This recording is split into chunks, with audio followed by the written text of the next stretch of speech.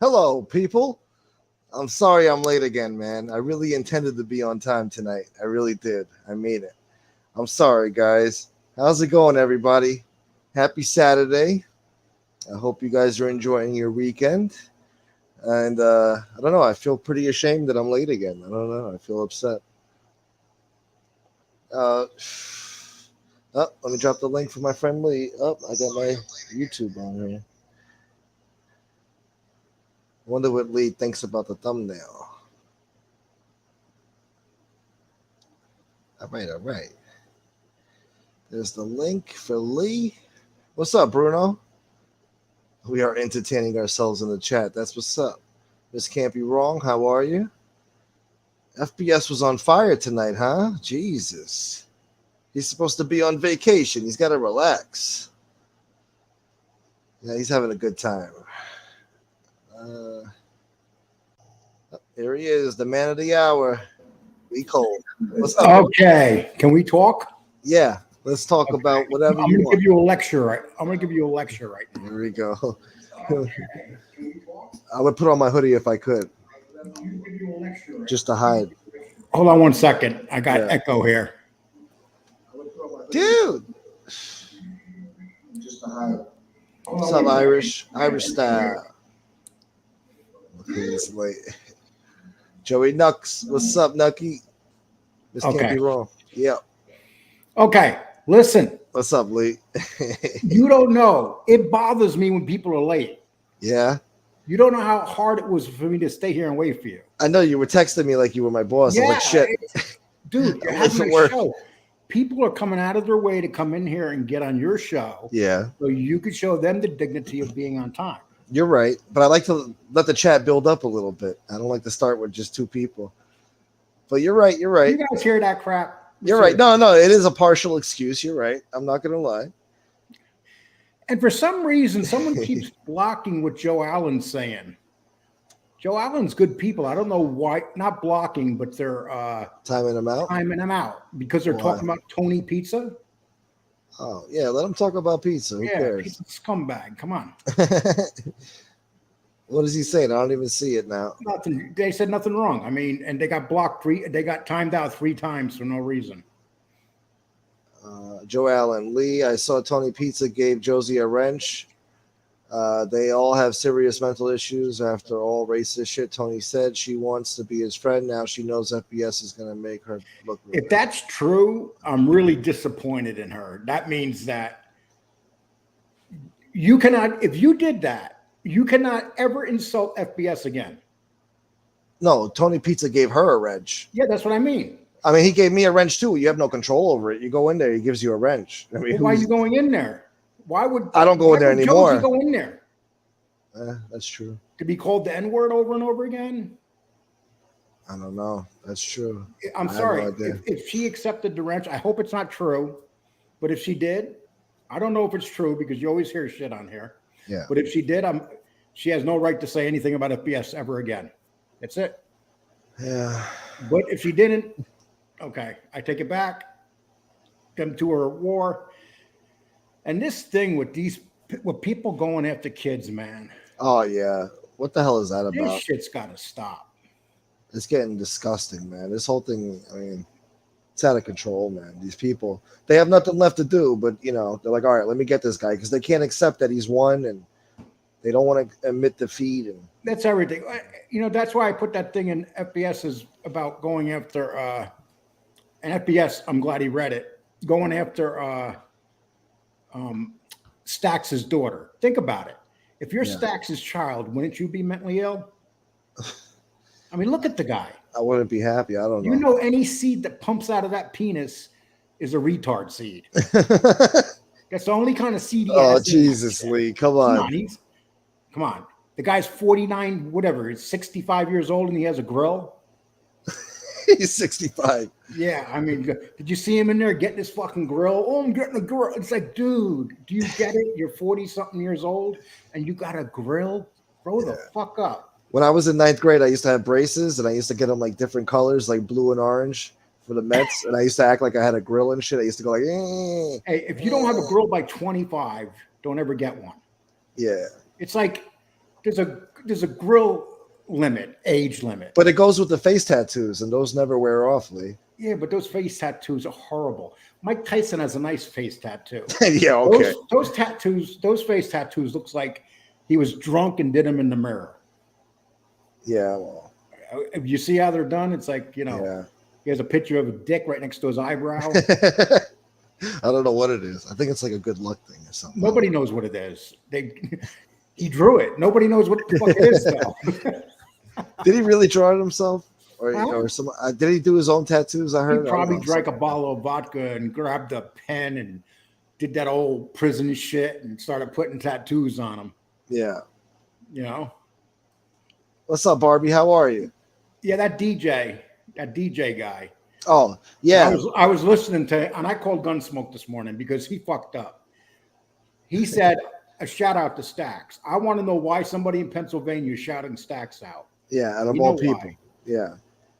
And I saw something, some video Stax had where he was with some DJ guy standing in front of like a mural or something. He was with a BJ guy?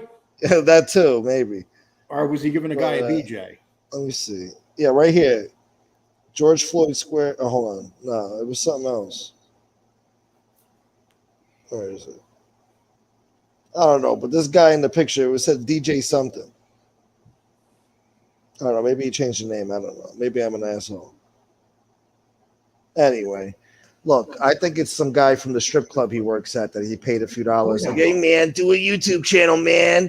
And listen, man, I got what you're going to say right here, man. Whole shit's already planned out. Just say this, that's man. the shit he does. Look what he did to me. Yeah. With his yeah. He's low life. That's the things, you know, low lives do low lives things. And that's what there's no doubt. I would bet anything that it's him. FBS touched a nerve when he was pissing him off about that DJ shit. Like, you're not a real DJ, bro. I'm a real DJ. I was in York City. And fucking, you know, Stax gets all in his feelings about it. Like, no, man, I'm doing bigger and better things, man. I'm a fucking DJ, man. You ain't shit, bro. You ain't shit. Fuck you, Lee. You sound just like him. I know, I try. Dude. All you need is a couple of face tattoos. You look. I know. You look like him. Whenever I really want to throw my life away, I'll do that. Yeah, Miss can't be wrong. Stax absolutely done those tats himself. They are horrible. If you're gonna put tats on your face, like do a teardrop. Make it look like you killed somebody. Well, yeah, you got to earn that though. I like the one. I wanted to bring the fight video tonight. You didn't bring it with you, did you? Me? No. No, him fighting. No, I put it in one of my videos, but out of everything there is, that's the one video he hates more than anything. I mean, wouldn't you hate that when you're at your weakest moment and it's on camera? You know? Dude, I would never go down that fast from anybody in my life fighting. Yeah. First of all, I would never go off my feet. I've been hit in the head and everything, but you know, wrestling and stuff. Well, that's what I was very strong body wise, and yeah, I didn't drink, so I wouldn't go down like that. I mean, he went down like a girly man. A curly man. Yeah, you're a curly man. And you know what happened to him in prison when they got him down like that? They fucking bent him over the bunk. Oh, you love those prison stories, man. That's why he hung out with the brothers, man. He got that big old black baloney. Oh man, I bet you love that show Oz, man. You love those prison stories. Oh, guys my favorite held down. Yeah, I'll tell you. My favorite guy was Schillinger. Was that his name? Schillinger, yeah, Schillinger. He was a mean ass. Now, actually, it was O'Reilly because he was smart. Yeah, he was devious and he was a survivor. The scene. Yeah, he was a survivor. He was a schemer, and he always was behind all the fights going on. He always started. Yeah. A part of him had a good heart, though. He was a complicated character, that O'Reilly. The best character I ever seen in there was only in it for one show, and that was the guy that got burnt in the first one. Ortolani. I like that character. Ortolani, yeah. Yeah. That guy was Spanish, though, playing in Italian. Huh? That guy was actually Spanish in real life, though, but he was playing in Italian. He was in a Selena movie, too. But, yeah, he was a good character. Oz is about 10% truth. That's of course, dude. There's nothing on TV that's more than 10% truth. Yeah. Nothing. Well, Schillinger, when he did those State Farm commercials, it was kind of weird Yeah. to see him in The that role. last season of Oz was awful. Like they all died from poison gas. It was like the worst season. They didn't know how to end it, bro. No, they had a gas leak and they all left. It's a prison. You don't end it. You just bye everybody. You're still locked up. Well, what do you think about the Sopranos ending? The ending? Yeah, the very end. I think the fact that he died in real life turned it into a good ending. Oh, come on. What the hell is that? Let me tell you why. To say? Let me tell you why. Because if he lived, they were going to make a Soprano movie. They didn't want to make that shit that they made, that Newark shit. They were going to make another Soprano movie. And it would have been a lot better if he was in the Soprano movie. But, in the beginning, I didn't like it. But then when I thought more about it, I had no problem with it. It's just like Dexter. They just had Dexter get killed and everybody was mad. Yeah. But I thought it was a good ending because he was a serial killer. That's what happens. But then it came back. The show's not over, right? Yeah, no, he's dead. Unless his son killed him. So maybe the son takes over. I don't know. But I think Boardwalk Empire was done beautifully, man. It was a beautiful story. It had closure. But see, this is where Michael Pitts fucked up. Oh, here we go. Michael Pitts wanted more money. That's what happened with the show. Remember they killed him off? Who was Michael Pitts again? Michael Pitts was the guy that he killed. The guy his friend, the close one, the young guy, the star. Oh, yeah. Okay. Yeah. In the beginning, Daughtry, yeah. Yeah, so he got big in his head and wanted more money. Or Darmondy. Yeah. He wanted more money. And so the show said, we're not going to give you more money. And they killed him. Well, that's what happened with Sopranos. That freaking Gandolfini was holding out for more and more and more. And HBO had enough. Show, dude, if there's anybody that deserves, who's a more iconic figure than Tony Soprano? He's right, but he's as iconic as The Godfather. When you think about it, there's certain iconic figures. Tony Soprano was actually an iconic figure. Actually, the fact that he died is a good thing. Jesus. It is. He doesn't live to see it. When people die like that, they become legends. Like Bruce Lee. Yeah. They're legends 10 times more than what they were. That's right. Yeah. Like Bruce Lee would have been just an average guy, an average, not even a movie star. He made awful movies, low budgeted Chinese movies where the mouse moved. They weren't really good movies. Yeah. Hey, Jennifer, I'm sorry that you feel sick. I hope you feel better. Have a good night. Feel better. How many people you have here right now? I'm ashamed to say I knew you were going to ask that. I feel ashamed right now. Well, how many? 55. It just went down to 53. Why are you ashamed? I like it to be above 70 at least. You can't compete against Vinny Green. Oh, yeah, he's on right now. He's back in town, huh? Another guy with no shame. Speaking about no shame. Danny went over there and says, if that motherfucker mentions my name, I'm going to jump right. I'm going to ask him to let me in. Oh, he's been talking about him too? Well, he did his last show before we kind of beat him up pretty bad. Yeah. I can't believe he's back in town. What a scumbag, huh? Hey, let him go on and just do his shows. If he's going to attack people, he has to accept the repercussions, and that's being attacked. Yeah, as long as he leaves everybody alone, who gives a shit, I don't give a shit. Oh, Vinny Green's having the Bash FBS show. Oh, of course he is. Oh, jump on in, guys. With a full panel of clowns. Of course. Some of the best. The fake Vinny Green from Brooklyn. Yeah, I'm from Brooklyn. I'm a gangster. You can't fuck with me in the street, as he's fucking in California somewhere. Yeah, I can't believe he's back, man. These people are ridiculous. They don't. It's excuse me, man. Yeah. Just take a sip of something, man. Huh? Take a drink. That's a good idea, man. I chose you tonight, and I'm watching the UFC fights right next to you. Nice. Yeah, I have you in some UFC stuff that I'm working on. I have this big ass screen, man. I can put two things up. It's so nice. I got the idea from Tony Soflo, actually. Yeah. The screen. I said, I need a fucking computer like that. Right? Yeah. This ain't a Vinny Green computer. I really have it. Yeah. It's the one that lights up and everything. You can see like the motherboard and stuff, right? Yeah. Yeah, that's the fancy one. Yeah, that's the top of the line. Yeah, see? Yeah. Vinny Green, put one of these up. From Here's Vinny Green. Bangladesh. Here's Vinny Green putting up his computer. Yeah. Here it is. Here I got a computer, people. It's a flip phone. A flip Fucking phone. guy. Yeah, well. Okay. I guess he figured the smoke cleared, so he's back in town now. Ex-Canarsie. Hey, Ex-Canarsie, that's a pretty... Listen, I put up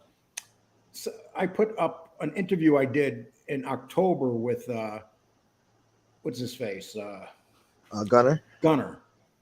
Because I was going through it, and I watched the beginning of it. I was going to timestamp stuff where he lied. Yeah. Put up the timestamps. But I couldn't do it because he lied through the whole video. Oh, Jesus. Dude, one guy comes back and goes, I counted 42 lies. Yeah. My watch time on it, I'm putting it up and I'm like getting huge numbers and I from October. But I never watched it before. And everything that he's saying now, he said opposite in the video. Yeah. Watch what you say on here, people, because it's recorded forever. When he was on the show, did you feel like he was lying or did you feel like he was being honest? Dude, you got to give everybody a benefit of the doubt until you can prove they lied. I mean, that's what it comes down to. You can't call... People might, sound crazy, but, I'll give you an example, though. Yeah. Both is the first one that comes on and was telling me, will you listen to me, please? I'm listening. Damn almighty, man. What the hell? I hear that name and I get, You know what I'm going to do, people? I'm going to start my own show at night. Lee at night. And I'm going to get like a welfare host? Gunsmoke. Like someone dressed up like Gunsmoke. A bootleg Gunsmoke. I'm going to call him like Gun Poke. And he'll be right there. Have him dressed up like you and everything. I'll have a new set of knee pads every night. Little prick. Listen, man. No, seriously. So where was I? What the fuck? I'm old. Don't be talking about poking. I don't know. Before that. The fuck were you talking about? Gunner? Yeah. Okay, well, anyway, Gunner put out this big story on one of his pages about me and said Lee Cole's lying. He didn't talk to I didn't talk to the gangster that was a captain in the family, and I did talk to him. Yeah. So did Danny. One thing about Danny, he does not lie. Danny just says the truth. Yeah. And basically, I put up what he said. I pinned it, and then I put the show up. And I wanted everybody to understand that this guy, when we're talking frauds, people, Gunner's the biggest fraud out of every fraud. And we have he's a bigger fraud than Tony. So Tony has more credibility than Gunner, without a doubt. Wow. Dun, dun, dun. Yes. Nice. For one, he's more entertaining. Yeah. Yep. At least he's entertaining. Yeah. That he is. Yeah. But, there's not a bigger fraud in this genre than him anywhere. It's crazy. And then you sell a product line. What's his product line called again? Our Thing. And then you say, I'm not looking at the mafia clientele or what are you, retarded? You're not looking, you're selling Our Thing. Who are you going to sell it to? The dentist community? Yeah. Or maybe, what's a community that those, that you guys checked into? The jerky community? What was the Durkee community. Durkee. Maybe he should go to the Durkee area and sell his shit there.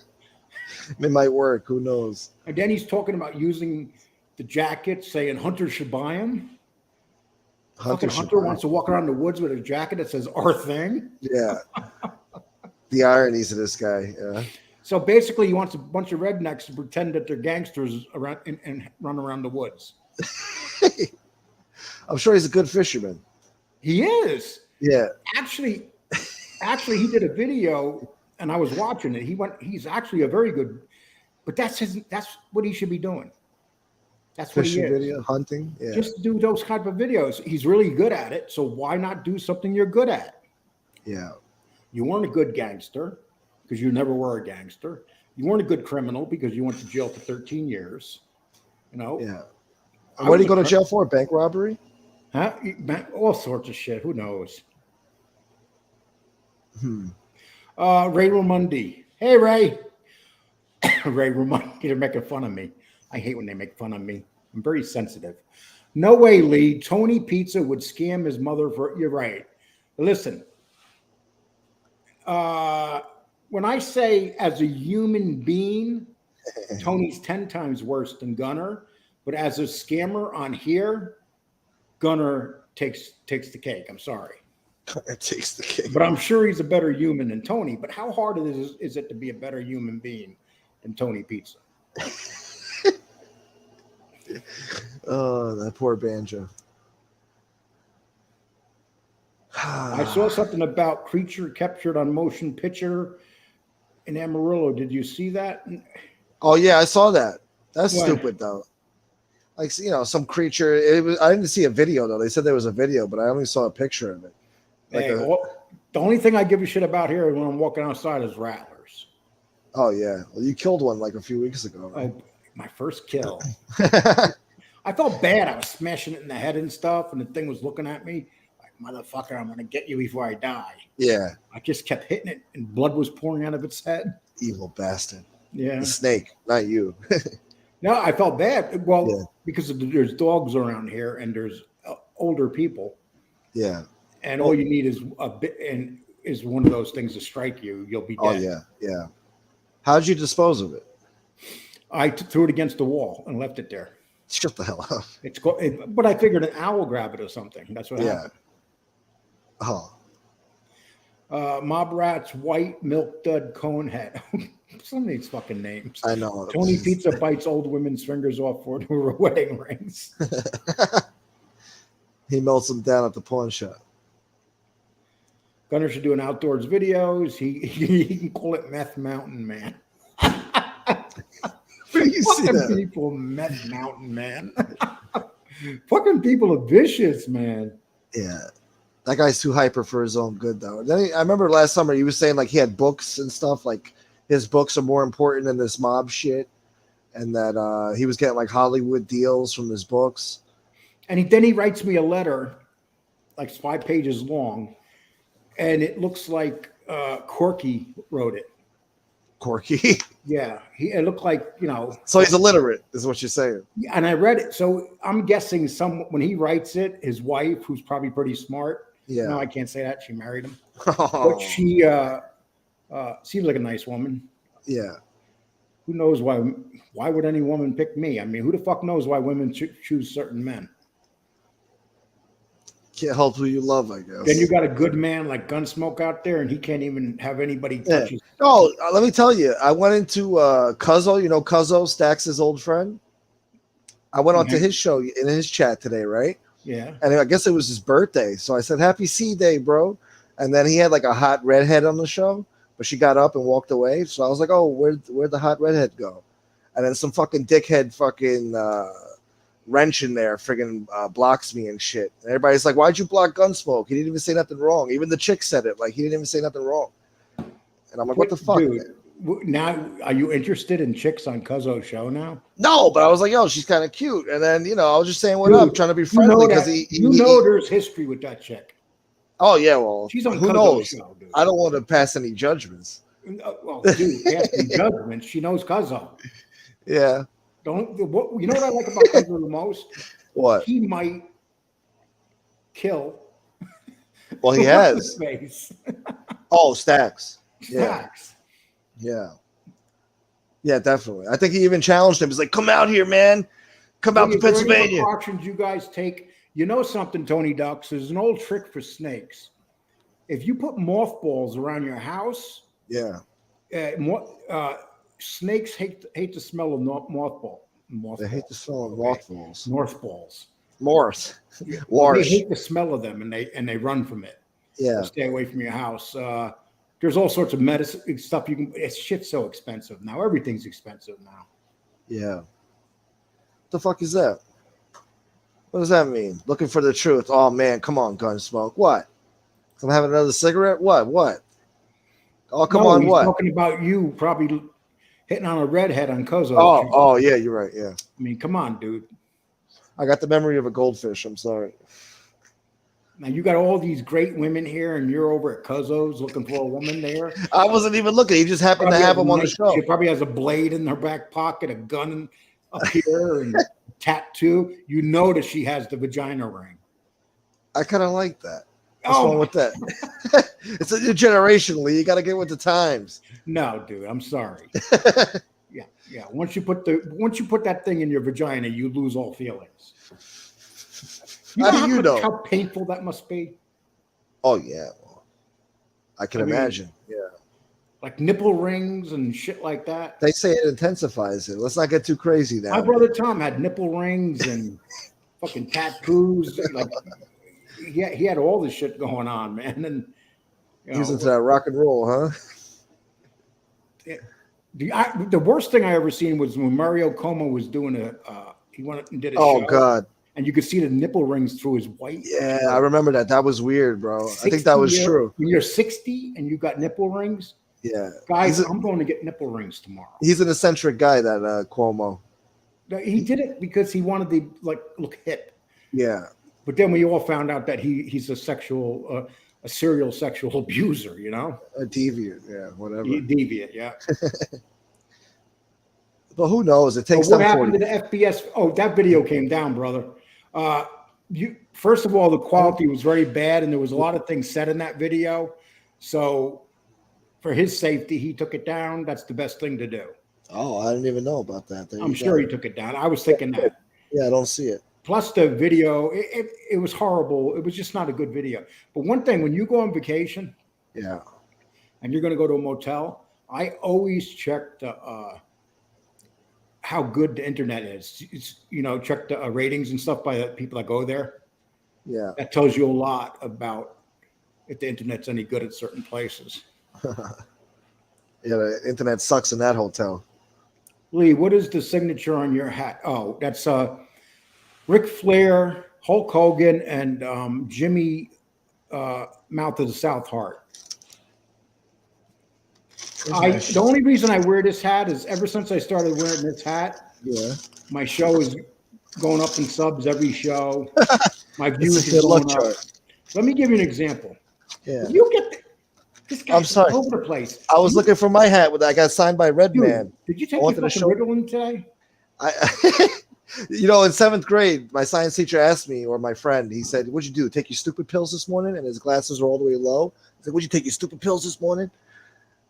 Now, if you say it, the teacher be fired and there'd be a big thing. Yeah.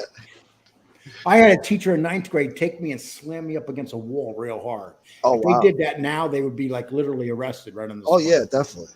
And be on the internet, too. Lee has a swollen labia. What the fuck? I don't even know what a labia is. Duck fart, Alabama. F that noise. Duck farts here. Joey Stiggs. That's Joey Stiggs. That's not him. He starts some trouble, Joey Stiggs, but he's a person of he's been with your show for a while. He's been with my show for a while. Well, but look what he wrote. FBI is hiding in a motel from Highlight. Yeah, okay. And FBS knew people would say that too. Of course. Yeah. That people would say because he's going on vacation that he already had planned that he's hiding from Highlight. Dude, I'm going to tell you something. Anybody that meets anybody on here is an idiot. Yeah. You don't do it. No. It's not going to end. The type of guy to bring a blade with him or a gun. I'm telling you, that's the type of guy that will kill you. If you want to go to jail or the morgue, you'll meet up with somebody on here. Like that. If a guy like that, if you start beating him down, he's going to stick you in the heart with a blade. Yeah. It don't matter who you are, or he's going to pull a pistol out and shoot you. He's already went to jail for stabbing a guy to death. You don't think he'd do it again? And why did he stab that guy to death? Because he was in a fight losing. So, I thought I read the news article about it. It said that I did too. He was involved. He didn't try to break up the fight. It was the kid's brother that tried to. The kid's brother of the kid that he was fighting tried to break up the fight, and that kid got stabbed. Yes. Yeah, by Highlight. Yeah, he was trying to break up the fight, and he got stabbed for it. Yeah. So we know Highlight doesn't mind fighting. Yeah. There's a thing, people. You do never underestimate anybody when it comes to fighting. Ever. No.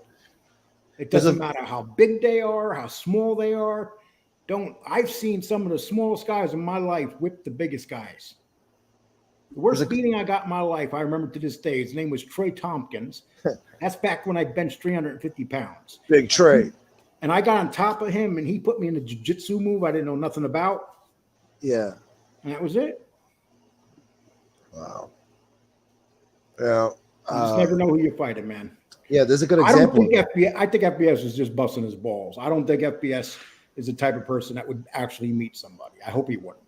Yeah, I hope he's not that stupid. I don't think he is. No, I don't think it's. I think it's part of his show. Yeah. Well, I hope so, because I don't know. He has a temper too. Like he, when enough is enough for him, he sees red. Yeah, but you got to keep that out of here. Yeah, no, you can't take it so personal. We're doing shows, man. We're content creators. He does fine fighting back mentally. He doesn't need to fight nobody physically. Yeah, exactly. Nobody here should be fighting nobody physically, because here's what's going to happen. Every show in this genre will get shut down if someone gets killed. Yeah. That's what will happen. Oh, definitely be investigated. They're not going to play around. No. As a matter of fact, someone said it best. Someone was just talking about it. Oh, Danny Trejo's friend was saying the feds love this show because they would have never keep another genre up like this. The things that we do in this genre are vicious. Yeah. The reason they keep these genres up, the feds love this shit. They The watch feds love everything we do. They never. Lee, meet me at IHOP in Sandusky at dusk. Gerard. I'd fight you, Gerard. Gerard might bring a 357 Magnum. Yeah. I mean, it's 2022, man. Nobody's fighting anymore, bro.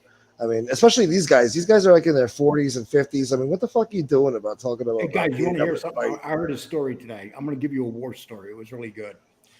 The Japanese and were on an island during World War II, and they held the island. And then the last year of the war, they lost the island.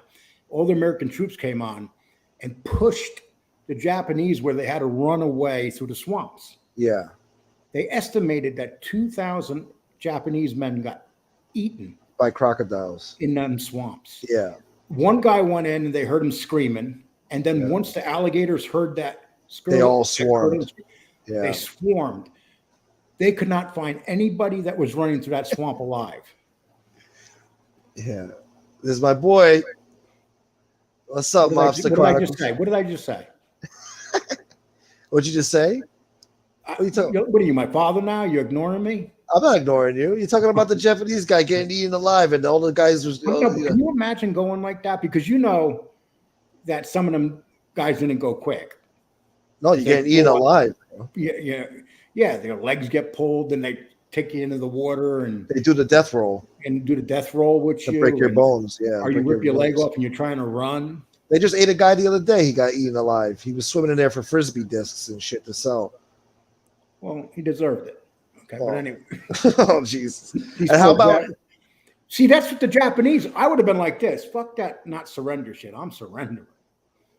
I don't know. Well, Pearl Harbor, too, when they sank those ships, people were getting eaten alive by sharks. Well, they found these three guys that were in the one room of the Arizona, and they estimated they lived 7 days after the ship sank. Wow. Because they found their bodies, all three, and they were dry. They were just stranded. Wow. They literally died from being thirsty and everything. They had no water. Yeah, that's crazy. But they heard them pounding and knocking, but they couldn't go down because if they drilled a hole, water would just go in and kill them. Yeah. It was really nothing back in those days that now they have stuff that could do that. Back then, they didn't have that type of equipment. Yeah. Code, what are you doing, my man? Got Mob Talk Radio here. USS Indianapolis, 300 some people eaten alive by sharks. Yeah, when that was horrible, man. Yeah. You don't hear about that shit, man. But you know, I was shocked when I heard the alligator thing because you're literally talking a couple thousand men literally disappeared off the face of the earth. Basically eaten by dinosaurs. And can you imagine that was like that those alligators like, holy shit, look at all this food. They were huge too. I heard that like there was like a whole generation of them afterwards that got huge just because they ate all those fucking humans. I don't know. I don't know, something like that. I heard about this story like a few days ago, actually, for the first time. Yeah, me too. Yeah. Then I started researching it. I always research stuff to make sure it's true. Yeah, yeah. And it was true, man. Yeah, I've been doing that a lot with Joe Rogan lately. Do you watch Joe Rogan? Do you like Joe Rogan? Josie's got 6 people on. She's dedicating the whole show to you guys. Oh, no. Why? I didn't even know I said anything about her. Yeah. Okay, my brats. That's a good one. Would you rather be eaten by a shark or a crocodile? I think I'd rather be eaten by a shark because you be in the ocean, you go down quick. In a swamp, you're going to suffer a little bit more. Either way, it's horrible, bro. I don't know. Either way. I mean, you just got to go for the eyes, man. That's what I heard. You have to go for the eyes. That's what they hunt with. That's what they need with. Whether it's a shark or a crocodile, whatever, you have to go for the eyes, and they're supposed to release you and let you go. I don't know. Maybe. Hey, listen, I'm going to jump off for about 5 minutes, and I'll be back. All right. I got 72 people here, so you better come back. Well, yeah, give them good entertainment. I'll be back. All right. Okay. So, guys, we're talking about interesting stuff here, huh? Gruesome deaths. All right. Eyes and gills. All right. Scary shit. The eyes of a fucking shark are fucking soulless. All right. The eyes of death when it looks at you. There's no emotion, you know? And then the silence of the ocean. And all you hear is your own screams. Scary shit, man. Look, I got bend over. What's up? Glad to see you here. You left the funny bunch. How's your dad? What? The hell? Let's see. What else we got here? Yeah, man. Nobody on here should be fighting, bro. We're doing shows on YouTube for fucking. Oh, hold on. Hold on, guys. I gotta mute you for a minute.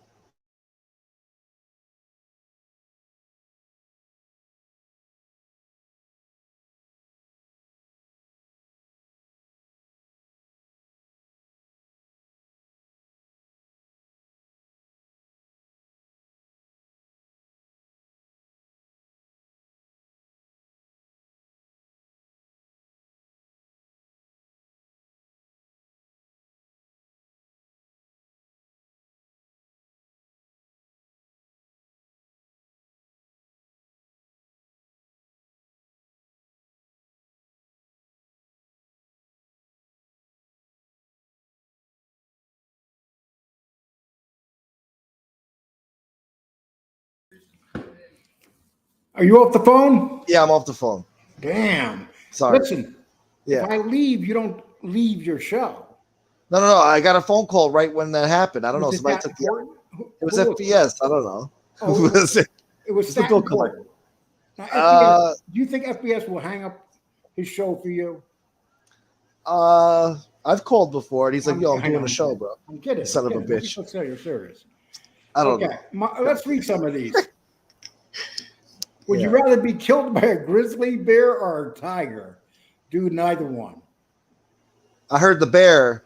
To get out of the bear situation, you got to raise your arms up like as high as you can, and then scream and shit. Or if you can, try to shit yourself and then grab a big scoop of shit and fucking throw it at the bear. Try to hit his face and then rub it on yourself. Picture that. You're gonna look at the bear and go, "Oh, I got a shit, dude. Hold on." I mean, you might shit your pants. A big fucking 13-foot grizzly bear comes.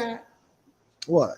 That like you put your hands up in the air and the grizzly's gonna run. We're talking a grizzly here. No, but you got to stand your ground. Here. You can't run. Grizzly. I mean, look. If you try to intimidate a grizzly, it's gonna rip your head off. What about that story? What was that story from that movie Revenant? The Revenant, or whatever. Oh yeah, that was some. And they said before the movie came out, they were saying Leonardo DiCaprio got RA. Raped. You know, yeah. God damn it, man. Raped by a bear. Yeah. I'll never forget that. They were saying that, and I was like, I got to see this movie. That's crazy. Yeah. Mob Talk says, I once came face to face with a 12-foot tiger shark. Never ever again. Scary as shit. My mistake for signing at that. I knew better. Damn. Fatball Sicilian. Yes, I would. What? What's up, common sense? I finally got common sense in here to catch a show. Son of a bitch. Okay. Someone said that Josie had a show on bashing us. She doesn't. Oh, yeah. So Okay, so whoever said that, get rid of that prick. These are people that like to start shit. Yeah, they want to start trouble. Tony's begging for money again.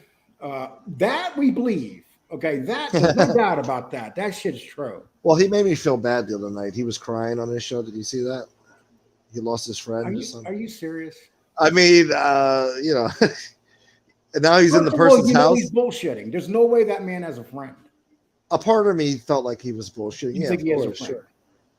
I don't know. Look, somehow he survives. You know, I don't know. People, for some reason, I don't know. Dude, I'm sorry, man. You're like a little sucker. What do you mean? You're a sucker. He's in somebody's house today. You know, if you were in a tent with Tony and Tony would go, you know what, dude? I need a blowjob. Oh, shut the fuck up, you weirdo! You're an asshole, bro. You feel sorry for him? Give him one. Bro, he said, I gotta take care of the family now, which is bullshit. But he ended up being in somebody's house. Like, what the fuck are you doing there? How did he get in there? He got to take care of his family. He thinks he's gonna step up to the plate, take care of this guy's family. No, not his family. The guy who's passed away. He's gonna step up to the plate. I didn't send him shit. I swear to God, I didn't send him shit. After the whole shit with him and Jimmy, I want nothing to do with him. You know. Okay, let's see. So we're gonna tighten you, toughen you up. Yeah, I'm sure FPS is gonna tell you he took it down because of all the bullshit, especially with the quality of the internet. Check my message. Check your message, you bastard. Oh, Common Sense wants to come on and speak a few words of wisdom. Why are you asking me? It's your show. I didn't ask you. I'm saying. I'm telling you. Okay, you asking me, man? I'm telling you. I'll start crying and tell you that I'm sad, and you'll listen. You won't bring them on because you're a sucker. I'm a sucker. Yeah. What do you mean? I didn't donate to the guy. Anybody that buys Tony's shit. No. I didn't buy it 100%. Like this. Not 100%, just 50. No, not even 50. About 30% I bought. 30%. Tony could probably cry on a dime. He'll probably pull that chair right out. So he should be in He's not like Amber Heard. That motherfucker can cry. Amber Heard, she can't get a tear out. But I bet you Tony can for $20. Yeah. Tony could do anything for $20. Oh, hold on. Common Sense. Common Sense. Can you hear me? Yep. What's up, Common bro? Sense. I got to ask you a quick question. Do you feel sorry when Tony Pizza cries? When who? When Tony Pizza cries, do you feel sorry for him? He was crying the other day on his show. Did you see that? Yeah, Gunsmoke. Like, no, I don't watch it. What? Like, he was legit in tears. Like, over what? Like, what was it about? See, because it was so dark, you couldn't really see if it was legit. But he was choked up. You know, he said his friend died. Well, if he's crying about, I was gonna say if he's crying over the loss of like a family member or something like that, then I would feel bad. But if he's crying because he like doesn't have money to like eat that day, then no, I don't. Yeah, he was crying about his friend and money at the same time. Oh, nice. The lights was off. That makes sense. The lights were off. He was probably crying because guys like you were watching him. Yeah. So I saw somebody say something about the Joes you said she wasn't on. They're on the Big Tard's channel right now.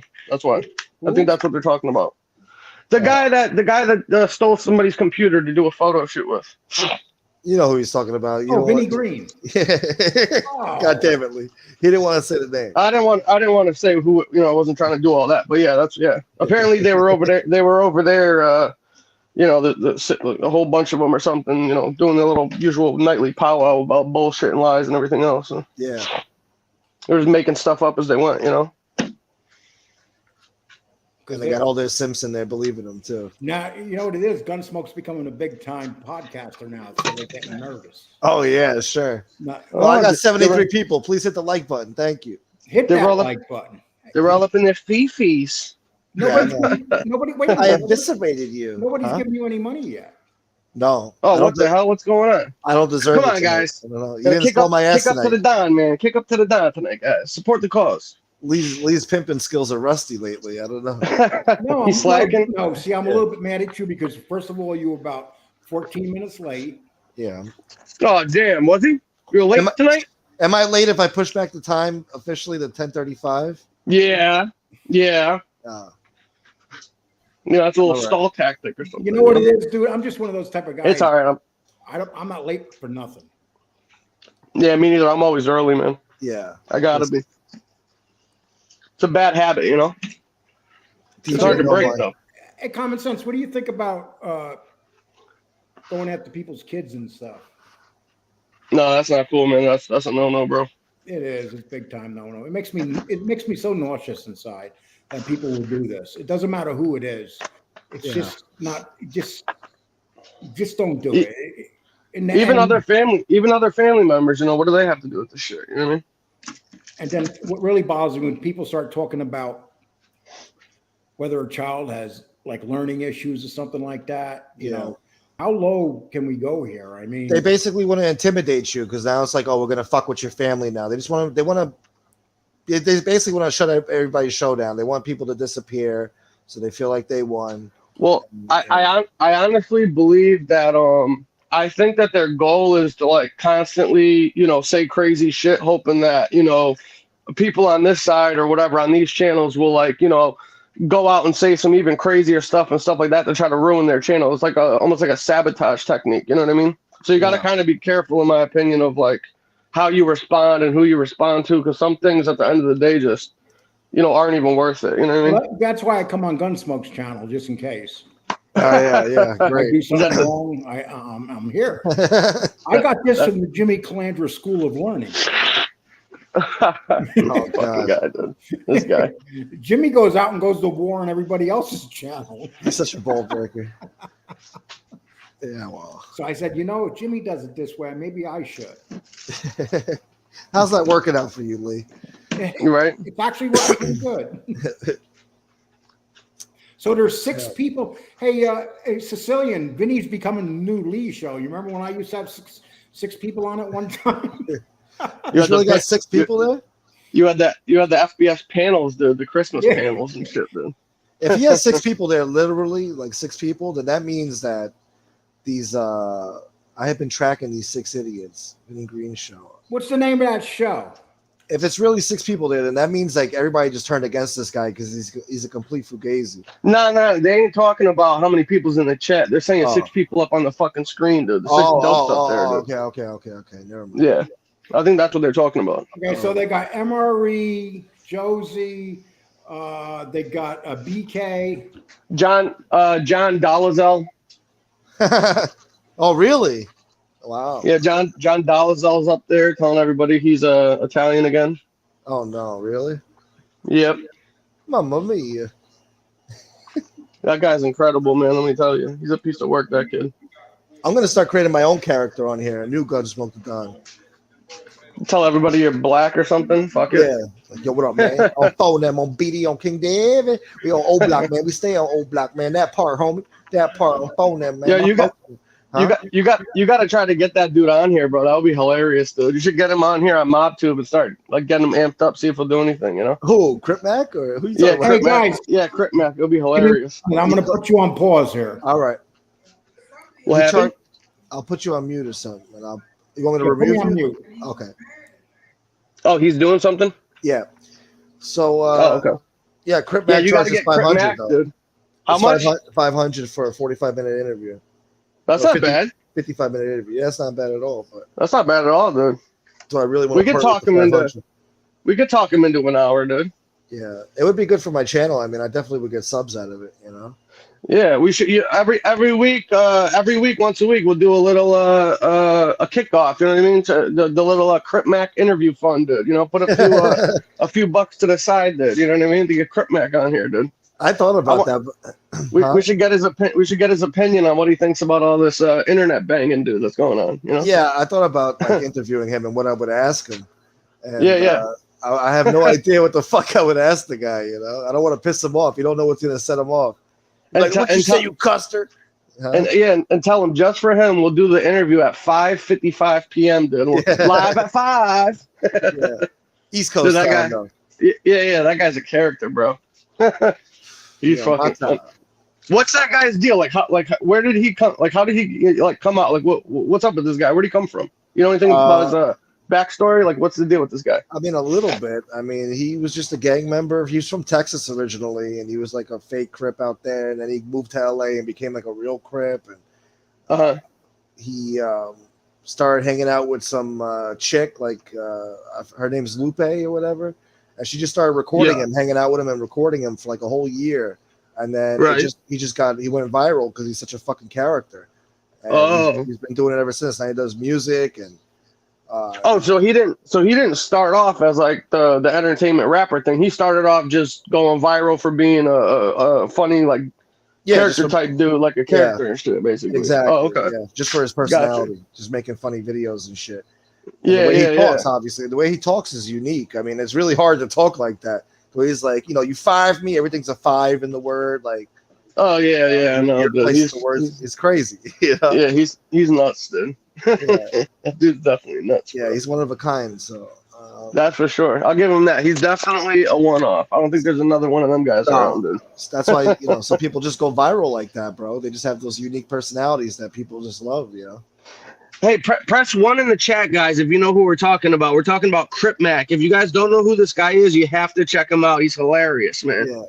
He's absolutely hilarious. 55th Street, live at 5. And then he's selling hoodies. He's selling hoodies like, I fucked your wife, Custer. Oh my God, that's what he's doing? Yeah, he's got the shirt that says that. Yeah. What a nutcase. Fucking guy. While these guys are taking a break, I'll say what's up to my guys in here, man. How you doing, Sicilian Barbie? What's up, FBS in there? Who we got in here tonight? Robert Ulrich, what's going on, my man?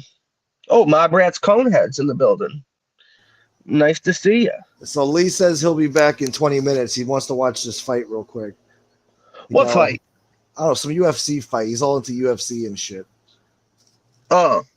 Well, who's the fight? Do you know who the fight is? Who's fighting? Probably some Russian guy versus some other guy. I don't know. Can we look it up real quick? I want to know what's so important, dude. Does he got money on it or what, dude? I'm just interested now. He's got to run off, Got to be a big one, right? Something. Let me see. I haven't watched in a while, man. I used to watch like every one of those things, and they just started doing too many of them. You know what I mean? There's just too many. Rosenstruik versus Volkov versus Rosenstruik. I told you, and then Qatar versus Emmett. That's the main fight tonight. I don't know. I guess. Oh, today. Glover Teixeira versus Teixeira versus Prochazka. Prochazka. Yeah, is she like Polish or Russian or something, probably. Yeah. That part. Man, this ain't no big fucking. He's going to do something else. He's lying, man. He ain't going to watch that shit. It sounded shady. Shit, it's like, that's shady. We got something shady going on. Yeah, keep common sense there. Keep him there. He's like, keep him there.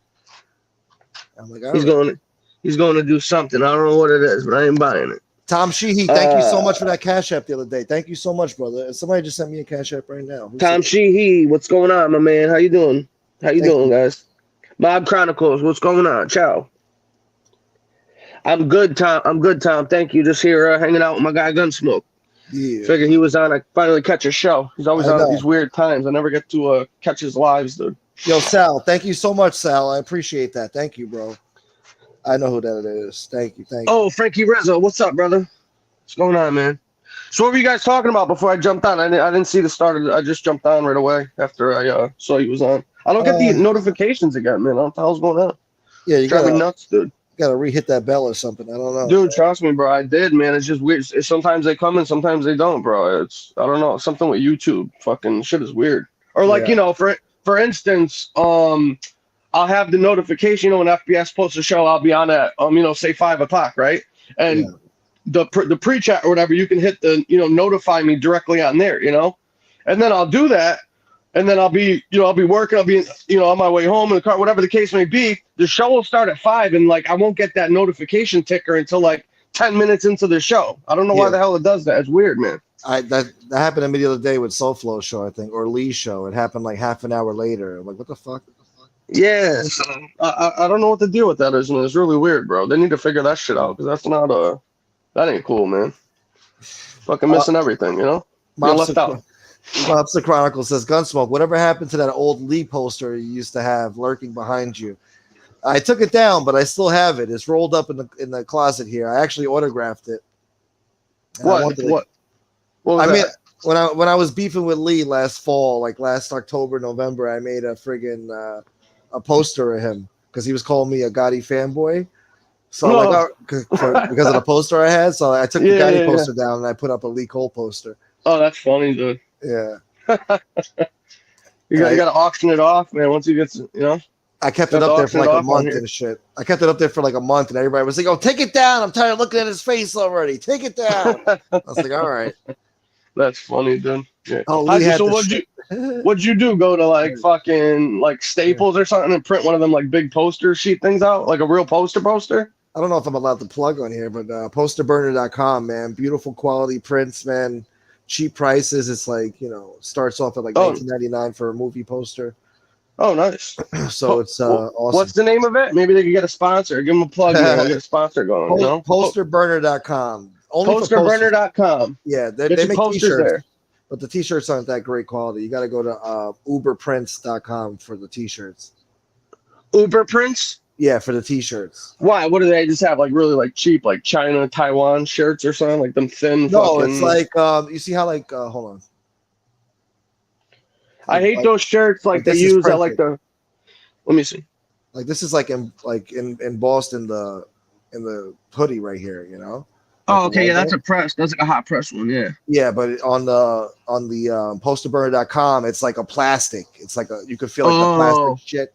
Oh yeah. Yeah, it's like, oh fuck that, you know. Yeah, you wash that shit once or twice, and the letters are all peeling off and shit like that. No, but fucking this is like an actual holes in it. Yeah, this is like an actual fucking shirt that you would buy at like a concert or some shit. And now what? You got that hoodie from that Uber thing you're talking about? Yeah, like $45 you know, $35. Oh, and you just send them whatever little design you want, and then position it, and they just. You can make any design you want. What's the turnaround? It took about like 2-3 weeks for me to get the shirt, I think. Oh, really? Oh, wow. Yeah, maybe like 2 weeks. Nothing too long. That's not too bad though. But apparently, it's not like Uber. It's not like Uber where they'll come the same day. You gotta wait a little bit. You know? Yeah, sounds good though. Well, they gotta print the shirt. I guess you could get rush delivery too. I don't know. Usually, all right. So I do a lot of business like that. I have an e-commerce business that I do. So usually, like on rushed orders and stuff like that, it would just be like a percentage of your total cost. You know what I mean? So if say it's just 100 for general things, you know, if you want it rushed, you know, we'll charge you 10% or 15%, an extra $10 or $15. You know what I mean? Yeah. That's usually how rush orders do, especially if you're like printing like labels, packaging stuff like that. You want to get bumped up and get it done quick. You know, it can vary, but that's standard. That's a standard thing. But it's good to have, though. You know what I mean? Because sometimes you need stuff in a pinch. You know, it's good that you can at least get that done. You know what I mean? Yeah. They're saying that Lee went to go watch Vinny Green's show, to see what he's talking about over there. Is he in there trolling them? He's probably in there fucking stirring the pot or something, dude. He's trying to get some content going. He's stirring it up right now. Oh, those guys are still on. I thought they were talking about this was like a while ago or something. I just saw somebody in the chat say that. No, this guy came back now. He's back now? Yeah, he's back now. He's got on the same thing. Yeah, suppose he's got highlight right now on his show and a whole bunch of shit. No, I'm saying, is he on the same channel? Or is it like a whole new thing? I don't know. Okay. I didn't check it out. I don't know. Yeah, no, I don't know. So, all right. Either way, whatever. Fuck him. Yeah. Who cares? Some more nonsense. Oh, he's got his own press. Mob Talk Radio has his own press to make his own shirts. Paid for that press in 2 months with sales. Oh, nice. Yeah, I was gonna buy one, man, because I was doing a lot of stuff too, and I wish I pulled the trigger on it, man, because I had a whole line of stuff I was gonna do. Actually, I had like everything down, my designs, all my, all the stuff, and I was gonna do like slogan tees and like funny like meme tees and stuff like that, like play on word stuff. Yeah. Because this dude I know, one of my buddies actually, he got one, man. He started off with just like a small, like 1 or 2 at a time setup, because they have big ones where you can do like 10 of them at a time, a dozen of them at a time. You know what I mean? The screen print and stuff. Yeah. And Dude, he's been doing this for about like 3 years. Yeah, like 3 or 4 years. And dude, he's making like 300 grand a year right now, dude.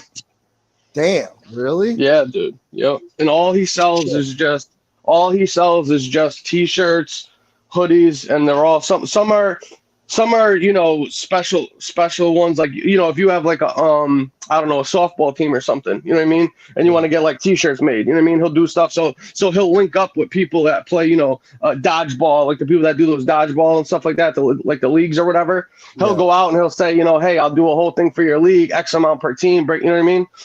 You got to hustle at it to build up where he's at right now, but you know, he started off just doing that, and then he got a website, and then he does orders like that, but then he also does like stuff that I'm talking about, like college stuff, you know, like college team stuff like that. You know what I mean?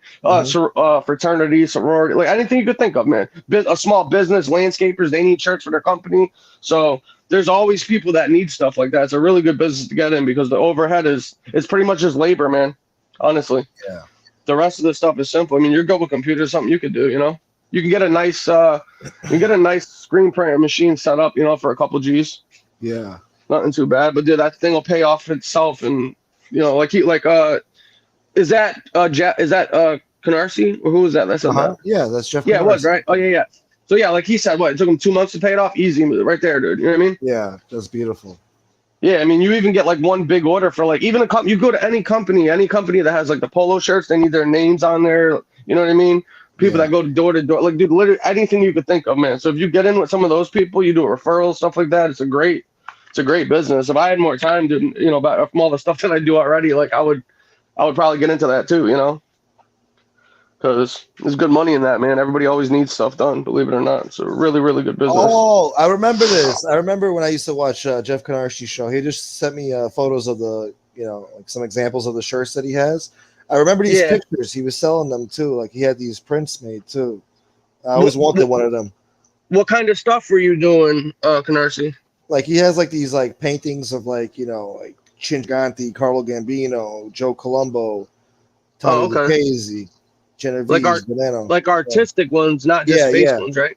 Oh, okay. Yeah, I don't know. Yeah, because you got to be careful with certain stuff. People try to nail you for like, you know, using their likeness or image. It's kind of like the same thing that goes on here. You know, you got to be careful what you do and don't print. You know what I mean? Yeah. You got to navigate the copyright stuff. And all so, that. Yeah. So, Canarsie, do you have an online store, or what do you go through, like Etsy? You on one of those things or something? Like, how does people get a hold of your business? How do they reach out to you if you're doing stuff like that? Yeah. Maybe you can give them a plug. Because I didn't know he did that. You're telling me now. I had no idea. So. Oh wow, that's pretty good. I sell them for $28, and my profit margin is about $12.25 per shirt. That's cool. Nice. Do you sub it? Do you sub it out, or you're doing it yourself though? That's him himself doing them. I think that's him himself doing it. Oh shit! Oh, okay. Is this? Yeah. Oh my god, that Tony's a nut. What happened? I just saw one of his thumbnails. He's fucking. Oh. What did he put? He put like an FBI card on there with like special agent. I don't want to say the guy's name, but oh man, that's funny. What a sick fuck. And who did this? The pizza man? Tony Pizza, yeah. Dude, he says some crazy stuff, that guy. Sometimes he's funny as hell, but most of the time he's just off the wall. You know? Yeah, he goes too far. Yeah, he's out of control. Well, you know, I don't know. I know he says he doesn't have any, you know, mental health stuff like that, but I don't believe that. Well, when you're crazy, you don't know you're crazy. That's the problem. You know? Well, that's what I'm saying. I don't believe that for a second. I think he definitely has something. I don't know exactly what it is, but he's got something going on. Or it could just be, you know, PTSD from childhood abuse or something. Who the fuck knows? I don't know. But it is what it is, you know. Oh, Jesus. What? Joey Melrose says Tony Pizza is driving a dead guy's car and trying to get cash apps for his funeral from the widow's house or something. Wait, what? Wait, hold on. I don't know. He showed up at somebody's house today. I don't know. Tony is in the dead guy's car. Tony has his friend's car. He's saying he's driving that around, is what you're saying? Yeah, I think he's claiming that he's helping with the family after these trying times or some shit. I don't know. It's not looking good. And he's going to people's houses to do what? No, he's going to this lady's house. He was in this lady. I don't know. I don't know whose house it is. I can't talk. I don't know. I don't know. I didn't watch the whole shit. I couldn't watch it. I can't watch it no more. Oh, I don't know. Oh, I'm totally lost. I was just trying to figure out what the hell they were talking about. But we have Funko Pop Monsters coming this Xmas of Monster. That's gonna be cool. Funko Pop Monsters. Yeah, like the shit that iLight sells, right? I was gonna say, man, we might have a customer for you, dude. Fucking John Dolezal might be interested. He'll try to do. He's big into those things. Yeah, he'll try to get cut out the middleman. Go to you direct. And apparently he's got cash, dude. You know, pay cash for him. Yeah. You know what I mean? Live and let live. What's up? Good to see you here. Live and let live. I got Robin in here every day. He's like, I'm blocked. Well, last time he was actually blocked, so I am blocked. Sicilian Barbie. Like, damn, I want to see what she looks like. She sounds hot. I know, right? Barbie. Yeah, what's going on with that? Dude? I don't know. Come on. I never asked, actually. Just the name, you know? It's kind of, I'm into it, you know? It's a good one. I like that. Yeah, it is. Pretty creative. I like that. Yeah. Who else we got here? Wait. BK Sal Crook. Tony wanted to bring Banjo to the funeral. Oh my goodness, dude. Can I bring Banjo? I was gonna say, what else is he gonna do with the dog if he's at the funeral, dude? You can't tie it up somewhere and leave it alone and shit. Tony's the type of dude that would go order like one of them vests off Amazon and put on his dog and tell him he's like a therapy dog and shit or something, dude, to bring him around everywhere with him. You know what I mean? Yeah. Oh, it's my therapy dog. The fuck are you talking about? Look at the vest. You got the vest right there. Dogs in there fucking trying to bite people and shit. Dude, like that, dude. What the fuck are you talking about right now? Oh, he's a nut, dude. Sicilian Barbie says if they can disrespect Shanna like that, then anything goes. They started with bringing family when they posted that picture of FBS's daughter. Yeah. Despicable bastards. Oh, is that you got that highlighter? Sorry, I wasn't in the chat. Let me see. Yeah. They disrespect any. Oh yeah, of course, dude. You know, but they don't do stuff like that though. No, not them, dude. You know? No. Yeah. You know what I mean? Then they play stupid like, oh, I don't know where this random guy just started posting videos and I was one of 3 people that found it, dude. You know, check it out, dude. Like, come on. Yeah. Jesus Christ, dude, you know. Fucking idiots, man. How could anybody even believe that stuff? It's so stupid. It's like ridiculous, dude. The guy's like reading his script and shit somebody wrote for him, like a jerk off, dude. I know. It was Stacks. It was some guy that works at the bar, probably some DJ or something, maybe. At the fucking but hey man, I'll give you 200, man. You start your own channel, I'll start it up for you, man. You just read this script. Well, you could tell whoever wrote it is obviously not all there upstairs, dude, because don't forget, for months they were talking about, how FBS and Shanna, where they met. You know what I mean? They've both talked about it, and then they've talked about it and made fun of it. But now this guy's gonna come in here and say, "Oh no, I introduced her to him," or something like that, dude. When that's not how they met or anything. So like, what is it, guys? You know what I mean? Yeah. Is it they met at the fucking place, or is it this? You know what I mean? Like, this is how stupid these people are. They can't even come up with something when they're fucking writing it down, dude. It's so pathetic, dude. You know what I mean? Yeah. Fucking idiots, bro. What's up, JC? How are you? You want to hop on, JC? You got anything to say? JC. Who's that? Oh, JC, I didn't see. Was he in the chat? I didn't see him. Yeah, I don't know. He might have left by now. I scrolled all the way up because I missed a lot of comments earlier.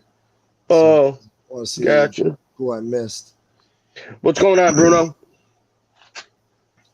That guy does like long haul. I think he does like a long haul like equipment or something, or orders or something. I'm not sure. Yeah. He's always on the road. I think he's I think he does like you ever saw that show they used to have back in the day on like I forget what channel it was on. It was on like History or Discovery or something like that. It was one of those like auction shows, but they were like auctioning off people that need like stuff delivered, like obscure items, you know what I mean? Not just like a car, but like yeah. You know what I mean? Like a whole fucking huge thing, and the people go in there and I guess you bid and auction stuff on that. I didn't realize that those guys make a ton of money, man. There's like some stuff these guys make like 5, 7, 8, 10,000 bucks for like, 7 days of work. You know what I mean? 10 days of work to drop something off, Yeah. I don't think I could ever do that personally.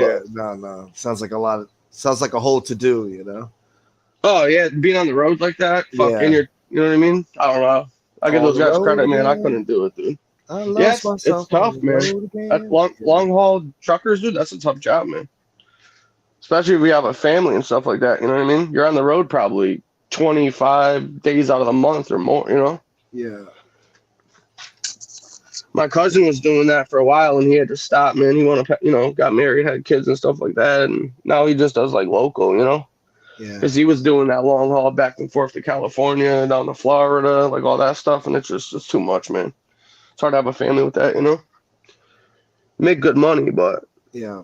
money's not everything. You know. Especially if you're missing out on your kids, Exactly. lives You're and always shit on the growing up, fucking you're always on the road and shit. Yeah, for sure. Oh, there he said he does. Bruno said I do a small RV transport. We move boats, fifth wheels, traverse. Oh, okay. Yeah, there's good money in that stuff, man. Do you have your own business, Bruno? Do you? I think he owns it. Yeah. Oh, he owns the company. Oh, okay, I cool. think so. Yeah. Yeah, nice man. Hey, Nightmare, what's up, brother? How you doing, man? I don't think I seen you on the last show or two. What's going on, man? Hope you're doing well. That's my guy out in Cali right there, man. Yeah. Live and let live. I can't believe I'm up. LOL. I'm sleeping at this time. I drank coffee. Nice. All right. What did he say? You can't Live and believe let he's up live. right now? Yeah. Oh, you go to bed early? I That's guess. right. It's only, 11, isn't it? What the hell time is it? It's 11:53 on a Saturday. I don't know. Yeah, I was going to say, it was early, man. What's going on, Look, bro? I missed Nightmare. What's up, Nightmare? How are you? I think he just popped in, man. I just seen him. I think he just got here. Oh, Welcome yeah. to Looks the- like 2 minutes ago. Okay. Welcome to the show, man. Welcome to the show. It's always good to see you, brother. Charm City. That's a new one. MRE is the first one I heard admit that he's a troll, but then he says he don't do anything wrong. Yeah, that's true. Oh, actually. yeah. Yeah, exactly. Yeah. It's all projection, man.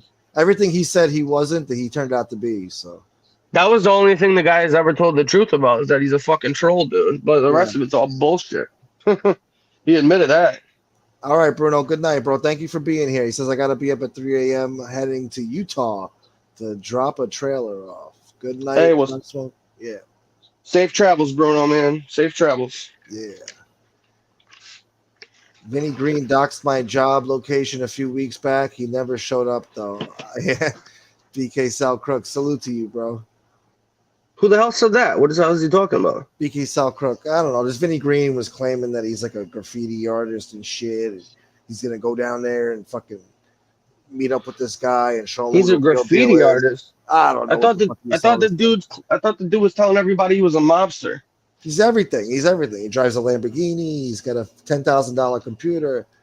He's a fucking stockbroker. Who the fuck? Oh yeah. He does stocks. I remember, dude. Remember when he put up that bullshit computer screen and he was talking about somebody asked him in the comment section, right? They were like, oh hey, if I want to do some investments, what do you think? And he was like, oh, you should get into real estate right now, right? Yeah. And I'm thinking, I'm like, this guy's claiming he's in the market, he's got money and does all this, and he's telling people to buy real estate right now, which is like 15% above. The interest rates are up. Yeah. Yeah, 15% above the going rate for houses. So as soon as the market comes back down, dude, and they try to curve inflation with the interest rate and everything like that, you're going to be belly up.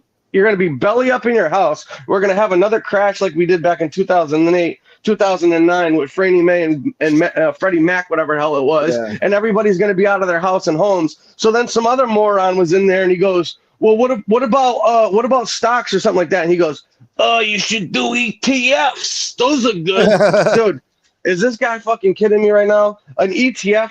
Like, dude, you can't even make this stuff up, man. These people are retarded, man. I don't understand it, bro. It's like, they're like the people that, they get away with one thing and they just always need to take it too far to the point where they just expose themselves. Like if they just left that shit there and never said a word after that, they'd be all right. But they can't help themselves. They got to like get into it and keep talking. You know what I mean? And after the second or third thing, they took it too far and they just exposed themselves for being a complete fucking idiot, dude. You know what I mean? Just pathological liars, man. Some people are just like that. They just feel the need to lie and lie. I mean, even if they get caught. I mean, the guy has no shame. He comes back around now. I mean, what the fuck are you doing back around town? I mean, you should have disappeared after that. I mean, I know so many people like this guy, dude. They're not only pathological liars, they're compulsive liars, and that means that they don't just lie because they lie about everything. Like, dude, I have one of my buddies. Well, he used to be one of my buddies. I had to get rid of this fucking guy, dude, because he was just like this motherfucker. You know what I mean? Always had a fucking story. You know, like the lie about. Bro, this guy came over one time with his girl. He had just started dating this chick, dude, and they had stopped by the house or whatever to come say what's up and like introduce us, blah blah blah. And he goes and steps away to go use the bathroom. His girl. Oh, sorry. He's telling us a story. He's like, I'm going away to the bathroom. And his girl's telling us, like, oh, yeah, we just got back from this breakfast place. You know, we ate X, Y, and Z. Have you guys ever been there? Blah, blah, blah. This dude comes back, and we're finishing up the story about the breakfast. And he sits down. He's like, yeah, I just had some omelets, you know, with bacon and cheddar, a little side of pancakes, some home fries, you know, with this hot sauce. Oh, they got this banging hot sauce. And, like, the girl just told us that they were at breakfast, and they didn't eat any of that. You know what I mean? Like, they had French toast and fucking crepes and shit. And the dude was telling us how he had fucking omelet and pancakes. Like, why would you even lie about that shit? But these people, they can't help themselves. They just lie so often that they just do this shit and they don't even think about it, dude. You know what I mean? Like, the people are fucking nuts, bro. You know? They, dude, there's people like that, man. Unfortunately, there's a lot of them, especially on this internet shit where the people think they could get away with it. Multiply that by like 100. You know what I mean? Unbelievable. Out of everything they've seen, they still think they can get away with it. I don't understand. Like, you know, it's like, you know, you're gonna get caught one way or the other. We're gonna get to the bottom of your bullshit. I mean, oh yeah, definitely. A lot of these guys, it's so easy to see through their bullshit what they're doing, you know. But oh yeah, like this whole Stacks thing, like, you know, this whole Stacks thing, and some fucking guy to claim that he's a DJ and he knows all about FBS and shit. And it's clearly he's reading from the script, you know, it's full of shit. It's just that Stacks was pissed off about the whole DJ thing, you know. The jerk off even said during the fucking clip, because I just watched it after the show because I didn't even know about it, right? Yeah. And I had to go and find it, so I was like, oh, let me just see what the fuck this shit is about real quick. You know what I mean?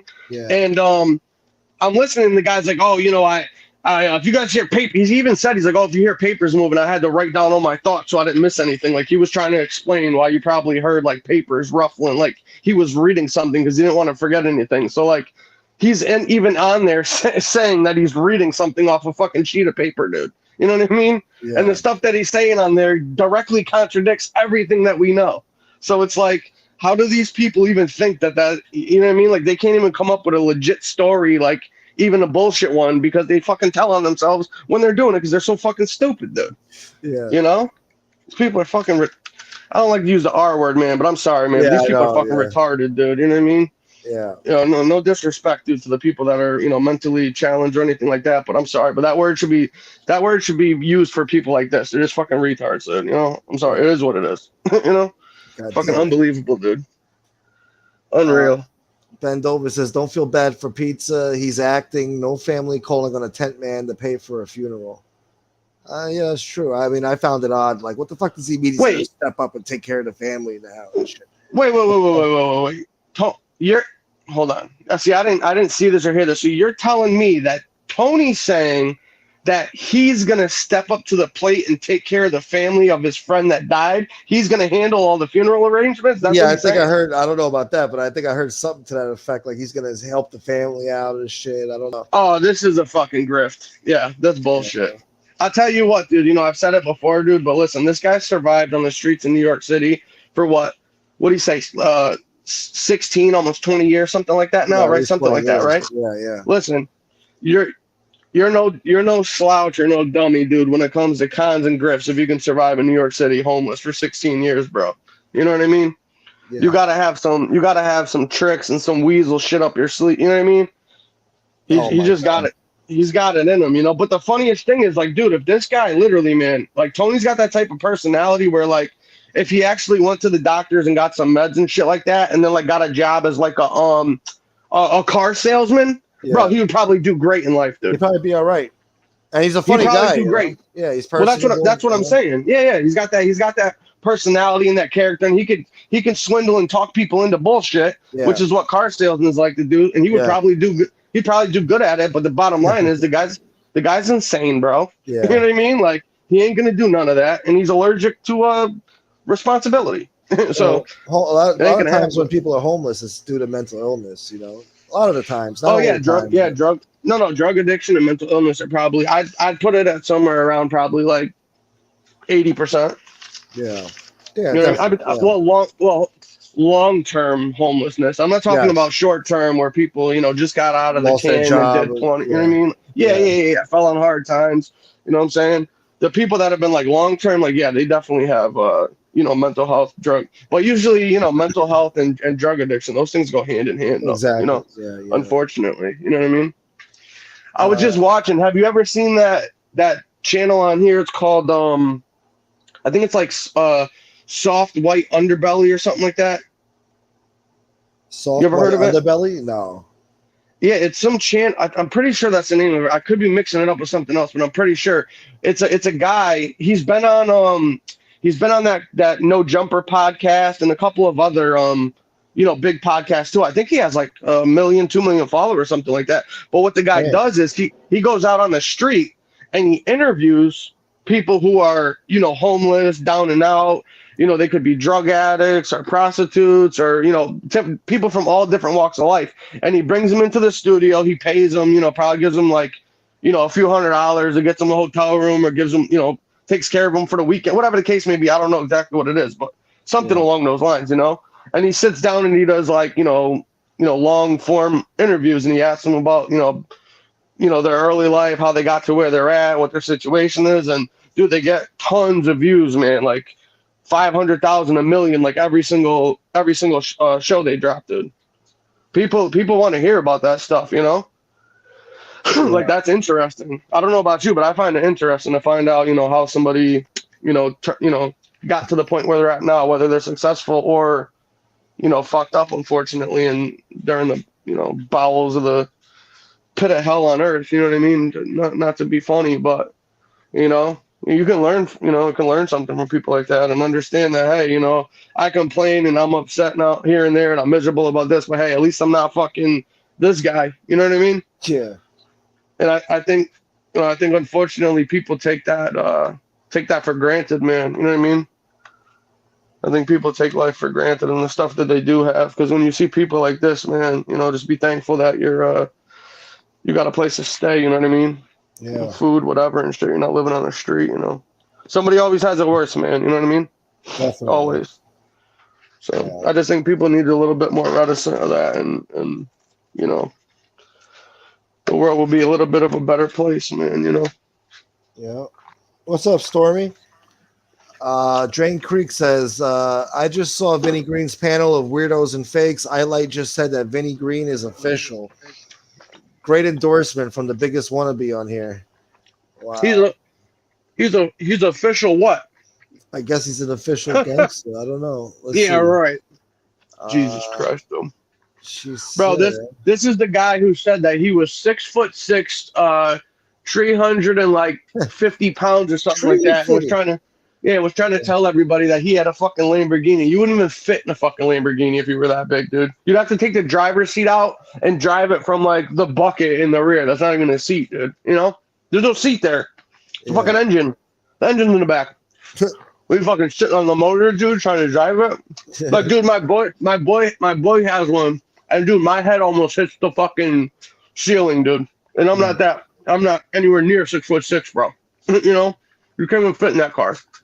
That guy's full of shit. Complete bullshit. Vinny is a made member in the Banana crime family, and Light is vouching for him. Wait, say that again? She says Vinny is a made member in the Banana crime family, and Light is vouching for him. Oh, Jesus, man. Yeah, there's a cosign you want. The bananas. The guy whose fucking racial identity he's still confused about to this day, dude. Yeah. Unbelievable. Oh, yeah, Canarsie, you saw that one. That was crazy, wasn't it? Yeah, that's what it's called. You got to check it out, Gunsmoke. Soft White Underbelly, bro. Yeah. It's wild, man. I see people in the chat. Well, I guess if you don't know, I'm not going to talk about it if you don't know about it. So yeah, no. I'll be talking to myself, dude. So you got to check it out, though. Next time I talk to you, let me know. You got to check it out, bro. It's wild, man. Okay. There's some interesting people on there, dude, that'll just blow your mind. Like, holy shit, bro. I'm never going to complain about anything ever again. You know what I mean? Like, literally, bro. You know what I mean? Bro, I'm telling you, man. Dude, I'm telling you, bro. It's some wild shit, bro. Some hard and they get tons. Yeah. Dude, and like I said, man, the guy gets like 500, you know, 1 million views like on every show, man. People want to hear about that. So when Sammy the Bull was telling Tony Pizza to go out and do some interviews with people on the streets and homeless people, he was actually giving the dude good advice, bro. Oh yeah. And you know what I mean? People want to hear about shit like that, but you know that's too good for Tony. He doesn't want to do anything like that. That'll be effort or work. You have to, you know what I mean? Yeah. When he had the car, he should have done that. Cup out. He could have pulled up on homeless people, hung out with them, asked them about their stories, put it on YouTube. But fill me in on this, Gunsmoke, bro. This dude, all right. This dude's mother gave this dude 10 grand, right? The guy does whatever fucking weird shit he does, and he gets this fucking first car. Then he's down in Florida. Bumps into some other guy who has this other fucking car. So he buys that car off this dude and does something else with the car that his mom helped him buy. And then he sold that car, and now he's living in New York in a tent with Banjo. And he just sold a whole bunch of dogs, but he doesn't have $170 to buy a new tent. What's going on here? I don't know. You tell me, where'd that money go? Well, you know, I was trying to ask you what you think. You know what I mean? I mean, I think somebody has it. You know what I mean? It's just not him. You know what I mean? I think somebody's at the mall shopping, you know, buying some new J's, you know what I mean? A couple fitteds. I think he overpaid for that car. The first car he had, I think he overpaid for it. I think he paid something like $6-7 grand for that piece of shit. And then he paid $6 or $7 grand for that Sebring. I think maybe $5, which is way too much. That was like a 2001 Sebring. Yeah, that was like a fucking $2,500 car. That's too much, I think, for that car. I would pay $1,100. Well, maybe, not even. Yeah, I know, but you got to remember he bought that during COVID. When I mean, the used car market right now is through the roof. Back then, it was even worse. You know what I mean? Things that should have been $5 were selling for $8 to $10. You know what I mean? Yeah. So, but that's the whole thing. Like, bro, you just sold that supercharged Pontiac that he allegedly put that new the transmission in. You know what I mean? Yeah. He went and got the money, did all this stuff, got the new supercharger, the transmission, whatever the fuck he was getting. That shit died on him too. That shit died on him. So what the fuck did he get? Exactly. But then you sold that. How do you still not have any money? You have no bills, bro. What do you have a bill for? A cell phone? I don't know. The dude ain't got no rent bills, no, you know what I mean? No insurance. You know, what the fuck are you paying for? He's not fat, so he can't be on food. I don't know. Well, he does like to eat, you know, them crab legs and Peking duck and shit like that. You know what I mean? Steaks, steaks. And fucking shrimp. Yeah, some steaks, lamb chops, some lamb chops on the grill. He's better than me, goddammit. Yeah, I was gonna say that a homeless guy that eats like fucking king, like dude, like fucking King Jaffe over here or something, bro. You know what I mean? The fuck is going on, bro? He's got the best like prosciutto and friggin' all this other shit. Oh, I know. Yeah, he don't like the San Danielle. He goes right for the De Parma. You know what I mean? Yeah, he goes for the fancy the meats in the good stuff, dude. Yeah. You don't eat that Stop and Shop gabagool. You know what I mean? You gotta get the shit right from the butcher, dude. Right, whatever. You know what I mean? Fresh. Yeah. He don't get that regular mozzarella. He gets that buffalo milk mozzarella. You know what I mean? Yeah. He's a fucking. And I think he had like a headline. He had a headline the other day that said, watch Banjo eat Chinese barbecue ribs. What? He was feeding his dog barbecued ribs? I guess, yeah. Dude, you can't be giving a puppy that shit, dude. A puppy needs to eat. A puppy needs to eat food, like certain healthy foods and shit. You know what I mean? Like, and of course, you know that he ain't bringing him to the vet to get his shots or his flea and tick stuff or his heartworm fucking pills. And he's got him out there. He's got him out there in the woods living like this fucking animal, dude. You know what I mean? Yeah. And you know how many ticks and bugs and all that shit that are going to be out there going to poor dogs and wind up, you know, getting Lyme disease and heartworms and a whole bunch of other shit, dude. That's fucking, you know. Yeah. This guy's ridiculous, bro. I don't even want to hear about that shit, to be honest with you. Like, when you got an animal, bro, like, you need to be responsible, man. You can't be can't be this guy, dude. You know? No, you got to be in a position to take care of it. Yeah. Yeah, man. Unbelievable, bro. He's going to be an asshole. Like, if he had a car, he'd be the guy that left his dog in the car or in the mall for, like, 6 hours with the windows up. You know what I mean? That type of jerk off, you know? Yeah. The best of foods, the best of wines. These fucking guys. Unreal, right? Yeah. Fucking strip, man. So what were you chopping it up with Lee about? Oh, we were Earlier talking tonight. about I don't know, I guess Stax's antics, and I guess Lee was talking. I don't know. We were talking about like people getting killed by sharks and crocodiles. Oh, a little bit of everything, huh? Yeah, we were mixing it up a little bit, but then he awkwardly just had to go. I think he's watching somebody else's show. I'm about to shut it down, actually. Are you? Yeah, it's like an hour and a half, and I don't know. I don't think I'll see people are how. too interested tonight. I see how it is, bro. It No, must be no, me, dude. You can kick no, me it's out, not dude. you. It's all good, It's bro. not you, bro. I'm grateful I that mean, you I came can make here. this show. I can make the show interesting and start getting nutty, dude. You want to get fucking crazy? We can do Oh, some you shit want to like get that, crazy? dude. You want to get some strange? You got some strange you want to get into? Yeah, All yeah. right. We can get a little strange for a little change. As long Yeah. as there's a little change, I'll do something strange, but there's got to be a little bit of change. You know what I mean? Yeah, And I have to kick up to the Don, dude, and then give us a topic and get real nutty over here, dude. This guy's saying, boo, boo. Oh, heck. Oh, here we go. I see how it is, bro. Where the hell? Hold on a second. Where the fuck has this guy been? Second of all, I haven't seen this guy in weeks, bro. Are you fucking hibernating for the summer, bro? Diaz, look at that. Diaz coming through. What's up, Diaz? Wow. 50, Diaz, 50, thank you. 50 skittles, dude. Look at that. Never fails. God bless you, Diaz. Thank you so much, bro. I appreciate you, man. That's Nightmare beautiful. says, no, I just got here, damn it. Oh, I thought he called me a Saturday noob. night. I thought he was calling me a noob. No, he's saying no, don't shut it down. He just got here. He wants to fucking hang out, dude. God damn it. All right. You want Nightmare, what's up, man? You got I don't know, ask Gunsmoke if it's cool. You want to pop on for what? I don't know, it's up to you. I didn't want to impose. I don't want to impose on the guy. I don't know, I'm saying if you want to pop on and bullshit whatever, if you don't mind, you know. I know sometimes people don't feel like doing that shit. Yeah. Yeah, no, I feel you. So Canarsie, I want an answer, bro. Where you been, bro? I haven't seen you in weeks, dude. You fucking disappeared, bro. He's a busy man. He's a man of mystery, all right? I was gonna say, those guys, were you fucking on vacation, traveling the world, dude? Fucking jet setting? The hell was going on, bro? That fucking Nikki Blades, he was jet skiing today, I think, man. I'm like, God damn, this guy lives the life, man. Oh yeah, he has a what is a sea jet ski? What the fuck is the difference? What's the one that spits the water out? Is that a jet ski or a sea? There's a difference. I forget what the hell it is. Are you talking one with the shit that you fly in the air with the fucking jet stream? No. The wave runners. There's a difference between a wave runner and a jet ski. The one that spits water is different than the other one. You know what I mean? Like how the engines work and shit like that. Oh, I thought they both spit water. I don't know. I never really. No, I might do that this summer. Different. Oh, it's fun. You never been on one? No, I wanted to. You can go down to like the beaches over there. Probably got like a rental or something, right? Yeah, they do. I think it's like $100 something, $200, something like that, like an hour or two. Oh, for an hour or two on? That's not too bad though. Yeah, I gotta try it out. Yeah, it's fun, dude. It's definitely fun, bro.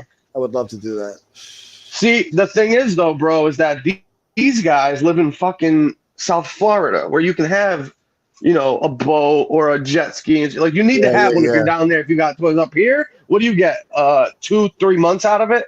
You know what I mean? Exactly. Yeah, lucky if you get that. Yeah. Yeah, I mean, I had a boat before, and I wound up just getting rid of it, dude, because fucking I went on there 4 or 5 times a year, dude. You know, and then the docking and all that. Yeah. Yeah, because we'd go out, dude, and the fucking gas, dude. You spend about a good day on there traveling around, dude. You're talking about, $400 or $500, $600, and that was, 10 years ago. Now it's probably forget about it. You're probably talking about $1,000 to go around for the day. You know what I mean? With a few people on there, it's a lot of money. That's a lot of money to, boats. You know what boat stands for, right?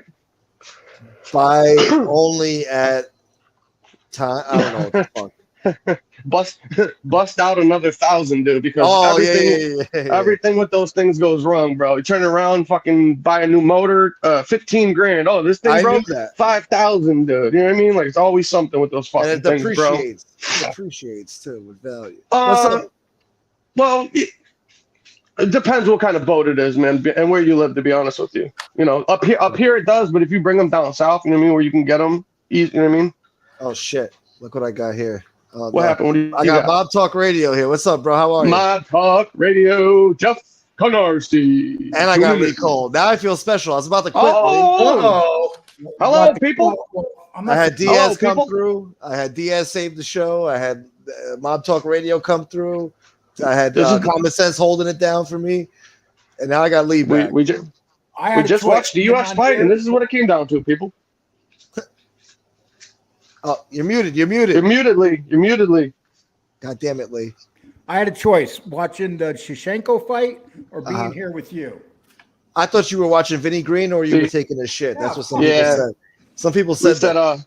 He's watching Vinny Green right now, dude. We knew what was going on. No, man. I was watching the UFC. Who won? Who won? That I spent $60 for. Who won? Shevchenko won. How do you win though? Valentina, split decision. It wasn't really that close. The other girl took her down. No.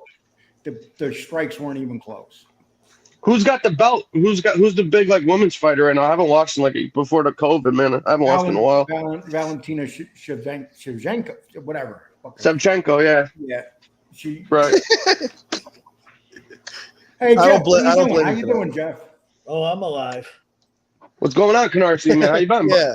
Hey, listen, I just pulled this thing up right here. This Vinny Green show. You know that dick Renee? Oh yeah. Oh yeah. You know how stupid these people are. They go, "Hey Vinny, you got 137 in your room, and it was just watching his chat now. Lee never gets that. Get the fuck out of here." If I didn't get 130, if I got 137, I shut the show down. Yeah, I was gonna say he'd fucking hang it up if he had to get those numbers, right? Yeah. These fucking people, man. They make shit up, bro. Now, you know what it is too? The trolls go in the room and they're talking a bunch of bullshit, and these people don't realize that's how trolls are. That's how they like to start shit. Yeah. Oh, 100%. 100%. And what they do is the minute that you start doing what they want, they'll bring their 40, 50 other fucking sock accounts in there to make it seem like that's what your viewers want to hear to fucking keep the drama going. You know what I mean? Yeah. Like, oh, if we talk about this, we'll get 300 guys in here tonight. So that's what we'll keep doing. Hey, check this out. Right now, there's one of them, FBI, Lee, and Gunpoke. It's about the money. Duh. What the fuck do you think we're here for? The fuck?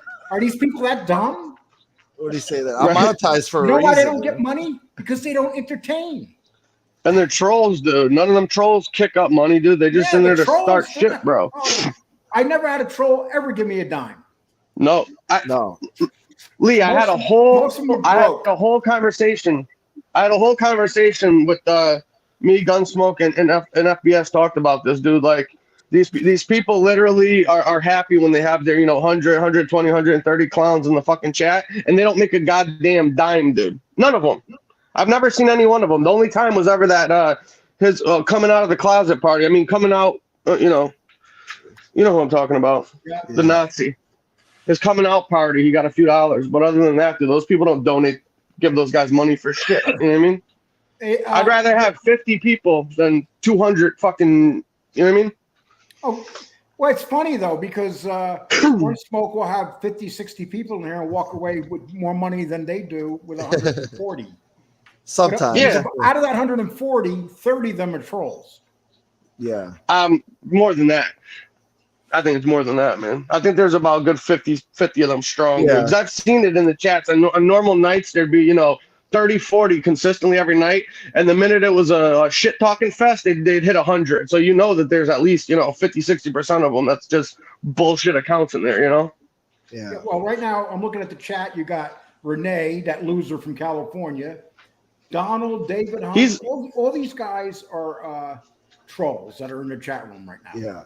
Well, that kid right there, he's the real kitchen bitch, dude. He's the definition of one, dude. That guy stays at home and does the dishes and cooks meals and sends his wife to work, dude, from what I know. Yeah. Well, if he fucks with me, man, I know how to take care of him if he fucks with me. But I warned him. He's been warned. Yeah. Tecmo Ball for life. Oh, I got a question. Does MTR know Michael Rinaldi, who doesn't get mentioned in the Phil Testa bombing with Rocco Marinucci? I worked at Bookbinders. Wow. Okay. With him. He built the bomb with Teddy D. Pretorio. No comment. Oh, no comment. Okay. I love when he says that. Pat Walt Sicilian just got blocked in Vinny Green's chat. Oh, yeah. You don't think they want to challenge? Are you kidding me, Chris? Not after all that. Yeah, there's only 6 of them up there. I bet all he did was say hi. Like, get him out of here. We can't have this. I'm melting. We need more. No, I'm melting. Yeah, so I'm sure that Chris is seeing all the bullshit they're writing in there. Like the trolls are controlling the show. Literally, giving them false information from the chat. Yeah, they're trying to set the tone over there. Yeah, and they are setting the tone. And Vinny Green's a troll himself. Oh yeah, 100%. Yeah. So you got a troll show is basically what it comes down to. Let me ask you a question. Vinny Green has 1.66 subs, and he just started his show. How did he get those? Come on, really? Yeah, come on. And he's and YouTube, if you do that on YouTube, they won't let you get monetized right away.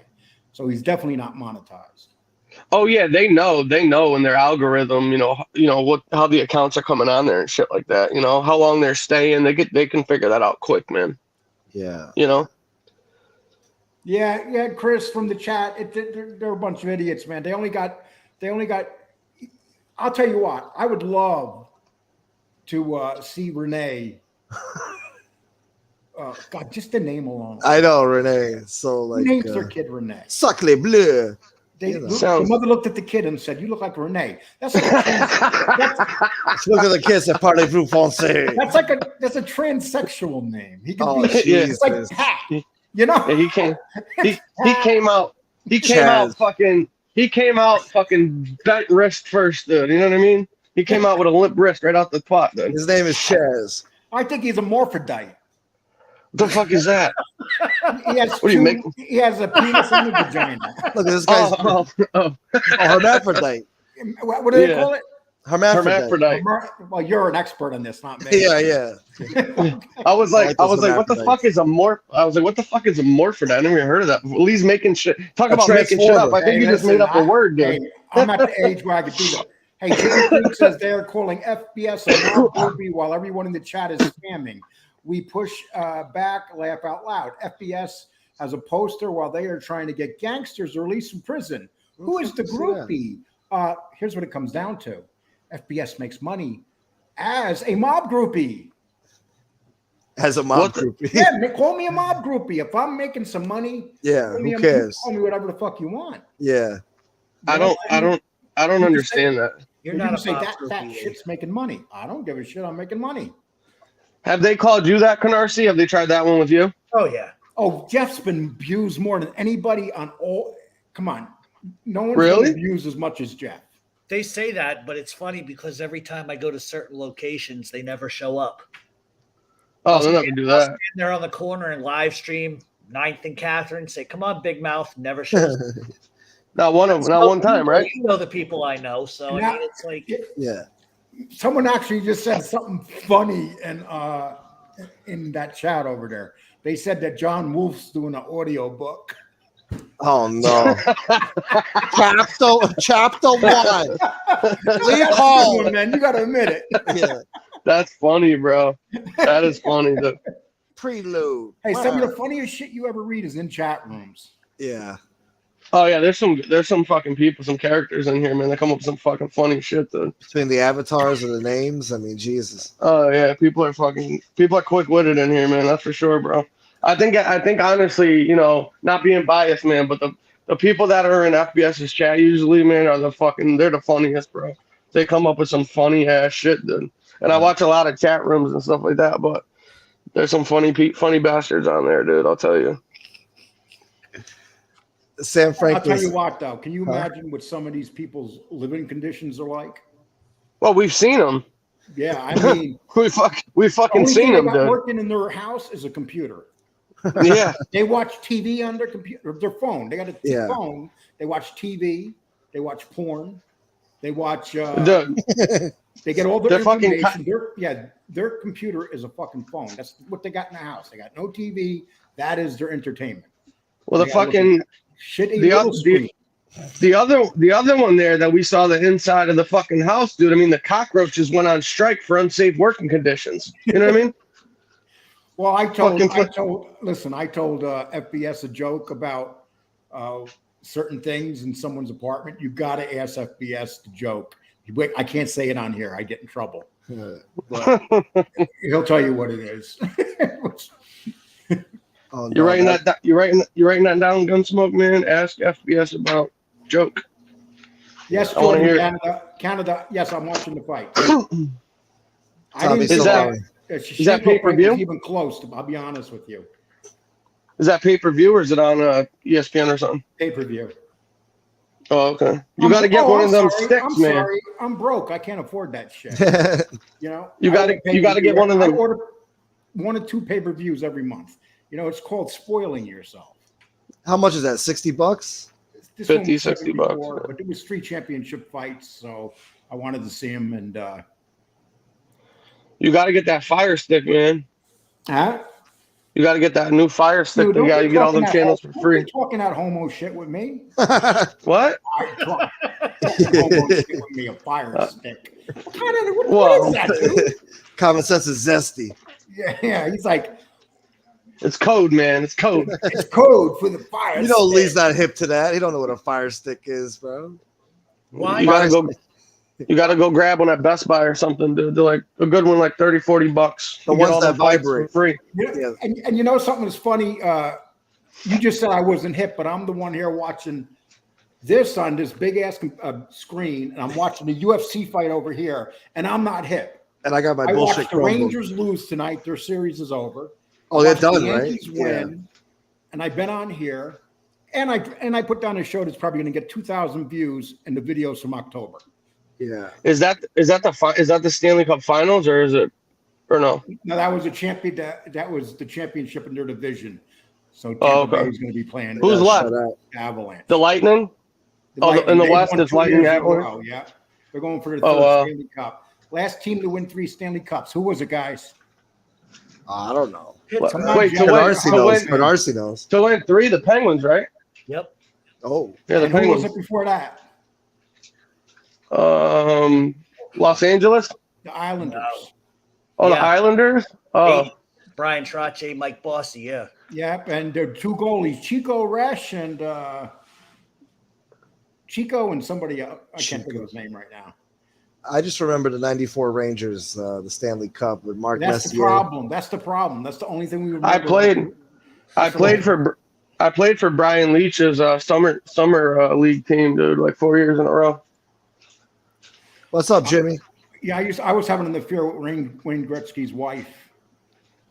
You ever seen his daughter? She's beautiful. Yeah, she's a smoke hot. show, dude. Paulina Gretzky. Oh my god. Yeah. I used to have Wayne Gretzky ice skates and stuff back in the day. They were cool. Those are the CCM Tax, I think 900, something like that. Mm-hmm. Yep, they were. So let's see. We got some more in here. Two kids. Do your two job, kids on my man. team went pro. Your people are leaving shit over here. I can't get a word in. I don't know. Dude, it's your show. You tell us to shut the fuck up. Take control. What's up, Jimmy? How are you? Good to see you. Oh, he sees Jimmy. He goes nuts. Well, I said hello. He's like, huh? He's happy now. Look, he got the smile going on. I've been smiling, you prick. What's up, live and let live? Jimmy shows up. He starts getting all queasy. His legs hurt. Oh, yeah. Oh, Jimmy, no. Jimmy. I'll tell you, John Wolf's been barred from every chat. I noticed from every Why show. does anybody think that skinny bird chest is a gangster? Who's a gangster? Why does anybody think he's a mob guy? They don't. Does he not understand history? Who's that? Who running those crews? Who are you talking about? Highlight. Oh, Highlight. Oh my god, are you kidding me, then? Well, he told Lee's with the bananas. He's like, "Who's the bananas?" Bananas. Get the name right, okay? Well, he said bananas. He called it bananas. Did you guys tell you that's not true? Yeah. Did you guys check this out? Did you guys?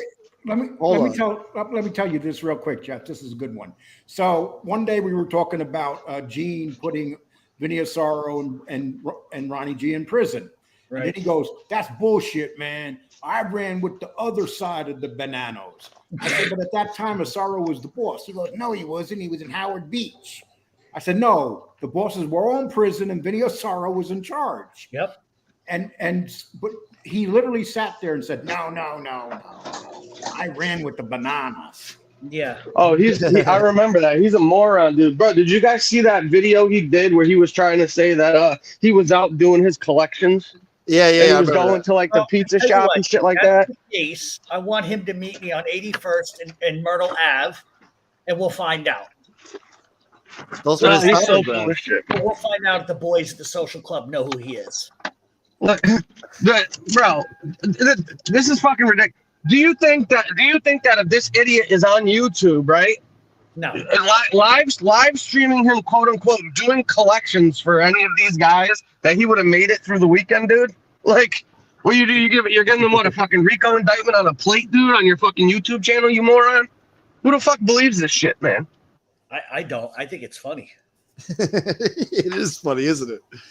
I And a find it lot of mob hilarious. guys think it's funny too. Oh They watch shit! all your shows. Yeah, How many people you got in here right now? 60. I had more earlier. What's going on with you tonight, man? It's not Vinny good Green's today. burying you tonight, man. That's embarrassing. That's what it is, man. Look, I'm not loved, bro. I don't know. I mean, I'm not interesting, man. Damn, I gotta come on here and talk shit. You got common sense. You got Jeff and me here, and you're at 60. Yeah. Who's Vinny Green? Oh, Who's not- Vinny Green? Who's Vinny Exactly. Green? Who's Vinny Green? I couldn't have said it better, You Jeff. guys give him more attention than he deserves. You said it perfect, Jeff. Who's Vinny Green? I don't even think Vinny Green knows who Vinny Green is, to be honest with you. He's a character on here who hides his face. Oh, Canarsie, Lee multitasking. Do you know there's no such thing as multitasking? sure there is. You guys got the pass. Lee was with the bananas. What the fuck? The bananas, B. You don't know Bro, no that kid bananas. is a clown. When he did that interview with Tom, he was telling him that he was working directly with Sal Vitale, dude. Bro, Yeah, did you guys see it? No. I didn't see that part. No. Dude, Sal Vitale got picked up in what, 2001? Yeah, around there, yeah. It was around 2001, right? Yeah. Well, Highlight was what, 17, 18 years old in 2001?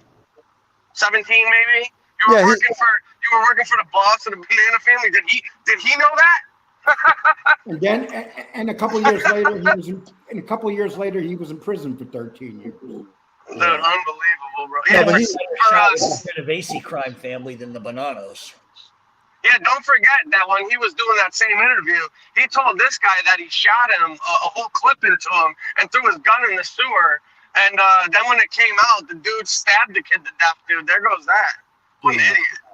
Why would you even say that, dude? Right now, it sounds like you have one of those phones that these guys have. Yeah, I got an Obama phone, dude. I'm on Do you watch Obama TV phone, on bro. it? Do you do everything on your phone? Like you have no TV. You got if your phone goes Yeah, down, like bro, some people, don't- their phones go don't- down. Forget it. Don't blow up my spot, man. Jesus, bro. Tell everybody, man.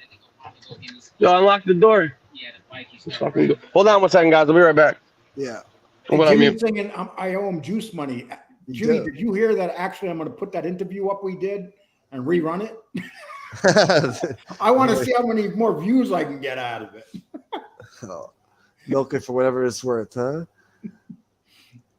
What else? Damn, man. I kept being interrupted. I had so many questions. Hey, let's talk about the Whitakers. Why? Because every time you're on here, I hear about those fucking Whitakers. Well, it is because Jeff Canarsie. I'm sorry. I got you mixed up with Jeff Nadeau. I'm sorry. Thanks, Lee. Yeah, Jeff Nadeau's the one that started with the Canarsie. With the Canarsie. With the Canarsie, yeah. He's about 11 inches shorter than me. Holy Oh, Jesus. Here we go. I'm sure he's gonna come here real soon. Like, what the fuck? Oh, yeah. Lee? Yeah, Jeff Nadeau's gonna come. Fuck you, Lee. Yeah, fuck you, Lee. When Keep bringing up those Whitakers. When I say something he doesn't like, my phone will ring and I'll pick it up and go, "Fuck you, Lee." Yo, I had to Google that Whitaker thing after you guys were talking about it that day. Who the hell found these people, bro? Jesus. Jeff Nadeau. What the fuck? Jeff Nadeau. He went over there for a weekend and stayed at their house. That's what he told me. Oh, Jesus. He had a sleepover? Yeah. You know Would the you one be in able the to sleep house. at night? You know the one in the house with the dirty T-shirt that goes. But they all do that. Jeff Nadeau slept in his bed with him. So these dudes are like legit inbreds though. That's Well, really? Here's what happened. When Jeff Nadeau woke up the following day, he had that guy's T-shirt on. You're fucking nuts. Oh my God. You're sick, man. You're fucking. Yo, Lee's a fucking nutcase. Oh, Okay, my I'm gosh. waiting for Jeff to pop up. Come on, Jeff. Yeah, I know. After that, Jesus. He's trying to fucking get this guy to show up. That's what I think's going on here. Well, I hear He's that like, we only got 60, we need 100. Fucking native. Where's the wig at? I hear that they both wore the T-shirt together and they were walking around the house. Oh shit. What the hell? One of them shirts from them like Siamese twins that had like 2 necks in it. Yeah. You know what I was thinking? Can you imagine people that haven't been on, like they've been going for 2 months and they came back and they seen me on this channel with you guys joking around? They checked themselves into the hospital that They're night. like, what the fuck? and they don't see FBS to go, what happened? Gunsmoke switch sides. Yeah, FBS is over there now. Yeah. No. Wait, so where are those guys? Where are those dudes from? Like Kentucky or something? Where the hell are they from? West Virginia. The mountains of West Of Virginia. course. West Virginia. Oh, there's a lot of degenerates out in West Virginia. Oh, That's yeah, where that, that's where Durkee's from. That's where that Durkee guy's from too. Yeah, but Jeff Nadeau lives right down the street. He's like in Philadelphia, man. This dude. I think that, here's the problem with him. Once he started going there, he got addicted to it. Who? He did Jeff write his Nadeau name got on their addicted. porch. He got addicted to that. He got addicted. What'd you say? Is that different than evicted if you get addicted? Yeah. Oh, Jeff started buying them clothes and shit. And they're not hard to buy clothes for. You can go anywhere to buy them clothes. The grocery store? Then Jeff took them to the grocery store and showed them off.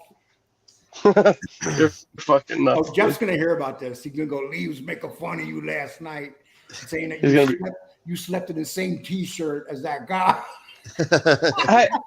Still has the stench on him. Hey Lee, you think if we stirred up between you and him, you'd be down to do that boxing brawl thing or whatever he did last time? Oh, dude, listen, I'm an old man, but if he can't throw punches better than that, I'll do it. One shot.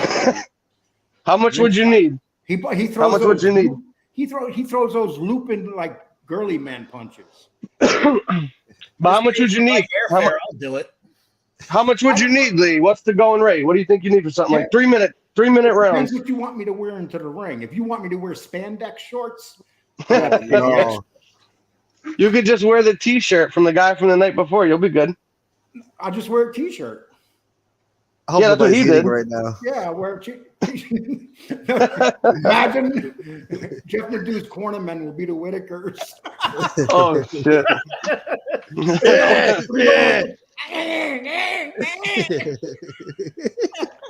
Can you imagine when that orgy starts going on and they're tossing Jeff Nadeau around like a little pillow? Those dudes are fucking weird, man. Those fucking Whitakers, they're scary, bro. I couldn't even watch that shit. That's just they're disturbed. They're down to 117. They can't hold on. Who? Oh, fuck them. You give them more attention than they're worth, these pricks. Well, right now, what's his name? Said we're all losers. BJ, whatever his name is, BJ. God. What is that? Yeah. Why do they call him BJ? I don't know. That's what he likes to do. Blowjob? I don't know. That's what he likes to do. They call him BJ for short. Well, you know they're in trouble when the smartest one there is. No, I'll say Josie's the smartest one there out of the group. Because right now you got Eyelight. That's like that's semi-retarded. Semi? Yeah, MRE doesn't like Semi. Oh, he's there too. Dude, if you're 35 and there's no wait, I'm not talking about you either, Gunsmoke. If you're well, he's not 35, he's 42. Well, if you're 43, that age, there's no 43 women in your life. If you go on this guy's Facebook and you don't see no women, period. Did you see the complaint he made on Facebook actually talking about that now that I'm thinking about it? No. What insult complaint? Yeah, it was an insult complaint. Dude, on one of the pages, man, he put a post, the wall post so everybody could see it. And he said he what is it called when you add, I don't have faith, I don't know what the hell it is, but when you put the people's names on there so people know who it is, like the links or whatever, like he added them to the post so people knew who he was talking about, I guess. He was basically saying like, these two girls right here, and it was links to the two people, they won't leave me alone and continue to like harass me and say sexual like innuendos to me, and I don't feel comfortable, and I've tried basically, you know, ignoring them and blowing them off, but they won't stop. Can you guys, if anybody knows them, please tell them to stop? Now, what dude do you know would be on Facebook complaining about two broads trying to fucking hit on him and shit like that, dude? Yeah. That's fucking weird. Hey, listen, you got some good questions in this chat room. I do, man. That the boss ain't reading. Ryan Davis, if you found that one of those Whitaker women had 500K buried in their backyard, what would you make a move? I'd let him wear a strap on.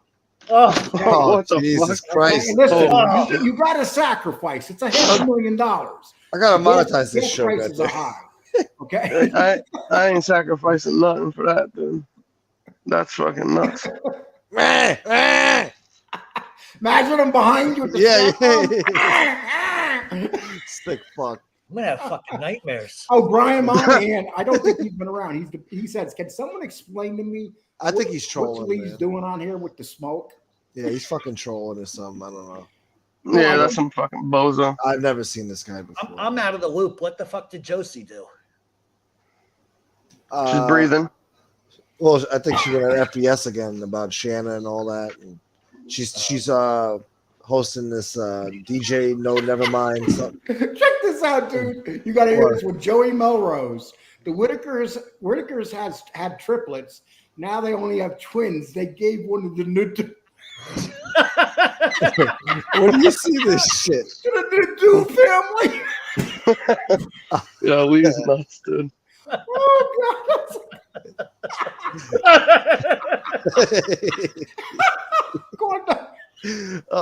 I've never seen Lee so happy. He loves those fucking Whitakers. He took it down, Carol. Shit, man, that's fucking funny, man. Jesus Christ. Wow. Poor Jeff to do. Somebody click on that guy's name and see when his account was opened. Who's that? No, he's been around for a while, Brian Monahan. Yeah. Oh, you noticed that name? I've never seen it.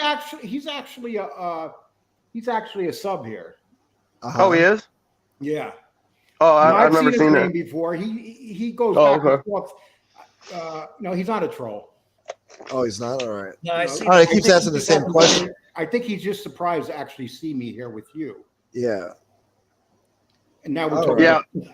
So Lee, would you be game for an interview with the Whitakers? A sit down? We do a sit down with the Whitakers?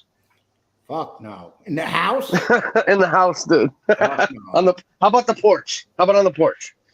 Ugh. The only one that speaks English that's on the that porch. movie Wrong Turn. Oh, yes. That was a good one. No, Hey, I would. Canarsie X donated. Well, Yeah. listen. If I went there, I need an interpreter, so I would take Jeff Nadeau with me. Poor Jeff doesn't know. He's gonna be. This You'll have to back to him. You'll have to get your fucking fingerprint so they can follow. I mean, finger paint so they can follow along. You know what I mean? Well, he's going to get a phone call tomorrow from Jeff. There's a picture being there with Jeff Nadeau, and one of them comes up to me and goes, and then Jeff goes, "Well, Lee, he said." Wait. Who's talking shit? They're talking shit about Shanna right now. You're saying? What are you saying? Who said that? Bend over. What? That's what they're doing right now. Canarsie, Seriously? thank you. X and Canarsie X. Did you guys see? Did you guys see her post her family photo on her community tab the other day? Who? Josie on her community tab. She took a family picture at the horse stall. It was her and her cousin. Okay, Brian, I'm sorry. I don't know. Gypsy. You kept asking the same question. Yes. I don't see them talking about. I don't see them talking about Shanna right now. Oh, okay. Why is anybody talking? Somebody's about in here trying to start shit then. Well, to get an FBS to touch his nerve, that's what they say, because Yeah, she was. they can't call him out. Yeah, she was anything. running her mouth supposedly. Brian Monahan, I've been out of the loop and come on here and see Lee. That's why I ask. I know, Brian. I remember when you used to be on my show. I just didn't And you remember that. disappeared. Yeah, he You disappeared. or something? You're good, Brian. Yeah, you're good, bro. Nobody's mad at you. Yeah. Wait, So what happened is we were fighting, and I got scared, so I came over here to Gunsmoke, and he protects me. I went to Lee's house. We're running a protection racket over here. Yeah. Well, actually, we went to a barbecue at the Whitakers. It was a family barbecue. I got good macaroni salad there. Yeah. Dude, I'll tell you what. Can you picture Mob 2 going to the Whitakers for a family barbecue and shooting it and put it on here? I'll go. That'd be some fucking wild shit right there. I wonder if there's like a Whitaker's community out there. Like we have a mob community. I wonder if there's a Whitaker's community out there. Well, what happened is if we went there, Jeff Nadeau would keep disappearing into the house. Oh, that poor dog. That poor dog. Jesus Christ. Oh shit. And we went this far. We went this far. Let's not stop. Jesus. No, let's stop. It takes all kind of shit about Shauna. MRE called her ugly. Ugh. Well, she's not ugly. That's okay. We know that. So who is he to talk about anybody? On this side, there's no women on this side. Wait. Josie was calling Shanna ugly? No, MRE called her ugly. Well, either one of them, dude. They're both fucking hideous, dude. So they really shouldn't be talking about anybody's looks, to be honest with you. Romney's in here. Romney. You guys seen this guy's mugshot, dude? Who? Romney? No, the Nazi. Romney's mugshot, though. No. Romney. Who the hell's Romney? Mitt Romney? No, Romney. The guy with the special underwear? No, he's the one that's always over in SoFlo. Oh, Rami from Jerusalem, right? From Jerusalem. Yeah. No, I don't see him. I don't know who any of these fucking people are. You sure? Yeah. He only watches, I think, SoFlo's channel, I think. I don't think I've seen him anywhere else. Have you seen him anywhere else? I think he showed up in here one time. And why don't you drop the link for Romney? I don't see him in here, but I'll drop it, I guess. Oh, I don't see him. What do you mean? Who's saying hi to him? I don't see him in here either. Me neither. I think somebody was just. Why don't you drop the link for FBS? He's on vacation. He doesn't like He's in here. Maybe come on. It's very rare when he calls it to my show. It's gonna be. Just drop the link and see if I did. Okay, see if he takes it. Why are you scared of him? I'm not scared. I'm just saying he's busy. It sounds like you're being abused and you're trying to escape him or something. Now that's going to go all around. Yeah, Gunsmoke's ducking FBS. Well, the only reason that MRE says don't go after women or children is because he don't like women and he ain't got no children. Is that the real FBS? Yes, that's him. Yeah, that's him. Yeah, he's got a wrench. Yeah. Oh, his internet connection. Use your phone. My daughter's mom. FBS, don't lie. There's nothing that could turn that guy straight. I mean, the audacity for him to insult anybody anymore. I mean, the jig is up. I mean, you got exposed. That's it. Leave everybody alone now. Just go away, man. Disappear. Start over somewhere else and just fuck off. Really odd that this Saturday night is being obsessing about a man they never met. Low key embarrassing. Canarsie, who's the man? They're probably talking about FBS. Huh? I think he means FBS. Yeah. Oh. That's the thing, though. We'd be surprised who gets along if we actually met. Yeah. Because the way that we're perceived out on here is not, and nobody's the way they're perceived on here. Nobody, except maybe Gunsmoke. I don't know.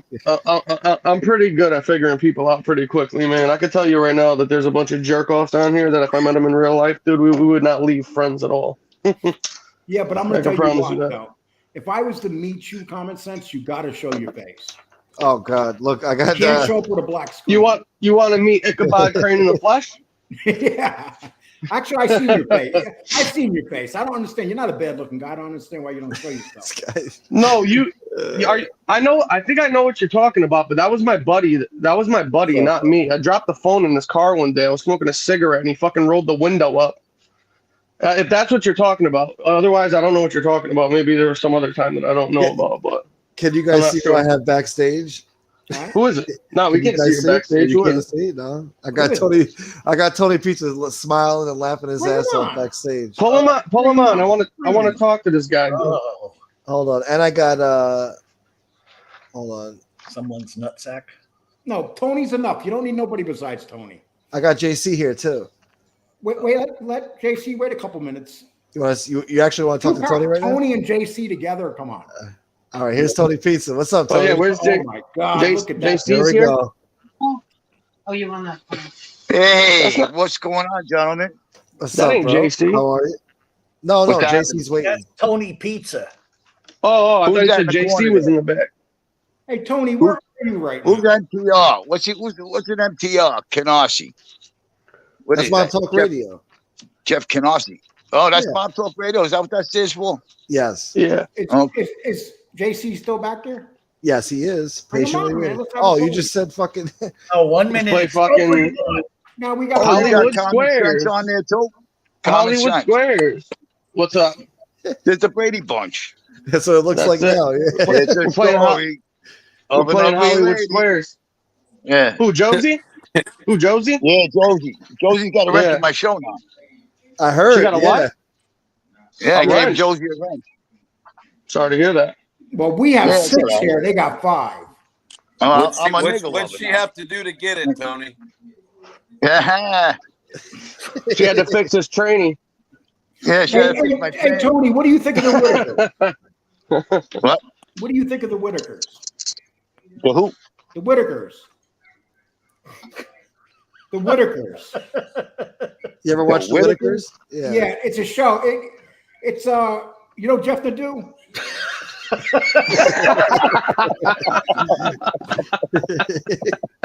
Yeah, fucking lead, dude. Fucking ball breaker, man. Jeff's gonna fucking kill me tomorrow. Yeah, you're gonna get like 5 emails, 4 texts, and 3 phone calls by the time you wake up. I don't know. Goal I is still to got the master dude got a new attacking wig. people that aren't there. Like, Hey, who's Yeah, got he something did. running in the them on the background? show. Watch. 5 minutes from now, Nadeau's gonna hop on the show. You mark my words. Mute JC. See what I think he's at the bar. Yeah, it sounds like it, right? Somebody's talking in the background. I don't think it's feedback. I think somebody's just at like a public place or something.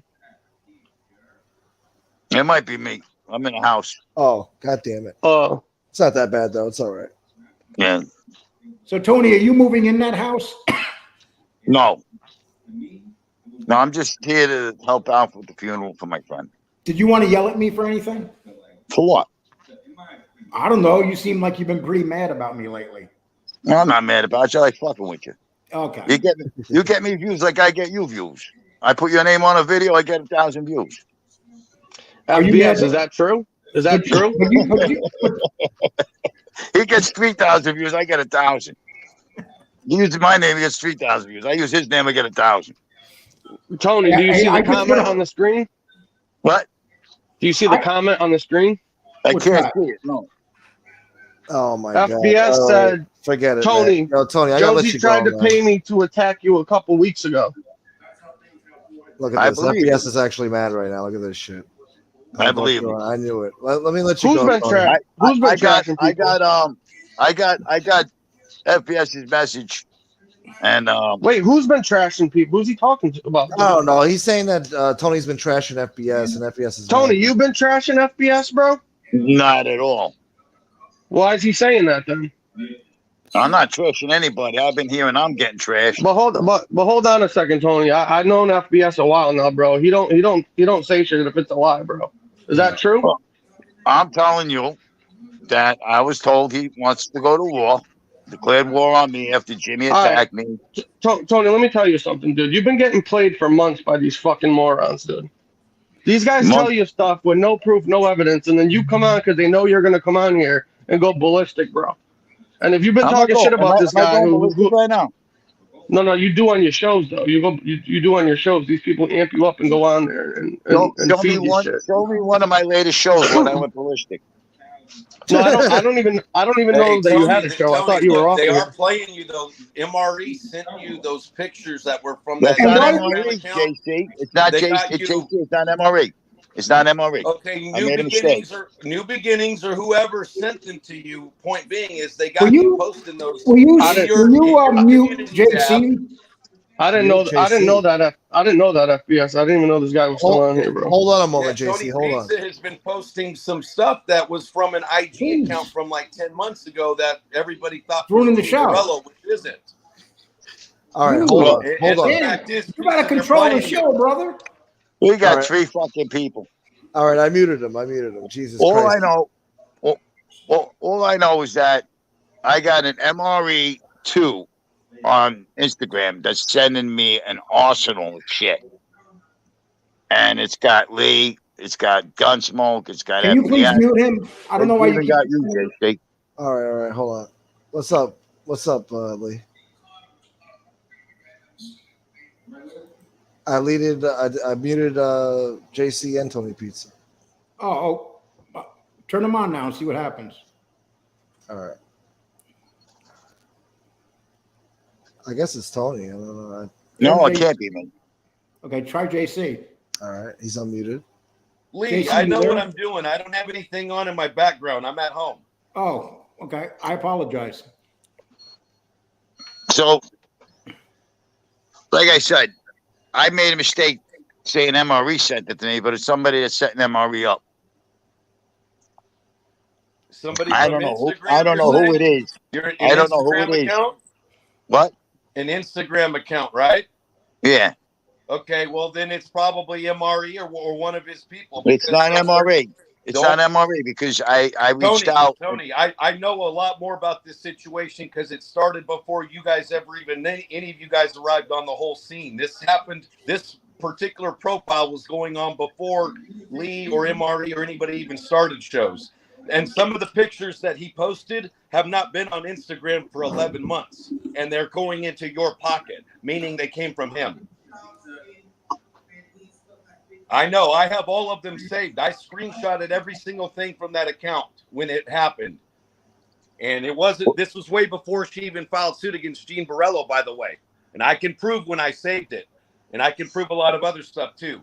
They're working. Okay, so they're using what's you your to point? put out information that is, it's actually making you look bad.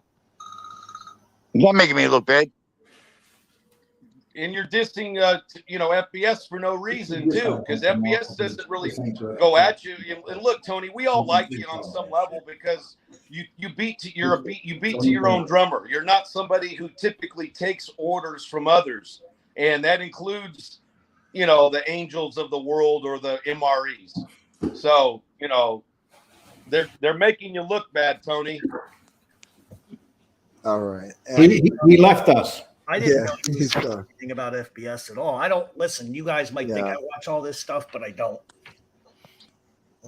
Yeah, if you bring somebody on, for sure, Jeff. They used to do this. They used to blame you for all kinds of trolls that I know. Well, and I know doing. Gene Borello was behind a ton of that Instagram shit, and I can prove. No, that. he was. No, I agree with you to some level that Gene's done some problematic stuff. We'll talk about that another time. My issue with that MRE is also is involved with that child stuff molester, and you call this guy your fucking friend.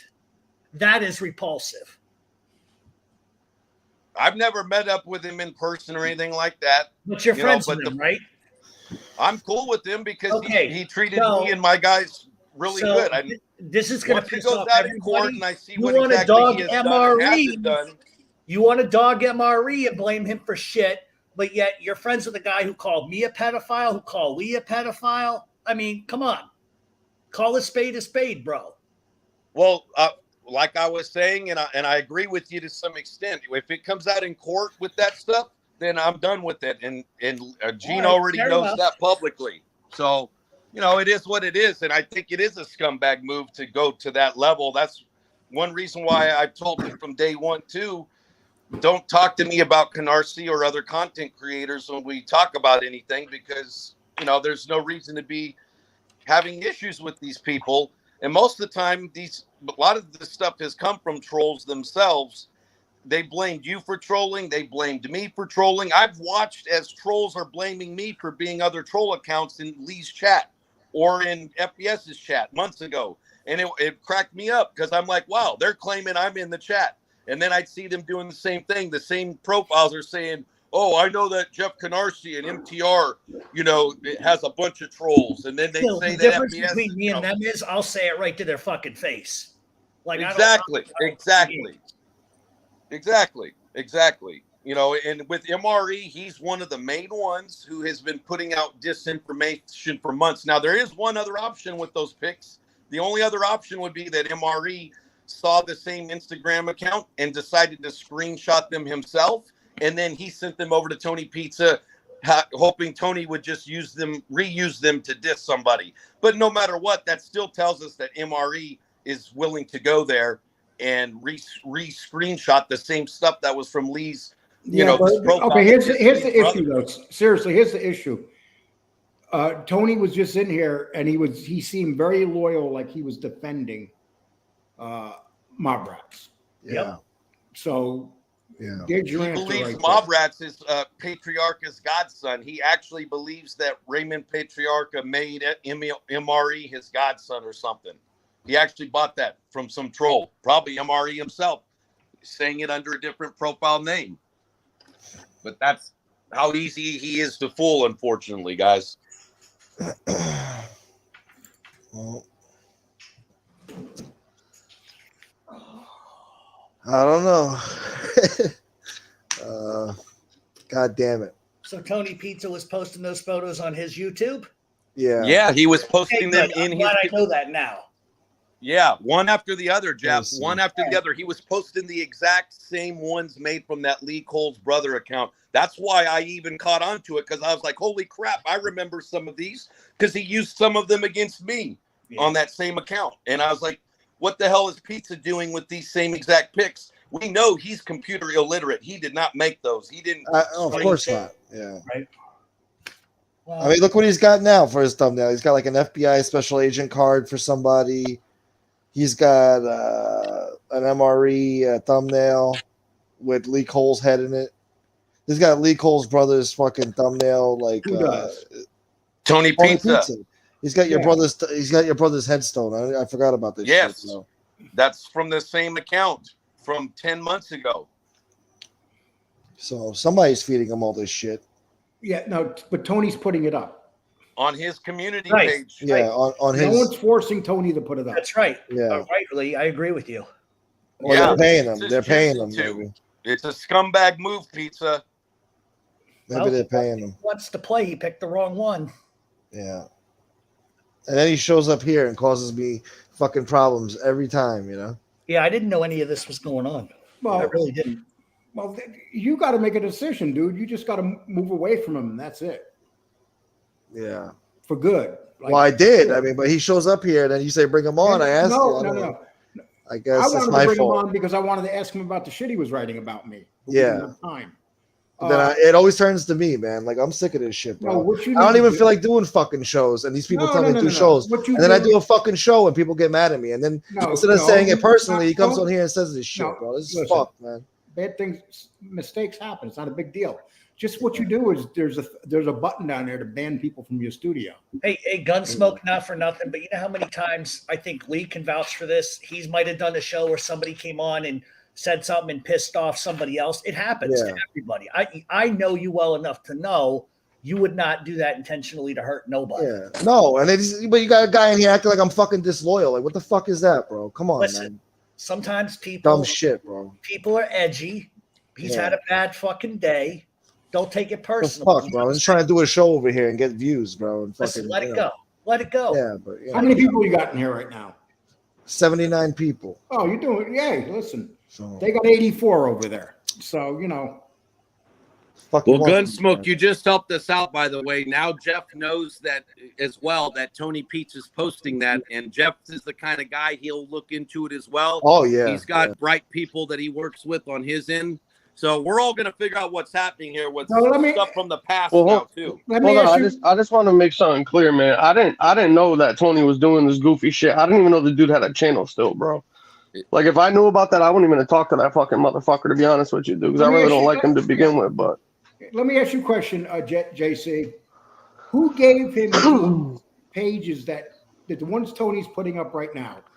Who did he get those pages? He from? said on a live stream 2 days ago, mind you, before I called him out, Tony Pizza said, and I quote, "I've got memes. My boy MRE just sent me a shitload of memes, and I'm going to start posting them in my community tab. I clipped it. I have his soundbite. Even if you erase it, I have it." And I'm telling you, the very next day, he started posting those filthy Instagram pictures in his community tab on YouTube. well, hold on 1 second. Can somebody just what do you mean pages? What the fuck is pages? What is that? What do you mean pages? There was a filthy Instagram page that was up until about 8 months ago about Lee Cole's brother with a lot of terrible pictures on Instagram. Yeah. Oh, I don't know. I've never seen him, man. So I'm lost. That's what I'm just trying to figure out. So then what? From that account. So then what? So he's posting the shit that was on the Instagram on his channel now. Pictures, word for word, the exact same pics. He said in a live stream 2 days ago that MRE just sent him a bunch of memes and he's about to post them. And all of a sudden, an hour later, Lee Cole's dead brothers started coming up. And one after another, he was posting the whole day, and he still is actually. So Pizza just gave away the store for MRE's little scam there. All right. So the lawsuit from Angel saying that this is the same shit that Gene supposedly getting sued over, but it's not him, it's MRE. You're saying this was a different page. Oh, a different. Oh, so yeah, there was a few of them up, and definitely we know this one is now not him, or we know at the very least MRE decided to screenshot those same pics and then hand them over to Tony. So either way, what MRE did right there is a scumbag move. Well, I'll tell you something right now that I know about this guy from other communities, him and his little fucking cohort over there. That scumbag fucking MB, them two on the Durkee-verse and the Aaron Carter community and shit like that, they use Instagram and they post all those fucking memes up there about those guys in that community too. And I know that they were behind it because there's a whole Reddit forums talking about it. So I wouldn't be surprised if that's what they were doing, or if it was him the whole time. You know what I mean? That wouldn't surprise me at all. I think the Instagram page was called Lee. Don't get upset because it was like Lee Cole's dead molested brother or something like that. Yeah. Yes. That was the name. That was the name of the fucking page. Yeah, it was. Yep. That's disgusting, bro. Like, there's some shit you just don't do. That's ridiculous, man. He posted at least 8 pictures that I counted up until yesterday that were directly from that account, and that account has been off of IG for quite a while now, months. Yeah. And Tony Pizza's not computer literate. They were obviously sent to him. And they were pictures of Lee's brother on the page. Yeah, and Jimmy Calandra. There was a picture against Canarsie. They had the whole Jewish star stuff. They said that me and Lee and Cane Shades and Canarsie were being controlled by a Jewish master. Crap. Ironically enough, this is MRE who's sending stuff that disses the guy he's supposed to be cool with, Cane Shades. Cane Shades, you were included in these pictures. You cannot have missed that. You've seen them. Oh, wow. Really? Yes. Yeah. Cane Shades was mentioned. Oh, no shit. Well, if he had the stuff about the Jews and calling people stuff like that on his Facebook pages, he was blatant. Anytime his Facebook channel would get taken down by Facebook, he would say that this is my backup channel because those the fucking Kabbalah and the he was calling it the Jewish the Zionist government, blaming the Jews for fucking taking his Facebook pages and shit down, dude. And so that's got him written all over it. In Vinny Green's chat on his show about a half hour ago, I was watching. There was someone who thought Lee was in there trolling. He said, "Hey, Lee Cole is in here trolling." And within 2-3 minutes, MRE says, "Oh yeah, Tony Pizza has been getting these emails from some fake MRE, I guess, and I don't know, and I guess he's sitting in this and that." You could totally tell that MRE saw that comment and reacted by saying that public statement just now like he was going to cover for himself. He knows he's caught. There's the wording is the exact same too, by the way. Some of these memes are exactly how MRE talks. You look at the words, you're he uses those words. Those are in his linguistic code. And I don't know who's representing Gene in that lawsuit, but as long as he has anybody good, what they're going to have to do is basically subpoena the records from, social media profiles and platforms, and they'll be able to figure out, whose computer it came from, even if they were hiding on a VPN or a private server or something like that. They're going to find out. So if they were responsible with any of those, it's going to come to light. Doug Anton's a good lawyer. Oh, he has Doug Anton? Yep. Oh, well then, yeah, he'll be able to figure it out then. I'm very familiar with him. So am I. I sued his client and won. He was representing A-Light. Successfully closed A-Light's Oh. mouth legally. He represents all those guys. Someone had to do it. So no, I'm joking. But yeah. So Well, you know what? I that's would the like I story, said, bro. I wouldn't be surprised if he was behind that, because that's what they were doing in the other communities. I explained this to Lee on. You remember the last show we spoke about where I explained how those guys work? You know, befriending. You know, a couple of them befriend your show, Yep. a couple of them say they're the opposite, and the other ones play the middle. Well, what they also were doing in other communities is, while they were trying to run people's channels into the ground by grabbing their streams every night and just talking nonsense and bullshit until nobody wanted to watch them anymore, what they would do is they would fucking, you know, post shit on there claiming that it was somebody else to start fights back and forth. But they got aired out because they would forget the accounts that they were on or commenting sometimes, and they would say shit in the chat forgetting they were on the other fucking screen name. You know what I mean? So they basically were telling on themselves. And that's how people were figuring out who was behind all of it. So the people that they were friends with, they were the same people doing the fucking pages, talking shit about them and blasting them, while they're supposed to be their friends on their channel. Yeah. Like, they're sick, bro.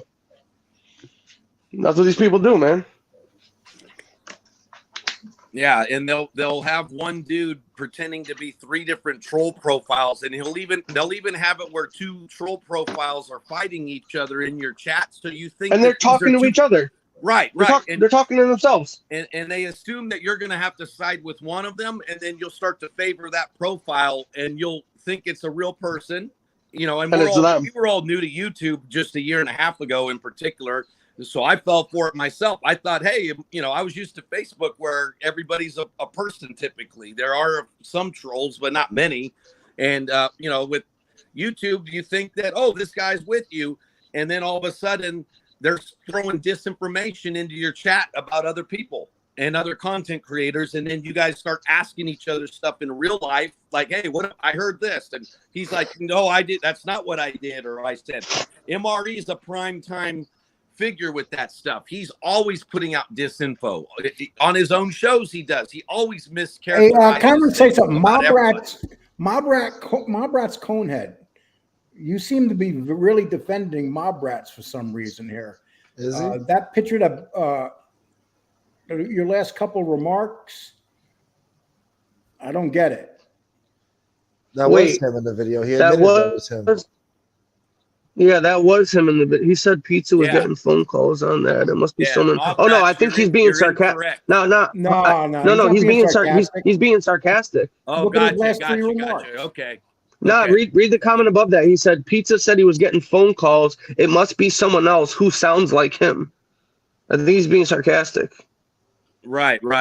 Well, MRE actually made that same comment earlier on Benny Green's show. He had said, maybe the guy that's contacting Pizza with these pictures, you know, sounds like me. I don't know, guys. Yeah, right, dude. You know how MRE is. That's one of his jokes, his defense mechanisms.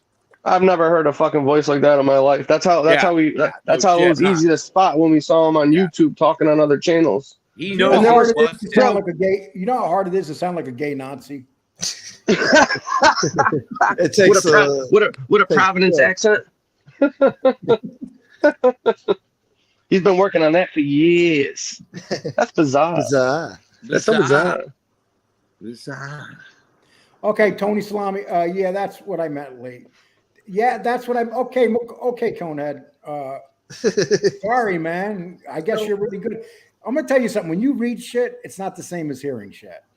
So Oh no, of course not. It's hard to make something look sarcastic when you're. Dude, I know. Lee, do you think that MRE gave him those photos? Gave Tony them?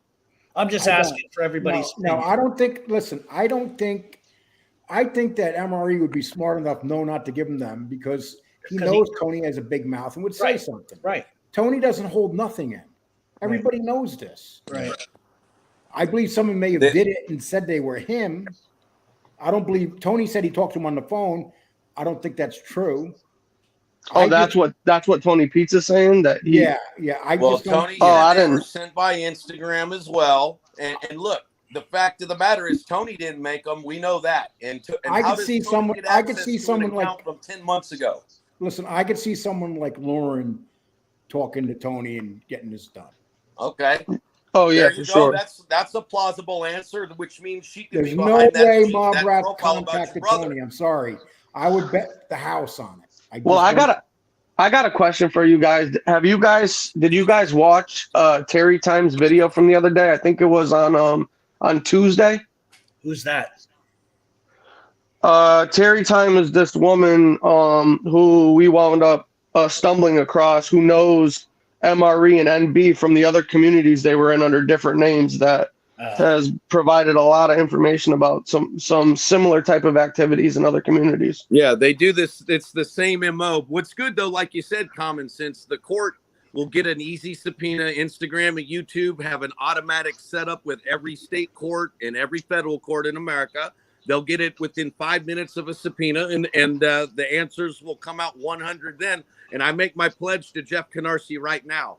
If it's proven Gene Borello was behind anything disrespecting him like that, I'm done with him, straight up. And I will announce that publicly. Thanks. Yeah, so Tommy Salami, Terry, I believe, used to do adult modeling. I think she said she was a pimp at one point, and she also did something on, one of these internet social media profiles selling pictures, like a OnlyFans before OnlyFans type of deal. I'm not exactly sure, but she said something like that. But the thing, if you guys didn't see the video I'm referring to, basically what Terry did was she explained how she knows MRE, how she knows Lauren, and how she's the one that introduced Lauren to MRE from the Durkeeverse. And basically she was explaining that the way that she was contacted to find MRE's channel and the link to NB's channel was through somebody's account called The Watcher.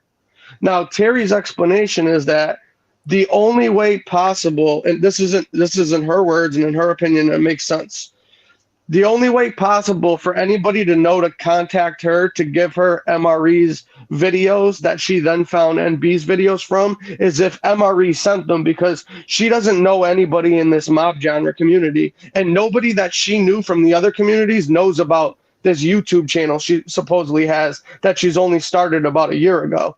So how would they know to have contacted her on there to give them NB's information unless MRE did it himself to take the heat off of him? Because that's what Terry's claiming, that MRE is the one that sent it to her through this other guy to take the heat off of him and air NB out supposedly and say who she is. I don't know if it's true, but it sounded like it made sense to me. Oh, if Terry, you guys go, I was going to tell you what, that Terry woman, she's been through the ringer, man. If she says she did something, she probably did it.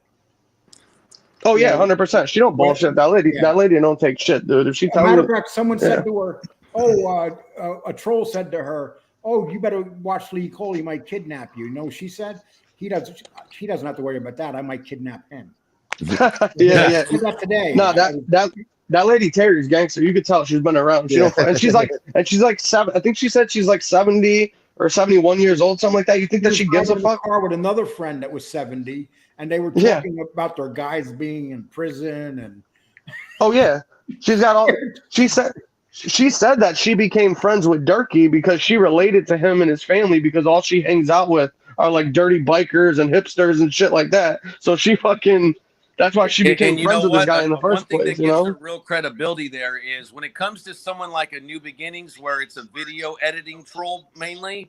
You have to know the person and their whole editing style. You have to know how they edit videos, what kind of little mistakes they make when they do their videos and shit like that. You have to know their nuances to identify those types of trolls. And for her to be able to do that, there's no way NB wasn't snitched out by MRE or someone close to her. Oh, somebody close to her ratted her out, whether she wants to admit it or not. Well, listen to this. Are you saying that MRE ratted New Beginnings out? That's what I've heard. MRE may have snitched on her. No, that's ridiculous. I'm sorry. That's what common sense. Weren't you saying something similar? No, that did not. That's what Terry said on her channel. Yes. I don't believe that. I'm not saying that, Lee. Terry said that. I don't believe it. Lee, you get fooled by trolls all the time. No, it's not. Look, no, it's not that. Hold on. Those two have been together forever. No. Who has a distinct editing style, and only the people that know her have been going to these communities as a team for a long time. I doubt very much that they turn yeah, them. but a lot of times these criminals throw other criminals under the bus with the quickness. Come on, when they get caught, they they rat each other out just like the mob. Yeah, listen. But hold on. Right now, it sounds like a bunch of conspiracy theories, nothing personal. Hold on. We don't have to talk about this anymore. Lee, will you do me a favor and watch that video later, and we'll talk about this next time? Which one? On Terry, Terry time. I believe it was her video from Tuesday where she's talking about. Watch it. So, and you think that she's making all that up? I don't think she's making it up. I think she believes it, but I don't believe it. Oh, okay. Yeah, I gotcha. I'm not calling her a liar. People believe stuff, just like I don't believe it. But do you understand? Hold on, JC. How hold on, else JC. is a video editing troll going to get caught except by someone they know? Hold on. Did you understand what her explanation was? Yes. And so if you understood her explanation, how would anybody know to contact her about MRE and NB if she doesn't know anybody but them two? One of them would have had to contact her. Because there's a bunch of trolls working together. Sometimes you don't even see one of them. And JC, you know this. How many times did you come into my chat room as a troll? Who? JC. I mean, JC, come on, you know how the trolls work. Lee, when I go into your chat, it was always under my name, and I would just make smart remarks. I didn't have to go with a fake profile with you. And you have John Wolf and others that were trolling your ass a lot. Yeah, but who's trolling me now? Attracting them like wait a minute. Lee. Who's trolling me now? Nobody's trolling me now. They're gone. Yeah, because you got rid of the wrenches that were involved with it. I got rid of all the people that warned you. Yeah, I got rid of all of them. Yeah, I know, but in the past, up until recently, you were falling for those things. Yeah, but JC, you do trolling. You can't tell me you don't do trolling too. You have no clue what I do. Come on, JC. You know you do. I'm not saying it's a bad thing, JC. Lee, I'm not saying it's a bad thing. I had my guys watching everything. I had guys paid to watch all these shows for months so I could figure out who the trolls were. I wasn't in there trolling everybody else's shows. I was tracking the other trolls to figure out their actual URLs, their ISPs, so I could identify who was trying to mac on my daughter. That was my main thing. That was all I was doing. I was not in your chat instigating things or doing shit like that. Not even, you have no clue, Lee. I'm just being honest with you. You don't know what I was doing, and that's by design. Everybody doesn't know exactly what I was doing. We're both being honest with one another. I mean, that was then, this is now. Oh, I agree with you that CanarCX. I'm not saying that I think that it's 100. I'm just saying the way that she explained it, it gives me plausible, information that it's possible that, if it wasn't, he had someone else do it possibly. I don't know. But, these people backstab each other all the time. You know what I mean? Lee, I'm not saying you're necessarily wrong either, because New Beginnings has been snitched out by somebody else near her. There, like you said, there's more than just NB and MRE. There was Chicago Muscle was part of their crew. You got 2 or 3 others that are Grant Coleman, but JC, those bozos, they all work together. But JC, here's the kicker though, and this is the part that Terry was explaining in her video. Here's the kicker. Although there's all these other trolls involved in their little group, not all of them know that MRE and NB know who this Terry lady is, because the Terry lady was friends with Durkee. She wasn't on the side of the trolls. She was against MRE and NB originally. Then she became friends through, talking in the Durkee-verse supposedly. So how the hell would anybody know to contact this lady about them being in the mob genre? Let's get back to the more serious question. Where the hell is Gunsmoke? I think he's on the phone. I think we should. He picked up you a know call. what? I think we shouldn't give these trolls all this time, and that's what we're doing right now. No, that's fine. We don't have to break down what happened exactly, so we know to avoid certain pitfalls in the future. And the fact is that it would have been someone near them. And again, I don't doubt for a second common sense that one of them turned on the other to take the heat off themselves. Also, let's just be honest, trolls are psychos. These people are mentally ill people typically, and mentally ill people will work with other mentally ill people up to a point. And then there's a point where they get so self-interested and into their own alleged interests that they start to throw each other overboard. But you know, and you can see the fact that they manipulate Tony Pizza now. You know, having him posting. Hey, let me tell you something. Nobody in the manipulates. community tab. See, Jeff, this is where I disagree with you. Nobody manipulates Tony Pizza. Nobody. Tony knows what he's doing. Tony plays the game. You don't, Lee. Yeah, they fool him electronically. He thinks No. Here, official stuff. He thinks. Hold on. He thinks that he's talking to so and so when he's not. They fool him paid, that way. He's the classic government pay for play example, dude. You know what I mean? He'll pretty much doing whatever you exactly, dude. He also misunderstands a lot. Tony of the will turn world, on anybody. Wait 1 minute, JC. Tony will turn on anybody at any time. I agree with you. You could be God. You could be. Yeah, bro. He even Tony even bites. Don't give a crap what Tony Pizza's opinion of them is. MRE is like, who cares if he likes me or not? If I can utilize him 20% of the time, I'll use his ass. You think MRE gives a rat's ass what Tony Pizza's opinion is? No, he will manipulate him though. The part that everybody forgets with this with that guy is that he'll bite the hand that feeds him. He's done it plenty of times already. Yeah. So why would you even why would you do anything? Like he lived on the streets for 16 years, bro, in New York City for 16 years. People underestimate him. He's not this clown that sits back that people take advantage of. He's just. Hey, you know what? Check this out. I'm watching Vinny Green's chat right now. You know who's in there? Is Jeff Nadeau, and he's asking them to go meet up with him for dinner in Brooklyn. Him and Eyelight and Vinny and all those guys. Get the fuck out. He's in the chat right now asking them to meet up for dinner. I'm blown away, bro. I'm watching Nadeau. Why are you blown away? He's friends with Vinny Green. Who's friends with Vinny Green? Nadeau? Yeah, he's always been. I didn't know that. I didn't know that. He's always been going on Eyelight Show and Vinny Green Show. Jeff has no loyalty to anyone. We should all know this by now. No, he don't. Yeah, he doesn't care. Dude. Yeah, he doesn't even consider himself part of this community. So he just does what he wants to do. Yeah. Well, I'm not surprised by that. You know, he'll call me on Friday night when he's drunk as a skunk and start tell you he loves you. No, he starts telling me one time. One time he called me and he thought I was a Whitaker and started talking dirty. Okay. No. It's the wrong number, Jeff. Would he start sending fucking dick pics and then realize it was you? He started sending dirty T-shirt pics.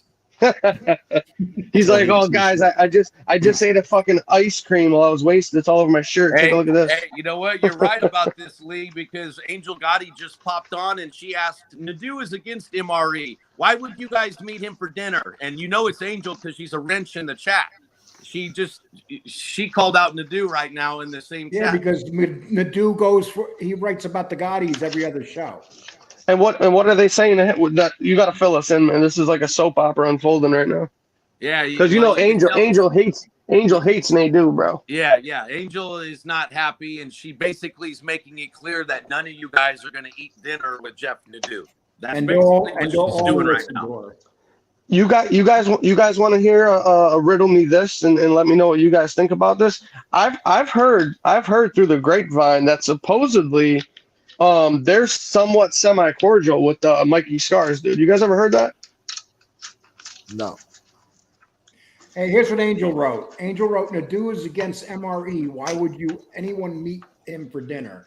You know what? You can say what you want about Angel, but at least she's not going to sell out. No, she won't. No, she won't do that. Well, to an extent. Well, yeah, because she's the person that they sell out to. Yeah, she but have to sell out to anybody because they sell out to her. Well, Jeff Nadeau just did a video today on another Gotti. Every other video he does is on the Gottis. Well, who did he do a video on today? What's his name? The one that was married to Carmine? No, yeah. What's his last name? Agnello, yeah. So he did one on her. So sometimes, it's obvious Jeff is like literally smacking her in the face. So of course, and he's doing it because of the Gotti name, and he gets views on him. Oh, now the others are calling out Jeff too. There's guys that are saying, "Hey, Jeff was on FBI's channel trying to meet Jimmy," and you can see everybody else is calling him out now too. Once Angel, pulls the lever, the rest of them fall in line. How long do you think it will be before Jeff runs over here and says, "Hi, guys"? Yeah, no doubt. Well, he said he's been drinking tequila and beer, so he'll be over here. Somebody in the comment section on one of the previous videos and in one of RJ's Black Handprint Mafia, he just did an interview with Mikey Scars.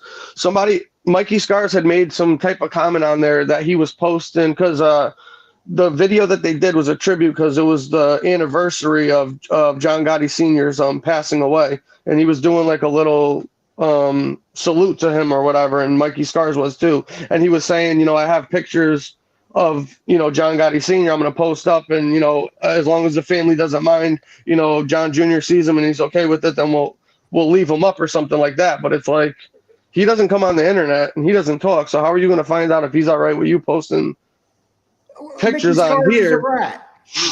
Hey, can I say? Yeah, I know, but here's the thing. Here's in the chat. There's no thing. He's a rat. There's no difference between him and these other guys. Let Canarsie say something. No.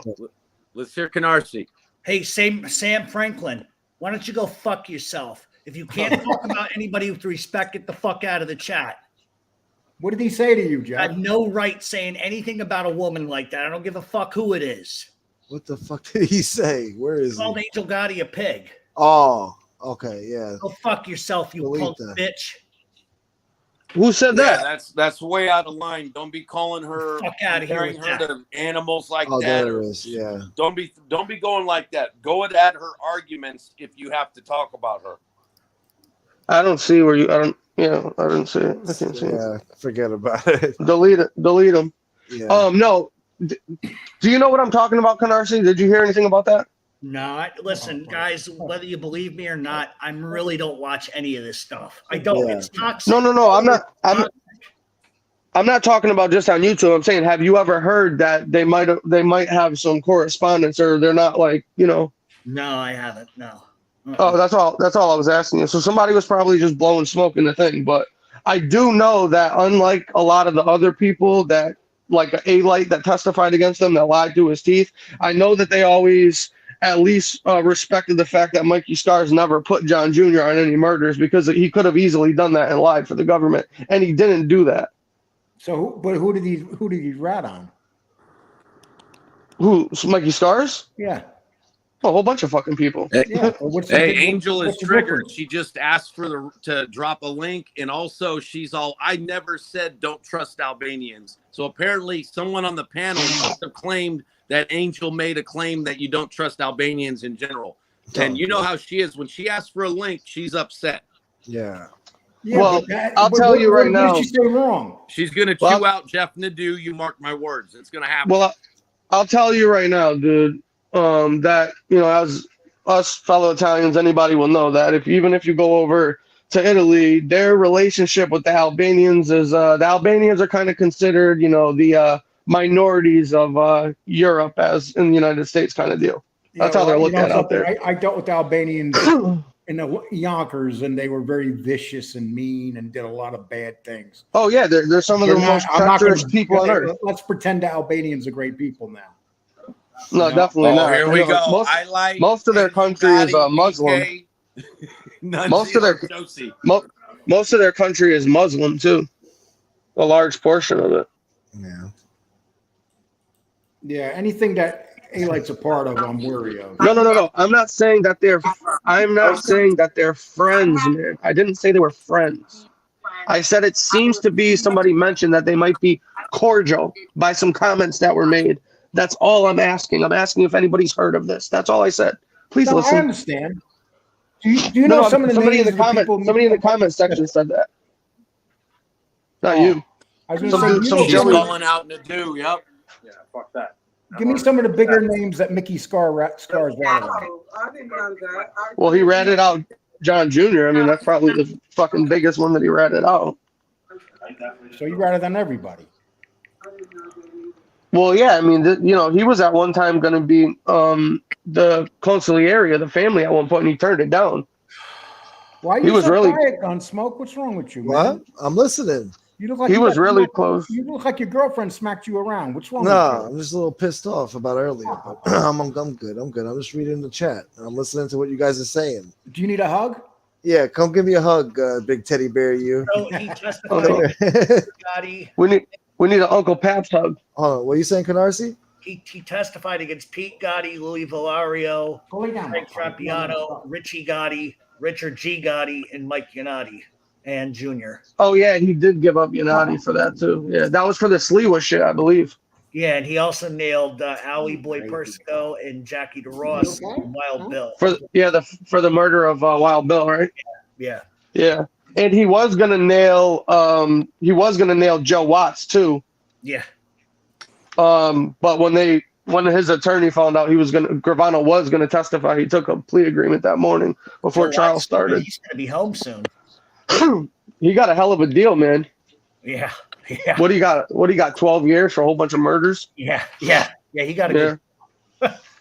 Mm-hmm. Oh, let me guess this. Well, look at Vito Guzzo. Vito Guzzo did too. What did he kill? Like 6 people and got what, 10 or something like that? I know somebody who knew Vito Guzzo very well, and they said he was a psychopath. Oh, Vito Guzzo he's a maniac, dude. He's one of the most savage, proud people of the newer generation, I would consider. And that's why it's funny that, fucking A-Light always tried to say that him and Vito had this beef and he wanted to kill him and they would go back. Listen, if Vito Guzzo wanted to kill A-Light, he would have fucking done it.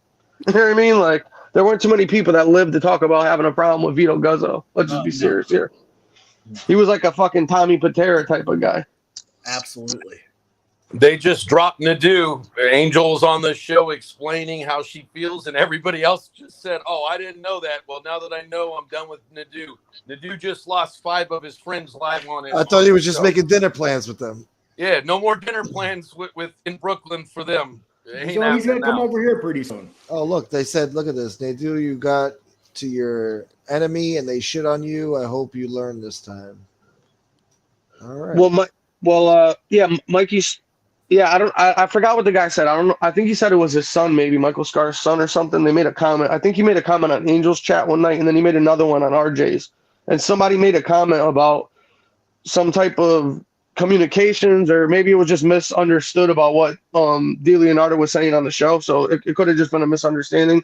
That's why I was just wondering if anybody heard anything about it, because I watched it and it appeared to be kind of weird the way he said it. Now they're saying the dude was a double agent sent by FBS. These guys and their double agents. The only listen, isn't it funny that they were calling SoFlo and Nikki Blade federal agents or private investigators or all this shit? Dude, I told them from day one, I'm like, dude, if you guys think that these guys are cops, you guys are fucking morons. You're talking about cubicle workers. And who started that? MRE. Tony started that. Tony who? Pizza? Tony Pizza started that crap. MRE said it before Pizza. I don't know. MRE said it first, man. MRE was one of the first ones, and so was I before Tony Pizza. There you guys go again. There you guys going again, giving Tony Pizza a pass. No, not at all. I'm not giving all these guys. Lee, I'm not giving Tony Pizza was saying it for sure. Tony Pizza was saying it too. He didn't invent it though. The first one was MRE and I heard them when they first said it the very first time, actually. Well, nothing personal, guys. I think Tony's smarter than all these guys. No, Pizza's a clown, and he's mentally ill, etc. Well, hold on. I'll tell you right now that Tony Pizza's no dummy. He's no dummy. He's not an idiot by any means. He's the highest paid clown on here. He makes more money than anybody else. He knows exactly what he's doing. He knows what he's doing with the dog. He knows how to get money from people. But see, this is the thing. You got to understand. He's a professional bum, and he's damn good at it. We know this. Yeah, but here's the bottom line, though. Here's the bottom line, dude. The guy's a fucking low life, dude. The shit that he does on here, dude. He can't be fooled. Just because he's a bum and he knows how to beg on the streets of New York, turn YouTube, doesn't mean that he can't be tricked by smarter people. I've seen it done directly. I've done it to him once or twice. Well, I'm sorry. This is where you and I disagree. I think Tony's smarter than these guys. Maybe you mean smart? You mean smarter than Highlight and Vinny Green and them? All those guys. I think Tony Pizza's definitely smarter than the fucking people over there, but motherfucker ain't smarter than me. That guy pulls scams that you wouldn't believe. You know what? This is the one thing I'll say about this guy. That shit that he came up with, the racket with the pizza fucking jail, was genius. Oh yeah, he made charging motherfuckers $50 and $100 to get out of being blocked. How about the time he told people that he wanted people they sent him money because he wanted an RV and he wound up getting like $6,000. I remember that. Yeah, At the same time, though, Tony Pizza screws things up. He had Sam Gravano in his back pocket, and he messed it up royally. So, no, Pizza is not this genius. When he messes up, his mess ups are dude. No. Wait a minute. Mess ups. No one said he's a genius. I said he's smarter than these guys. Yeah, I think that's the part we're missing, JC. I think MRE is smarter than Pizza, just personally. Are you kidding? MRE is far more intelligent than Pizza. Do you know how stupid that statement is, JC? He's so smart. Here's how smart he is. He put a tattoo of Hitler on his arm.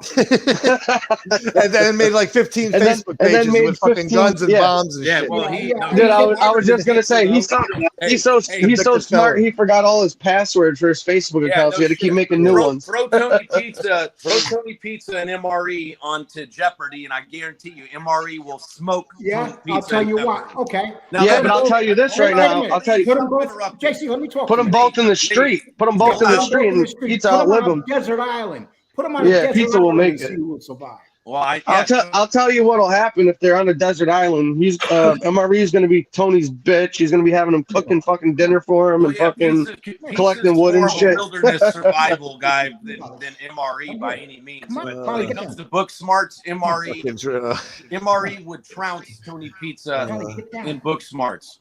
But you know what? They're all idiots at the end of the day. They're all getting caught for their nonsense. They're getting caught red-handed across the board. Dude, great golfer. It is crazy. Listen, if you knew some of the other stuff about how ridiculous it is, dude, I'll tell you this right now, dude. The videos, I'll just say this one thing and I'll leave it at that because I'm not going to get into anything else. The videos of MRE talking on that Damian Argenti channel, you could literally watch him talk and point at the screen and see that it's him and hear his voice. And a certain somebody said, I don't think that's him. That guy sounds different. Hey. Yeah, and you know what? Also, MRE is really smart. That's why he put the N Piggy Bank on his Facebook page. That's why he put quotes on his page. Yeah. I mean, there's nothing smart about him. No. Why? Because he talks intelligent? There's nothing smart about him. Think about how he got caught and everything. And then when you find all this stuff sitting everywhere, a smart man does that. Posting pictures of fucking guns and shit on his Facebook to get his door kicked in by the fucking ATF. Yeah, real genius. He's smarter than Tony Pizza, You know the smartest thing he could have done? The minute he got caught, you know what he could have left. He should have left. No. Disappeared. No, he should have said, look, this is the way I used to believe. I don't believe that way no more. End of story. But the problem is that he couldn't because we had shit from 3, 4, 5, 6 months ago of him doing it. He couldn't have done that. But look what he did. The whole time he talked like a white nationalist on his channel. What did he do? What did he? I'm sorry, man. You're giving him too much credit. No, hold on. I'm not giving that guy credit for shit, dude. What do you mean? I'm the one fucking going after him for fucking months now. Lee, his thing wouldn't have worked. He could not have apologized or claimed he wasn't that anymore because he was still talking that way. I have recordings of him saying all kinds of racist and anti-Semitic stuff. No, here's the bottom line. I'll tell you the one thing that he did smart, and I'm going to tell you what it is and why he's been able to get away with this shit and still has the support that he has. And it's called Angel Gotti. When he first started fighting with FBS, when it started really getting back and forth where they were actually addressing each other on videos and FBS was going after this dude, all of a sudden he started going on Angel Show every single night. Day after day after day after day, sending a clear message that, I can come out here and do this whenever I want. Yeah, and you know what? Common sense, that shows that he's relatively smart. He went from trolling. There you go. He's relatively smart. He stop interrupting, Lee. How is he smart? Stop interrupting, Lee. Tattoo of Hitler on his goddamn arm. You get it? Turn off his mic. How is that smart, JC? Turn off his mic real quick. No, why? No. This is mine and Gunsmoke show. You got to turn off my mic. You get turned off. Let me finish what I was saying to Common Sense, not you. Common Sense, you're exactly right. And the reality I'm going to get a tattoo of Hitler on my arm tomorrow because I'm so smart. All right, I'm not going to say it. Don't worry. I'll make the point. I'll tell you another time, Common Sense. I love you, JC. I'm going to go up on there. I love you, JC. Don't be mad at me. We're just having a debate. That's all. Lee, you don't allow anybody else to talk when you're on. Oh my God, JC's telling me I don't allow nobody to talk. Lee, Oh my God. Lee, you do that all the time, which is why you gripe at people who call you out. Smoke a cigarette, Gunsmoke. I'm running out of them. I'm running low. You need some? Pop it, Polly. Oh my God, you guys are hilarious, bro. JC, a lot of people could tell me that people don't let me talk, but you can't tell me that. I'm sorry, dude. You can out Lee, talk me in nonsense. You I don't listen to trolls, and you've been hearing that same talking point from the same trolls that go into SoFlo's chat occasionally still. But most of those trolls have been knocked out the box. Why are you so Lee, you didn't even let me tell common sense my point on this, and now I forgot what my You're flipping keeping point them was. alive by talking about them. Well, no, you're interrupting though when someone else is trying to talk. There's five Because people you're on trying the to show, say a Lee. guy to put a tattoo of Hitler on his arm Lee, is smart. Lee, there's 5 people on the show. We can make it 4. All right, see ya. Bye, Lee. No, we're good. We're having a constructive convo right now. Yeah. I got booted for some reason. I don't know what the hell happened. I think Gunsmoke kicked me off. He said, "This motherfucker's talking too much. Let me get rid of him." Joey Melrose, exactly. She tripled how many times Santos landed. It was not a split decision. She should have won 4 rounds to 1, if you ask me. All she did Common was sense. What you were saying earlier, the piggyback on it is Angel Gotti. From MRE's point of view, he went from being some troll of Aaron Carter and some useless nobody to having a name like Gotti sucking up to him now. He feels empowered. And in his world, that's a massive victory. For a troll, that's like John Wolf getting to John A-Light or some other troll getting to some higher level person. He can milk Angel Gotti, use her as a shield. She sort of utilizes him to attack her opponents. It's from his point that's of view, what he did. MRE got a big win by having Angel corralled. Listen, if you guys go back, I don't want to keep talking about this dude, but if you guys go back to the first time that he was on her show after the whole exposing thing came out and he was answering the questions or whatever, it was like either the next day or whatever like that. I think it was when Casparosa was on there, and MRE kept going. He kept going like, "Oh, they're just trying to use my past and me to go at my friend, and that's wrong." He was trying to shift all the blame onto everybody's wrong if they say that, Angel sticking by this guy, it's guilt by association type of deal, and that it wasn't about who he is and the fact that he got exposed. He was trying to shift it off to, oh, if anybody says anything about me, they're just trying to use it against Angel because she's my friend. That's what he was doing. He's using it as a shield the whole time. And if the people didn't have this vitriol and such vile hate for FBS, nobody would be sticking by this guy right now. No, they're only doing it out of spite. They're doing it out of spite. Yeah. That's the bottom line. I have a different philosophy of why they're sticking by MRA. What do you think? Our country is going through a lot of shit right now. And unfortunately, there's a lot of people that are. One thing I found out, when I came on here, I was a Trump supporter, and I'll always be a Trump supporter. But some of the meanest people I ever seen, like Creepy Joe, that creepy guy, are the dumbest trolls I've ever seen. I mean, are the dumbest Trump people I ever seen.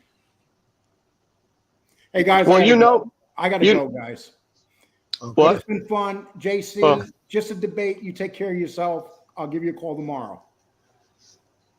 All right. JC? That's where you're supposed to say hello, JC. Hello, people. Hey, everybody take care, man. All right. Everybody got to go. All right, brother. All right. Take care, people. All right. Thank you, Lee. What are you talking about? What is Jane's comment there on the very bottom? What does that mean? You see it? Jane says, I actually saw some of AG show, and it did look like someone's mom defending their kid. Oh. Listen, what is that about? Defend whoever they want, man. You know what I mean? Oh, I see what you're saying. I didn't know what you meant by that.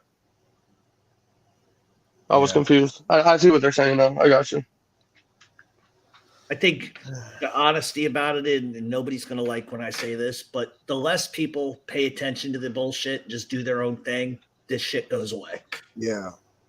You know, That's not true, man. Well, you know what? Everybody has a choice.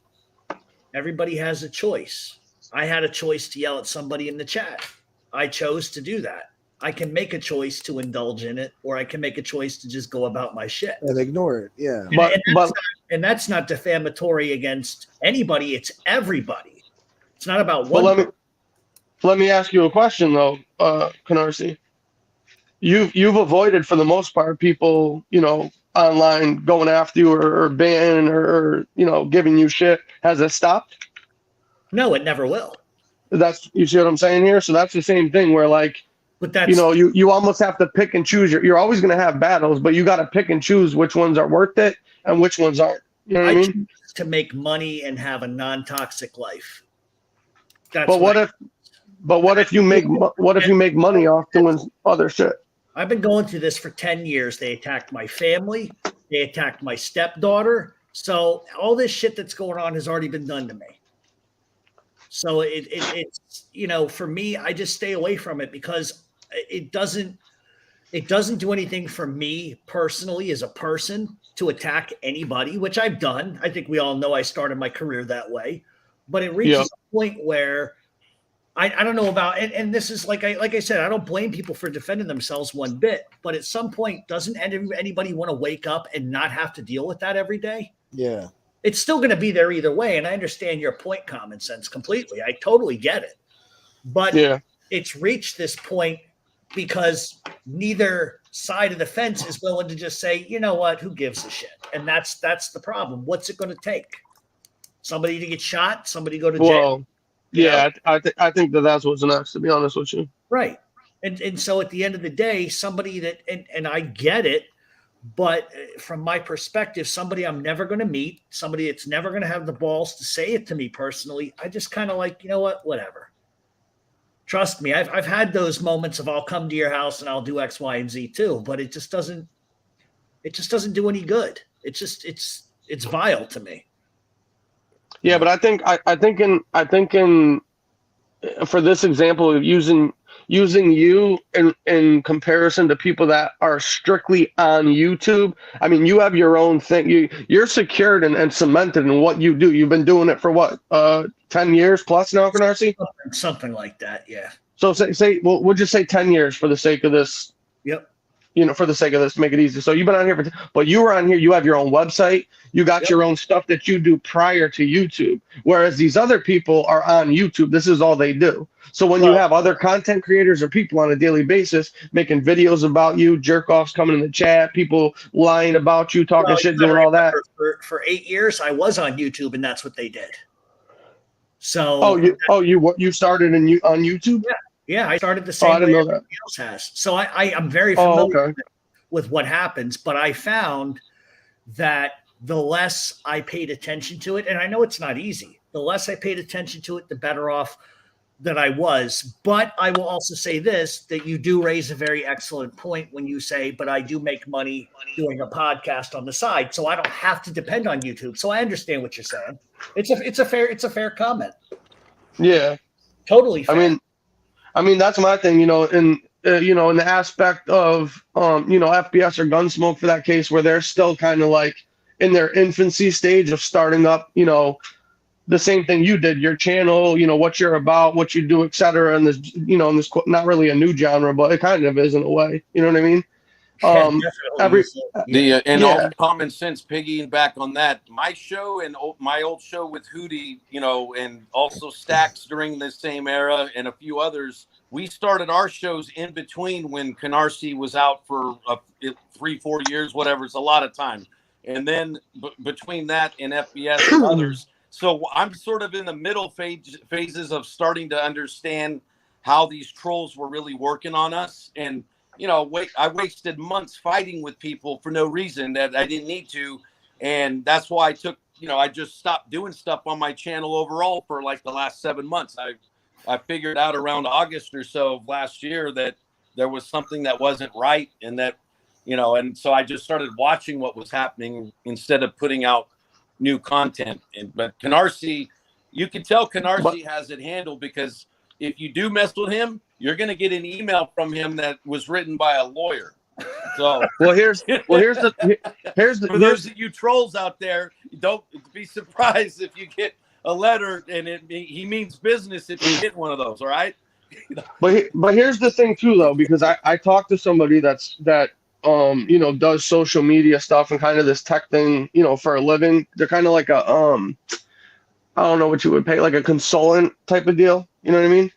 And they help people build channels, etc. And basically, when it comes to the trolls, because this isn't something that's unique to this quote unquote mob genre. This happens in every single community across every single social media platform there is. It's not just something that's in the mob genre. It's not just something that's on YouTube. You'll get it on Twitter, Instagram, anything like that. The only place you probably won't get it on is Patreon, where some guy actually has to pay you every month for their content. Because if you're a troll that's paying some guy every month just to go in his chat and talk shit, you're a Looney Tune. You know what I mean? Let's just be honest.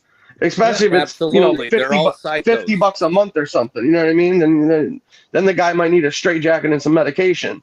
But at the end of the day, the person that I spoke to when I asked him, like, well, is it better to ignore these people? Because some people say like, oh, well, just ignore them. They'll get bored and they'll move on. But the person that I spoke to, and I've looked into it, they believe that it's better that if somebody's going to come on here and make allegations about you or try to lie on you and make claims that aren't true, they say it's best just to come out, post the receipts, show that they're lying, and then move on. Because the minute that you post the receipts and put the shit out there, the people will go away and try to start a new thing, which we've seen them do now how many times. You'll notice that every single time FBS puts up receipts and posts them, that same story will go on for a week or so. It won't catch any steam. Then they'll go on to the next thing. You know what I mean? And they literally go from one thing to the next thing to the next thing. So as you keep shutting them down by posting the receipts, eventually they'll move on probably and start fucking with somebody else that's not going to do this to them. I agree with you in part, but I also think that if you feed the beast, it gives them all the more reason to keep going. Give it energy. Oh, that's true. Yeah, that's true.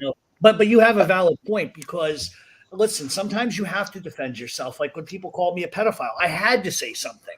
But the people that I know and said, did you really need to do it that way? Did you need to do that? You're making yourself look foolish. But at the end of the day, certain things you are going to have to address. But I think when you continue to feed it, and this goes for a lot of people, like when you continue to feed it, it just gets worse. And then what you've seen is sort of the evolution of now it's attack family members. Let's do this. Like, I'm not involved in any of this. I think all of you realize that, right? But it didn't stop them from attacking my family again, just for being friendly with somebody. Yeah. So it's that's the part that's crazy. And my whole reaction to that is, if I find out where you live, I will come to your fucking house, because I'm a psychopath and I'm a nut job, and I will do that because that's the only way it will stop in that case.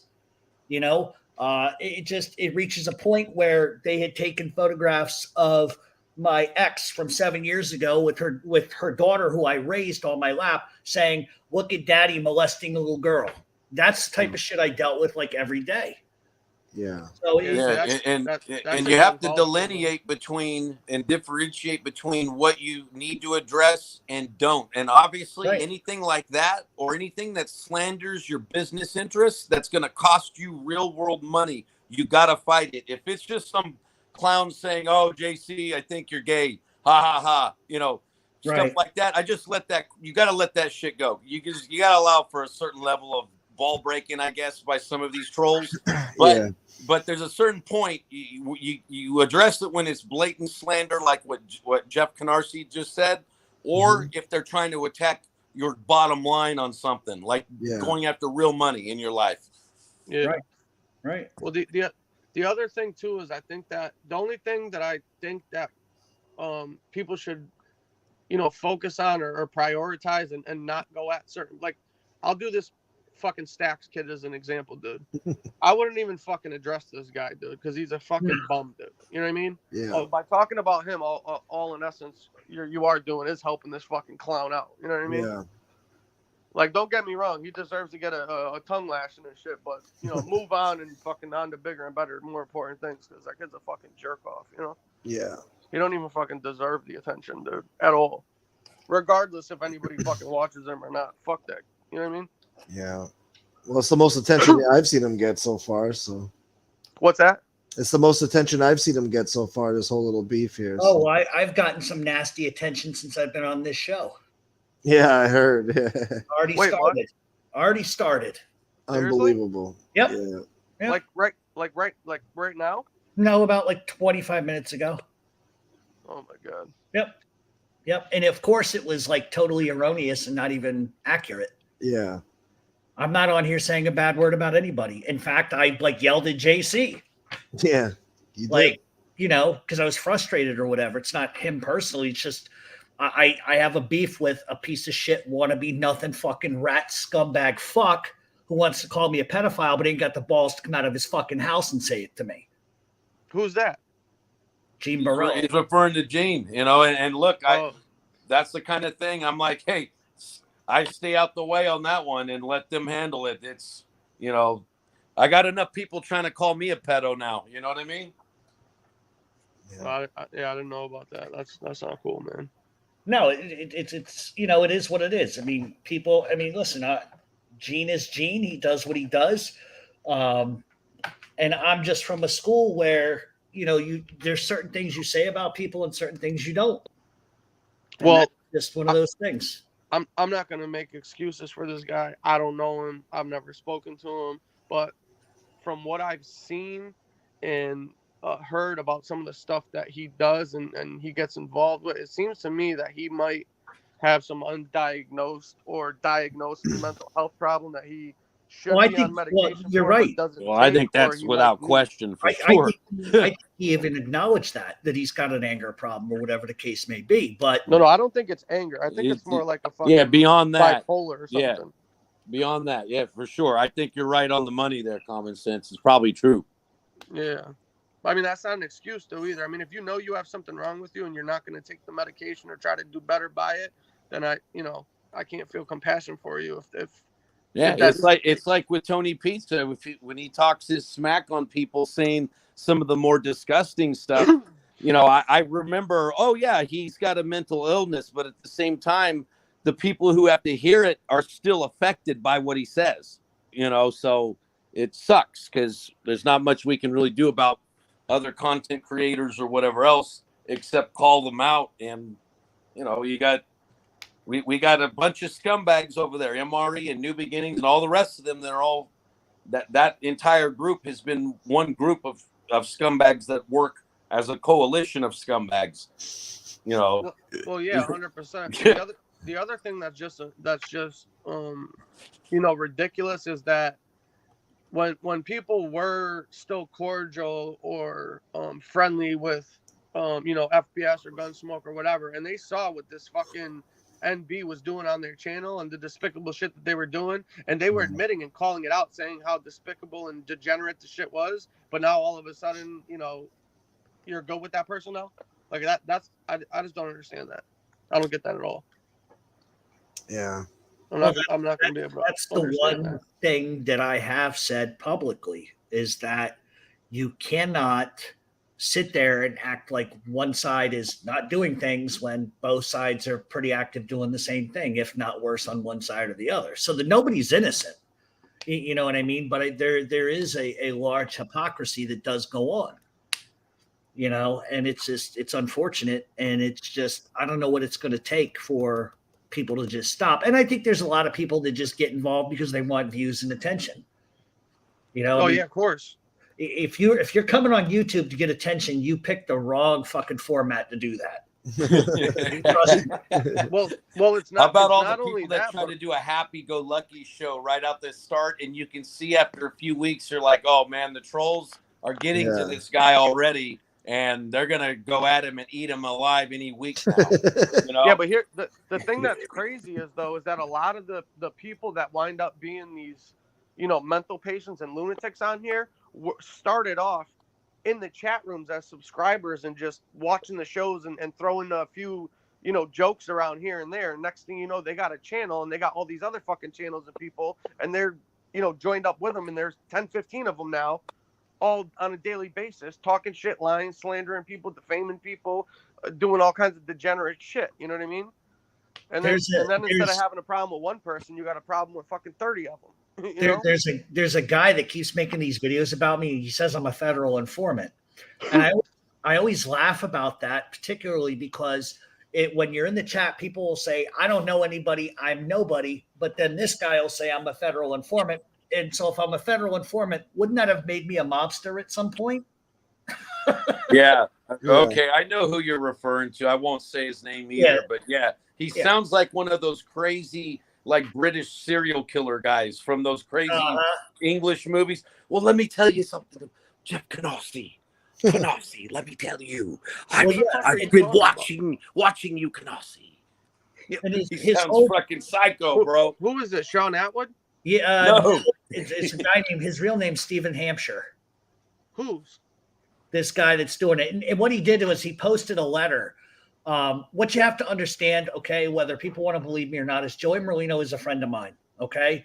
And when I was at his trial, somebody from the feds tipped off Rubio of who I was. He started assailing me in Facebook messages saying I was a piece of shit, I blew Joey, and then he's contradicting everything he testified to that day in court through messages. So what do? I give you wrote a letter to the judge, right? Well, yeah, that's what happened, because what happened was the Las Vegas parole department had been combing his Instagram accounts because he was like on John A. White's show and saying a bunch of lies. And they had seen where he was posting about me. So they contacted me and asked me a bunch of questions. And I told her the truth about, well, when I was at trial, this is what he was saying. And she said, well, can you do me a favor? Can you write a judge to the letter? Or can you write a letter to the judge? Because I can't tell the judge because legal chain of command or whatever the case may be. And I says, yeah, not a problem. And I told the judge everything that happened. Joey's my friend. I'm going to defend him. So it's not a rat move. And if this idiot had paid any attention to what happened, the judge, there were multiple letters. There was one from me, one from Lisa Babbitt, a bunch of other fucking journalists. And Judge Sullivan said, do you guys even want to address this? And the defense was like, no, we don't want to address it. And everybody was like, don't worry about it. So how is that a rat move? Somebody please explain that to me. Well, aren't you a private citizen that has like a job and does podcasts for a living? Pretty much. So I don't know. I just find it funny that people, can throw this word rat around so often, and then when it applies to somebody they don't like, it applies. If they did it or someone they like, then it's different rules for them. You know what I mean? Yeah. Bro, you attract the real crazy ones, Jeff. So I won't say the other guy's name, but someone said it in the chat. There's the dude that pulls up and I'm on tent in Oregon. Jeff Canarsie, where are you? The fool's hollering at the top of his lungs at like 10 p.m. at night on some random street corner in Philly, expecting you to come busting out a window or some shit. Hey, I'm here. Do you want to hear how that happened? Because that's a funny story. First of all, he is an informant, that kid. He is? I played the tape where he admits. The kid in the car? What? The kid in the car that thinks his aunt was banging the car? Yeah, he's a rat, an admitted rat. I have the tape of him saying he is a rat, that he ratted people out. That's number one. Number two, what he did was, I'm friends with Phil Narducci, very close with him. I almost got arrested because I outed the informant in that case, which you can't do. So all of that being said, this kid messages Phil Narducci on Facebook. Phil, unfortunately, is stupid enough to respond. And what did that kid do? He put the fucking receipts in a video of him and Phil talking. Oh, wow. So I call Phil. Phil goes fucking irate with me. Who the fuck is this kid? I said, well, never mind who he is. Why the fuck did you even respond to the kid? Right. Ever since then, he hasn't liked me. He made up lies about me. He said I kidnapped him with mob guys and stabbed him up. Just it's ridiculous. He's a nut job. I offered to put this kid in rehab. He looks like a junkie, if you ask me. He looks like a No, he is. Oh, he is? Yeah, certified. I didn't know that, but I got the feeling that he was like a junkie for some sort. Yeah, he's a maniac, bro. You could tell when that dude's wound up, and just there's a lot of them. There's like 2 or 3 from the UK and Scotland, or England and Scotland. You got a few around there. No, they're that's crazy. For you people who want to be content creators, He just so you called- know, you better be ready for like 5 crazy people from all over planet Earth to start trying to hit you up. So when Intergalactic. So when MRE says he's never had a rat on his show, guess what? He has. He He's put bros with that guy, isn't he? Huh? He put Isn't that he kid on the chummy with show. him? He put that kid on the show to talk shit about me. Yeah. So it's just, that kid called my lawyer's wife who had cancer. God rest her soul. She's passed away. And he like screamed all kinds of F words at her in a drug fueled rant. This is the type of people we deal with. Yeah. That's So, crazy. but this is the kid that walks around sticking a video camera at certain guys. And I'm telling you, as God is my witness, he's going to regret it one day. Wait, so do you even know this kid in like real life? No.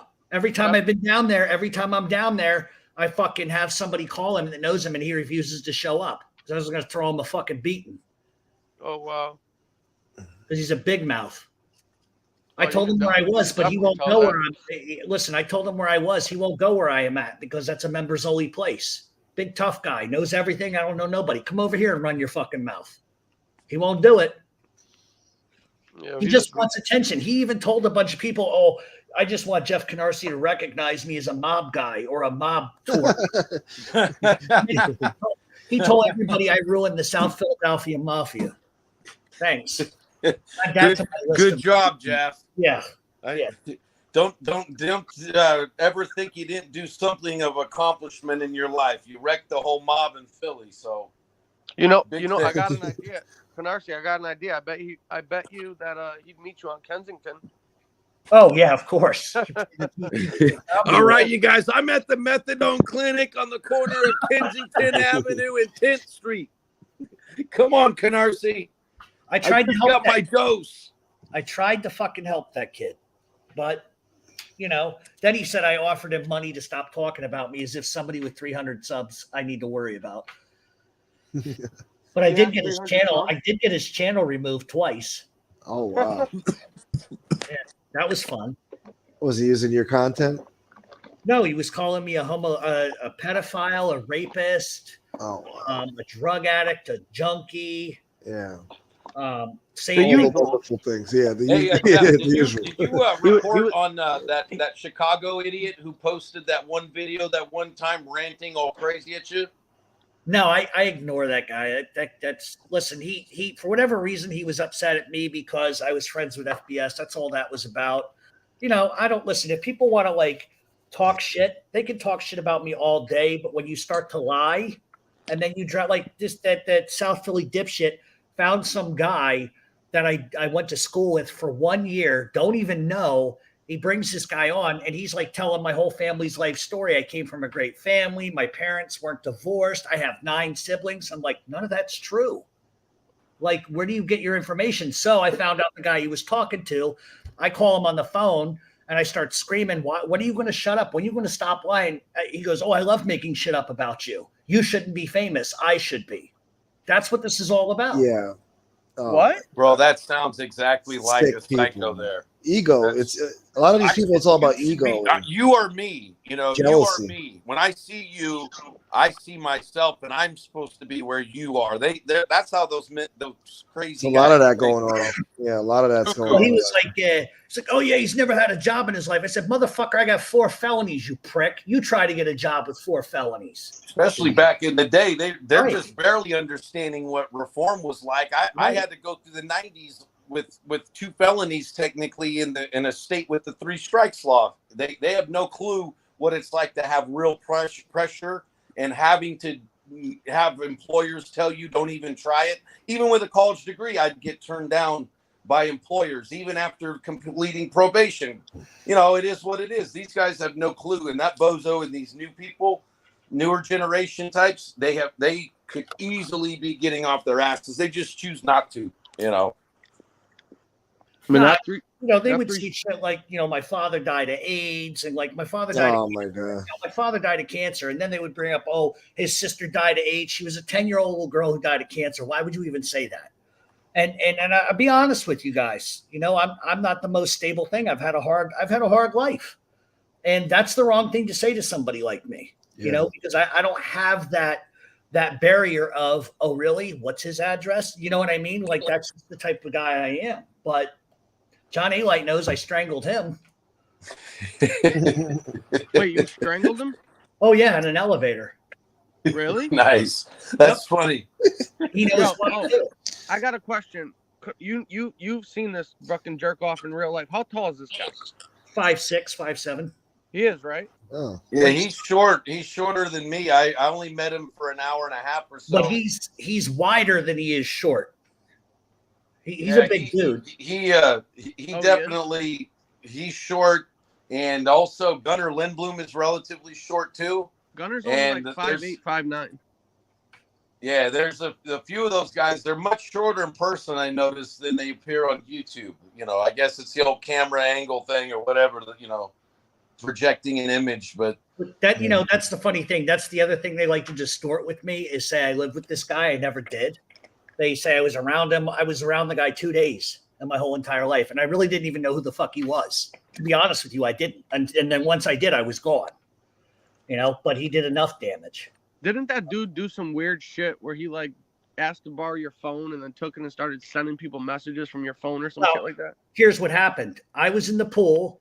He was sitting on the other end of a pool, and he dropped some broad he was talking to, dropped his phone in a pool. So he went and took my phone and started texting Angel Gotti. Oh, yeah, that's what it was. Yeah. And she knew it wasn't me because I don't talk to her like that. Like, you fat pig, you blow, you know, shit like that. Holy shit. Oh, wow. So what happened was once I found that out, because eventually I got out of the pool and it was like Sunday and I was leaving anyway to go where I was going to go.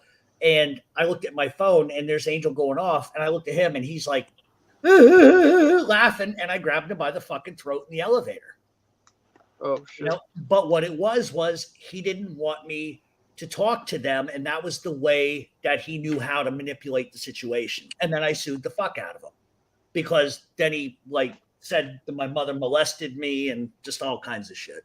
Hey, Ryan Davis, I'm 6'1" actually, and also to Lee Cole, I got your text. It's all good, Lee. I wasn't pissed off at you. I just don't interrupt about 2/3 of the time, and we're good. I love you, Lee. I don't take shit personal. You know that, Lee. But I'm answering your text. Yes, I'm happy, and everything's cool, buddy. Wait, so you actually litigated that lawsuit and finalized it? Well, he had I had Charlie Carnisi was going to do the deposition and he didn't want any part of that. Oh, so he settled before court. That's all I can really say. I can't go into like monetary stuff or anything, but yeah. You had an agreement? Oh, real quick. Yeah. Gotcha. Yeah, because they were going to grind him on murders and all kinds of stuff. Oh no, I mean an agreement, not to disclose the. The agreement was, which he's broken, which I could take him back to court and sue him again. It's $250,000 per disparaging comment that he makes, and he has made it a personal record since this all happened to continuously do that. In fact, he went behind the scenes with a content creator telling him stuff about me that wasn't true. And I knew it came from him because there would be nobody else that would say that vile shit. So damn, if he's going to insult you, he better make it good at $250 a chop. Well, I was going to say there better be some fucking good jokes, bro. He better save those for a haymaker, but A-Light's world, you know, that don't happen, I'm sure. No, and I leave it alone. It is what it is. It was like 7 years ago, whatever. But that does not make me a rat supporter, a rat lover. It makes me somebody who is starting a fucking mob talk radio show and trying to get his feet wet. That's all. See that, people? It shows that Jeff has this image of somebody that gets all bent out of shape over stuff. I've heard trolls say that a million times in people's chat. This shows you right there. He lets a lot of stuff go.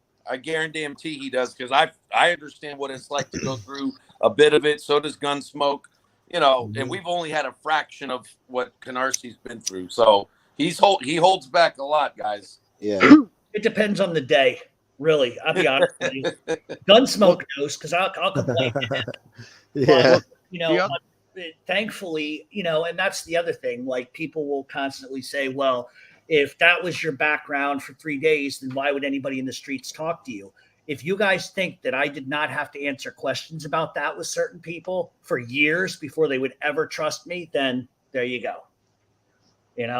So it is what it is. People, and that's the other thing I always say on my show that people don't like, is that, to me, these people that I know are just street corner guys. They're not Robert De Niro. They're not fucking Al Pacino. They're not John Gotti. They're just normal people. So why wouldn't I have friendships with normal people? Yeah. You know what I mean? It just, in Gunsmoke, you can verify. Yes. You know that I'm not bullshitting. So. No, I know. I saw for myself. Yeah. Damn. It just you should have waited on that. You probably could have got a lot more money today than you did when you did. And look, if you were fake, or any of us were, I've already discovered that within no time at all of doing these shows, your past comes forward. You're going to find there's going to be people from your past. For those of you who want to do content creation, people from your past are going to call you up. It's happened to me. And luckily the 3 or 4 guys have said, hey, you're telling it like it is, and you're not freaking going too crazy with it. It's all good. But if you do content like this, whether it's mob stuff or other criminal stuff or whatever, your past, they're gonna see your shows, and you're gonna hear from a few people. So, well, yeah, and I couldn't do what I do and have those friendships. Exactly, you would have been called. You would have. There'd be so many videos against you and others, and lawsuits and other shit, that you've been in the public eye doing this for a long time. So that says that what you're talking about is seems to be happening. So it's all good. I always check to make sure what I can talk about and what I can't. And if I can't, then I just don't even go there. And just for the record, my cousin was Joe Badway. Okay. Well, look up Joe Badway. That was my cousin. Well, that's a good point that you just made up, and a piece of advice. Like, if people have money or a business or something like that, and they're gonna come on YouTube, you need to think real carefully and clearly and speak to an attorney before you say shit on here, because people will fucking sue you if they know you have something worth taking. Yeah. Yep. And they'll make shit up if they have to get it. It happens all the fucking time. I mean, people will sue you knowing they're going to lose just to settle to get something rather than nothing. Right. But it's so hard to prove damages. You got to prove damages. And that's the thing I try to explain to anybody who takes, my material, is that, listen, it's my material. Right. And you have a business. If you're using it in a way that makes me look disparaging, then I'm going to threaten you to sue you, right? Which is how I got the nickname Jeff Suman. Well, that's the thing. Like, people in the chat, people want to, try to come after somebody or do something. It's like, you can't just go sue somebody for talking shit about you. You have to prove that what that person said affected you, either monetarily, you know what I mean, financially, family. There has to be some undue harm that was caused and you suffered as a result of it. Right. Well, you can't just go running around suing everybody because they said something negative about. Right. Somebody, I lost 6 film projects because of the shit that rat pulled on me. And then, the thing that people don't know is I lost my entire family over that too. What? Yeah. Yep. Get the fuck out of here. Really? Yep. You know why? Because George Anastasia got him on the campus of a college, which my brother is the dean. And Johnny White threatened him. Wonderful. So then he told my brother he was selling drugs with John Gotti Jr., which wasn't true. And then he told my brother that I was hanging out with nefarious people in Philly, which I was. And my brother said, you know what? This is the life you're going to fucking choose. You're a danger to me. You're a danger to my kids. I don't want you around. And I haven't talked to him since. And that was 10 years ago. Wow. That's crazy. So when people ask me how has that affected my life and why I get so angry, now you know. Well, you gotta write them. Yep, absolutely. That's a steer. There's nothing worse than people fucking with you. I mean, money you can get back, you can make back, but family, dude, you know what I mean? Yep, and that's a whole nother animal. You don't do shit like that. Tell you the truth, whether you guys want to hear this or not, the one person, honest to God, the one person that looked out for me when nobody did was Angel Gotti. She's the only one that did. She made sure I had food. She made sure if I didn't have enough for a bill, she took care of it for me. I do have a lot of love for Angel Gotti. And that's nice of her, and that shows that she has a heart in many ways, and I don't doubt that at all with her as well. And the thing with this, and you can clarify this better, but it seems to me that MRE is trying to drive a wedge between him and he did with FBS and her. Did he do the same thing with you? Got in the way of your guys' friendship? No, I think, listen, listen, I got a big mouth. Everybody knows it. I have an opinion. Her and I have always fought like siblings. She knows my stance on certain things, and we're not always going to agree on everything. And I would think that our friendship was based on a mutual love and respect for each other. And there's no ill will, really. It's just a matter of we all have to make decisions, and she's loyal to people. And I couldn't blame any individual for the demise of a close friendship. I would never do that. That's just, it's personalities. You know what I mean? Yeah, I got you. Because it seems to me right now he's trying to do that with Casbarosa and her. I won't go too far into it, but you can see how MRE operates. We've watched him from the last 11 and a half months.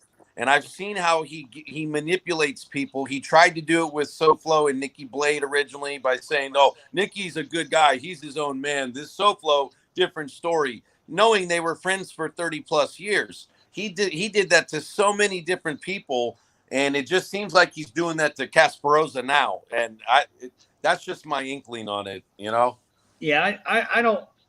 Listen. I mean, we're always going to have friends that other people don't like for whatever reason. And, it's a tough situation for me because I see all sides of the fucking stuff. I don't like a lot of the stuff I've seen, but then again, that's me. I can't force anybody to make a decision to make me happy. Do I like it? No. But then again, there has to be, I think the bottom line for a lot of this is mutual respect. It's like if Gunsmoke likes me, but JC doesn't, well, JC's going to have to get over that. You know what I mean? And if there's got to be a middle ground, and when there's no middle ground, then I think there was I got to be honest, and this will probably get me in trouble, but I think that there was a missed opportunity for someone or other people to put their foot down and just say, you know what, both of you, all of you are acting like shitheads. I'm not talking to anybody till this is done. Yeah. I think that would have negated it. But then when you get the whole tit for tat shit going on, it just gets amplified. And I'm not saying anybody's innocent, and I'm not saying everybody's guilty. I think collectively, each and every one of us in our own way is guilty because we've all fed into it, right?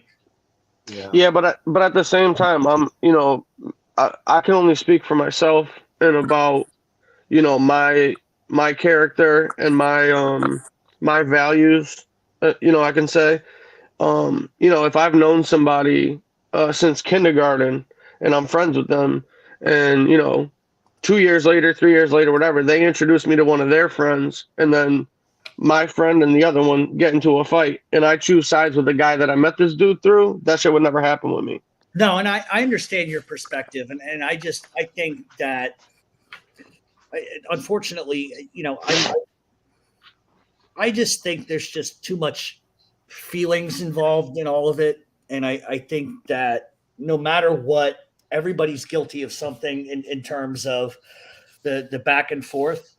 But the thing is like, you can't, if I'm friends with somebody, you can't hold it against me that I'm friends with somebody else. I mean, it just is what it is. But if you start playing sides and saying shit and you know what I mean, that's when that's when you do get yourself involved, and that's when you are going to become, fodder, and now you know exactly why, for the most part, I've stayed out of it. I like everybody. I don't hate anybody. I understand like every side of this. I've told Gunsmoke, I understand all sides of it.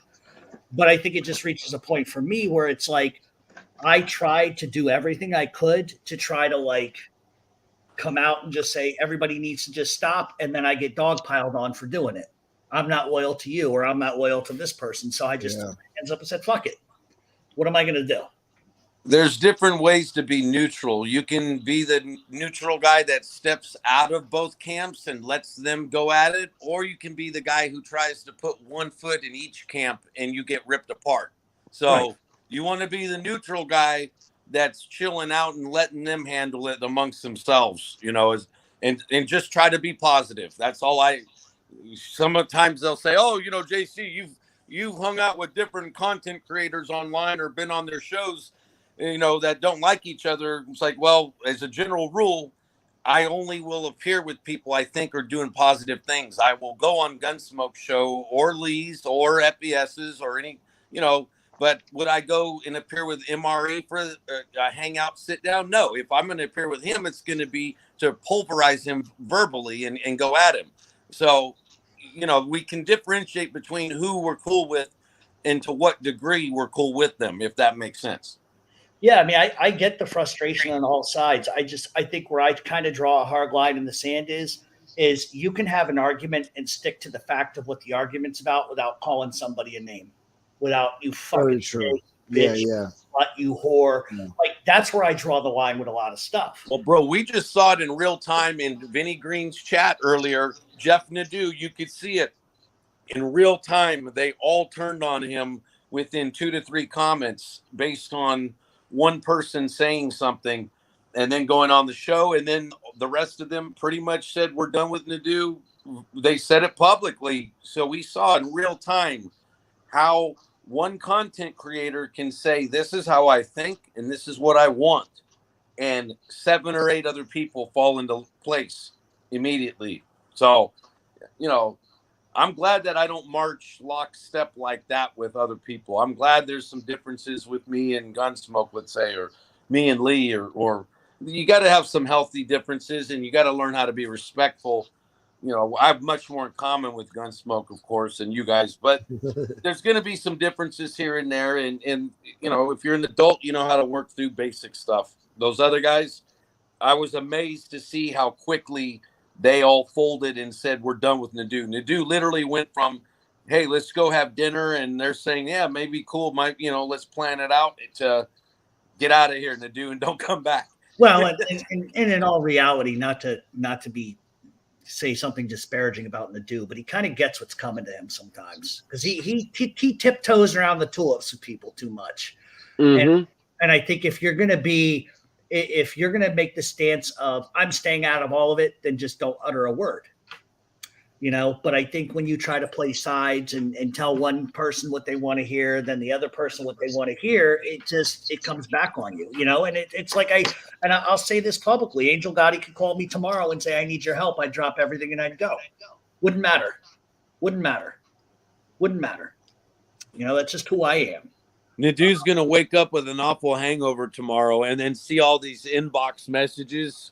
What did I say to these people? Because he said in the chat that he'd been drinking heavy. So he was loaded while this was all happening. He's going to wake up tomorrow. What the hell happened kind of, Saturday night, except, he's finding out he's got like 5 people that hate him now. That sucks for him, I guess. Well, you can't win on this genre. No matter what Man, that's a hell of a hangover to wake up with, though, bro. That shit, friends the night before. That shit don't have nothing to do with this genre. The bottom line is, I don't care who you are. If you're gonna be one of those, Switzerland, type people that wants to, be friends with Russia and be friends with the United States and pander to both of them and shit while, remaining neutral. At some point in time, something's going to happen when the shit pops off between the two where you're going to either get involved directly because of you or you're going to get dragged into it and you're going to have to do something.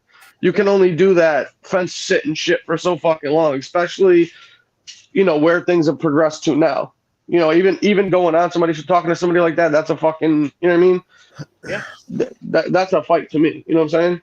Yeah. Well, tomorrow the story will be is I came on here and trashed MRE. I came on here and trashed FBS. I came on here and trashed Angel Gotti, and none of that's true. But that's what the story will be. And that's just unfortunate. I'm a firm believer in who I was 20 years ago. It's not who I am today. Just like 20 years from now, I won't be the same prick that's sitting here now. But I hope not. I know I'm probably going to be a very mean old fuck with a cigar jetting out of his mouth. I could see that. I could definitely see that happening. I don't know. I think I reached the point where I just, I see what FBS is going through, and I can sympathize with, the way he feels, because I woke up every day like that for 8 years. Yeah, like, bro, the guy's getting fucking viciously attacked, dude, by fucking people that he doesn't even talk to. They come out of the fucking woodwork, make channels about him, fucking 10, 15 of them gang up and do all this shit. And the minute he fucking sticks up for himself or says anything, they say he's the bad guy. I mean, these people are fucking crazy, bro. Of course, anybody who defends themselves I get it. But I think it, I hope for him, and he knows this. So this is nothing that would surprise him. I hope one day he just wakes up and just says, you know what? I don't want any part of this. Let him say whatever. You know what I mean? And it probably won't stop, but I just hate to see a guy or anybody go through that every fucking day. It's just my opinion. I mean, it doesn't. Yeah. No, you're absolutely right. I mean, it's disgusting. It's weird. I mean, these people are like fans, and I don't know, some of them are jealous. They don't know how to control their emotions, and they want to meet him up to beat him up and or kill him or whatever the fuck they want to do because he does a show on YouTube. Like, it's sick, man. It's so weird. It's like that fucking Gloria Sanchez who killed Selena. She was the head of the friggin' president, whatever, the president of the fan club. Yeah, look at the guy who killed fucking John Lennon. Same fucking thing. The fans winds up killing the people, Yeah. And they're also happens all the time. And at the same time, they're also the ones that start up all the bullshit. Yeah. Every fucking time. They pick the fights, they poke the fire, dude, all that shit. Yep, absolutely. They're like the these people on here remind me of that old adage, like the kleptomaniac that starts a fire and then dials 911 while they sit and watch that shit. You know what I mean? Have you guys seen that old De Niro movie? Or they try to be the fucking hero to put it out. It's called The Fan, where he was Wesley Snipes was the Giants player. Yep. That's the baseball, right? Stuff, bro. Yeah, no, legitimately. That's a really good analogy or description. Mm-hmm. But it just crazy, man. But that's how these people are, bro. It's insane, dude. Well, and it isn't going to be a content creator, bro. I'm telling you, it's going to be some fucking dude wearing a trench coat with fucking sunglasses on in his basement. That's like, oh, I'm going to do this. This guy's going to love me after I do this shit. You know what I mean? Well, and that's really where you reach the point where, it's not the person that's going to be on Facebook that's saying he's going to come to your house and beat you up. It's the one that doesn't say anything that's going to come to your house and gun. And for sure, and listen, you got to defend yourself or whatever, but at some point you have to realize you're not dealing with people that are dealing with a full deck. Yeah, we have a much higher likelihood of, if we're ever going to get attacked in public or at an event, let's say, it'll be by some maniac who watches these shows, who has no ties to organized crime, never has. I get versus the real ones, they won't even mess around and waste their time, bro. No, so if it's gonna happen, it'll be one of the maniacs that comes at one of us. Well, it's funny. I've been stopped here. I live on the Lower East Side of Manhattan, and I've been stopped 3 or 4 times by people who recognize me. And I got to admit, for the first 10 seconds they're talking to me, I'm like, oh fuck, today's going to be the day. You never know. Yeah. You never know. No, it's true, man. Definitely fucking true, dude. And it only takes one person that's having a bad day or some personal shit. You know what I mean? Yeah. And they just fucking snap, dude, and do some crazy shit. I'm just waiting for one of these maniac, good-looking hot chicks that wants to cyber stalk me to start rolling up. Why can't I get a stalker who's like a blonde, who's like 5'7"? About 110 pounds. Oh, yeah. I can't get stalkers like that. I always get some guy from England who sounds like a creep. Yeah, yeah. Oh, my God. Joey Melrose, that's so funny that you just said that. You guys see his comment right there? You see that? Read that, Gunsmoke? I never trust someone when they tell me they are a volunteer fireman, and that's sad. Dude. Yeah. So, one of my girls, really close friends a few years back or whatever, her boyfriend or fiance, I think they want to get married. I'm not too sure. This kid was one of those people, dude, where fucking he like tried out for every fireman test, and he would like order all the shit off of fucking, you know, those what the fuck are they called? Like the barrack, you know, surplus army stores and shit like that.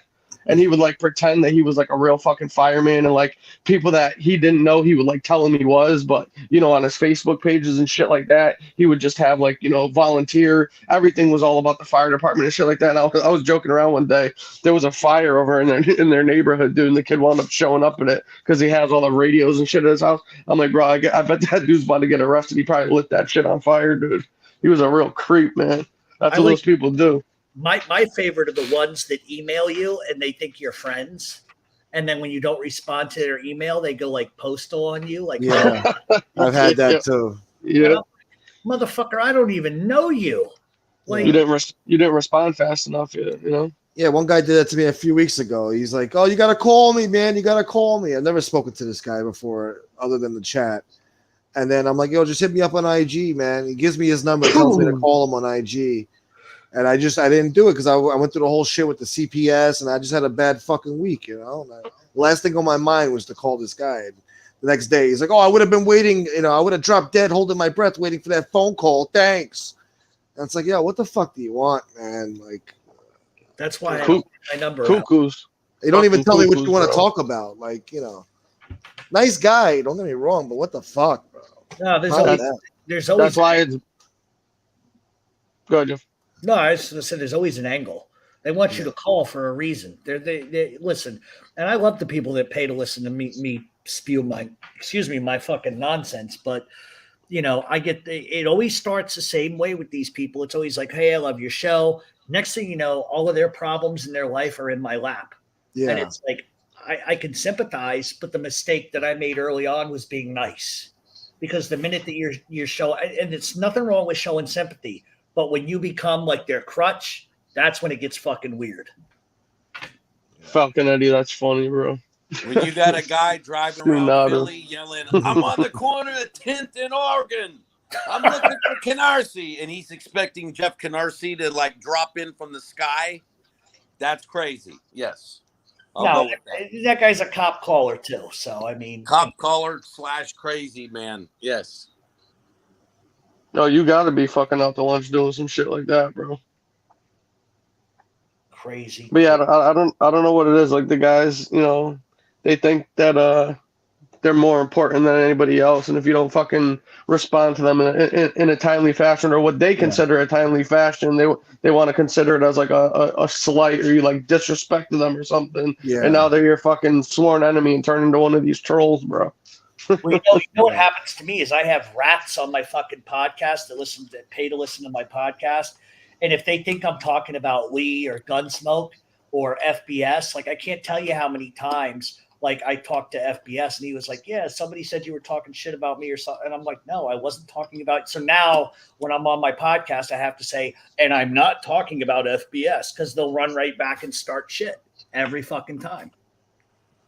Oh yeah, I've told somebody else that got a channel that does that shit, man. I told them the same fucking thing, dude. If you're gonna talk, don't be talking in generalities and in fucking circles around the thing. Say the person's fucking name and just talk to, because otherwise people are gonna think it's about them. You know what I mean? Yeah. That's the bottom line. You can't go on here and say a bunch of shit and then be like, "Why are they mad at me? I wasn't talking about them, dude." And it's like, well, you didn't say who the fuck you were talking about, so you can't use that argument now, dude. It's like you should have said the fucking name, addressed that shit, because now you got a problem with 4 people that think they got a problem with all 4 of them, but that think that it was about them. Well, like you can't do that shit, man. Either fucking say something and say it straight, or don't fucking talk about it, dude, because you're gonna get it back. You know what I mean? Yep. Or the people that want to like throw jabs and shit, and then if you fucking say something, they get about them, they go fucking crazy, dude. And it's like, the fuck do you expect? You know what I mean? Like, you know, all these people on fucking chats and channels and shit want to say shit, but the minute that something gets said about them, they go fucking lose their fucking minds, dude. And it's like, I don't. What did you think is gonna happen? You know what I mean? What do you think was gonna happen? You know? Yeah, it's worse. Exactly, Tony Ducks. It's always worse to beat around the bush. 100%, dude. It's always worse, man. Because you're gonna piss off 10 people instead of the one you were talking about, man. I've seen it happen a million times, dude. Yeah. And we fighting with 10 different people, you know. Yeah, 10th and Oregon is no joke. 10th in Oregon. I'm on the corner. 10th in Oregon. What's 10th in Oregon? In Philly? Oh yeah. What is that, like the block? Yeah, you could say that. Dude, the scare. You guys ever been to Baltimore? Oh yeah. Dude, that's the. I will legit say that Baltimore is probably the only city I've ever been in where I was like legit nervous, fucking going around the city. Terrifies me. Dude, we went to get some bud. Going to Detroit was something else the first time. And when I got back to California, I told all the homies out here, I'm like, you guys do not understand poverty and craziness. Even our ghettos in California, you know, they were bad or whatever, but at least people had small houses and it was spread apart and stuff like that. And also all the burnt out buildings, you guys fucking. Baltimore and Detroit and cities like that are not freaking crazy. They're no joke when you see them up close, you know? You know what else is crazy is Miami, bro. I'm not talking about the nice tourist part of Miami. I'm talking about like the Hialeah, fucking Little Havana type of Miami. Yeah. You know what I mean? Yeah. The people down there have no clue, man. Miami's a brutal place too, it's like man. A third world Believe country. it or not. Yeah. Yeah, some sections of Miami are real bad. 100%. Yeah. I remember Miami when I went there. It was it's a rough area.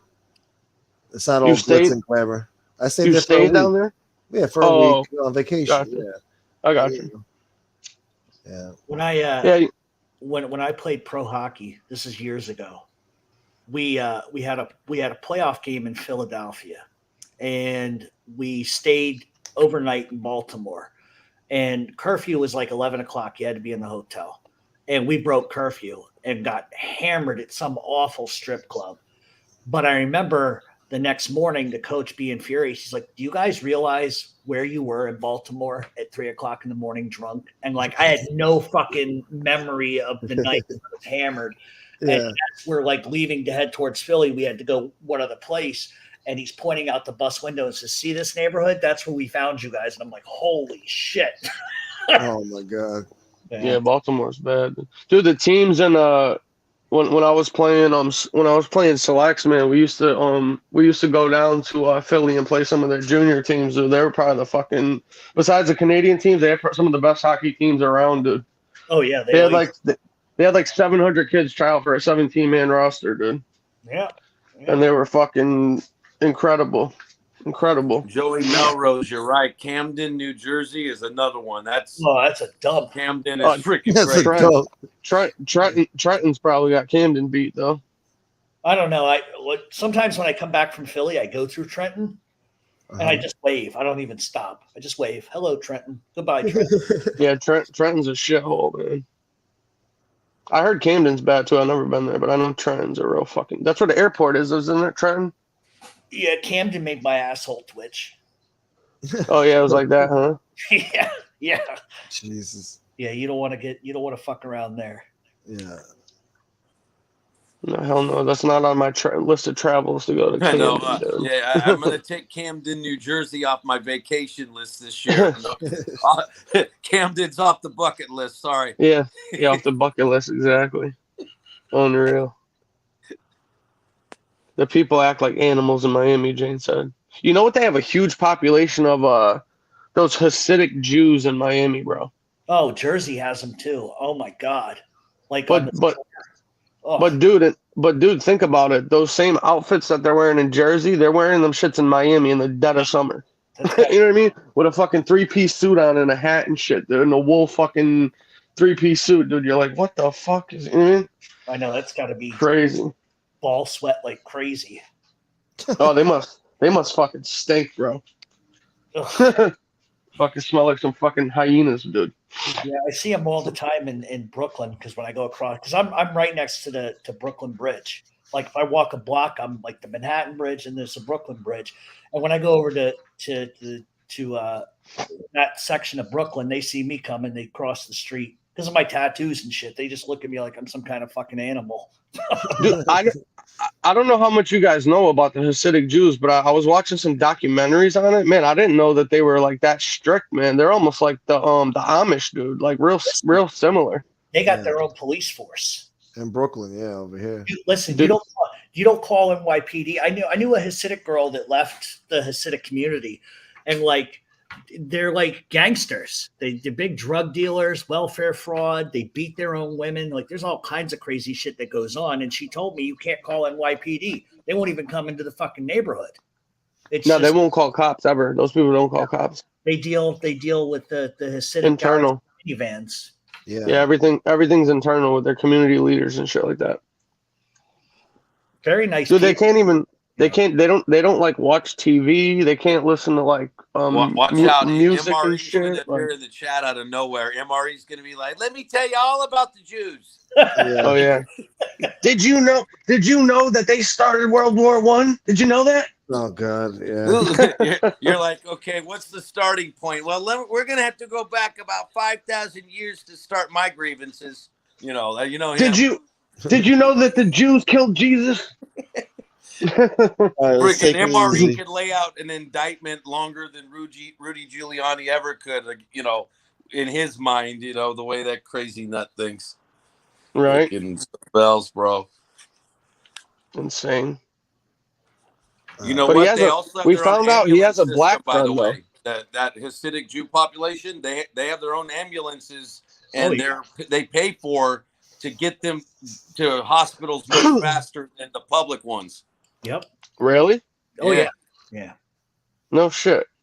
What do they have, like a community leadership program where they like kick they got up like to a shit or community something? insurance program. They pay X number of dollars a month, $20, let's say, a family, and in exchange they get access to paramedic services exclusive to them to get to their accidents or whatever, quick as possible and get them to the hospital fast.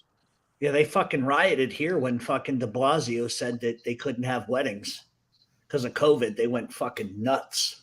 I remember that. Yeah, they were like doing like a whole they took over the whole fucking neighborhood, like in the street, like 5,000 of them. Yep. Really? Oh yeah. Yeah. Wow. No shit. They went fucking crazy. In Brooklyn? Yeah. Yeah. Really? Yep. They weren't wearing masks. They were out of control. It was They didn't crazy. give a fuck. They were like people in South Philly. Masks. Fuck the masks. And the cops couldn't do nothing about it. The cops had to retreat. Well, because they have separation of church and state. They can do it for religious exemption, probably. That's what I think their argument was. Yeah, probably religious exemption. And again, when they get married, it's like an arranged deal. So there's like the wedding isn't just like 100 people. It's like 6,000.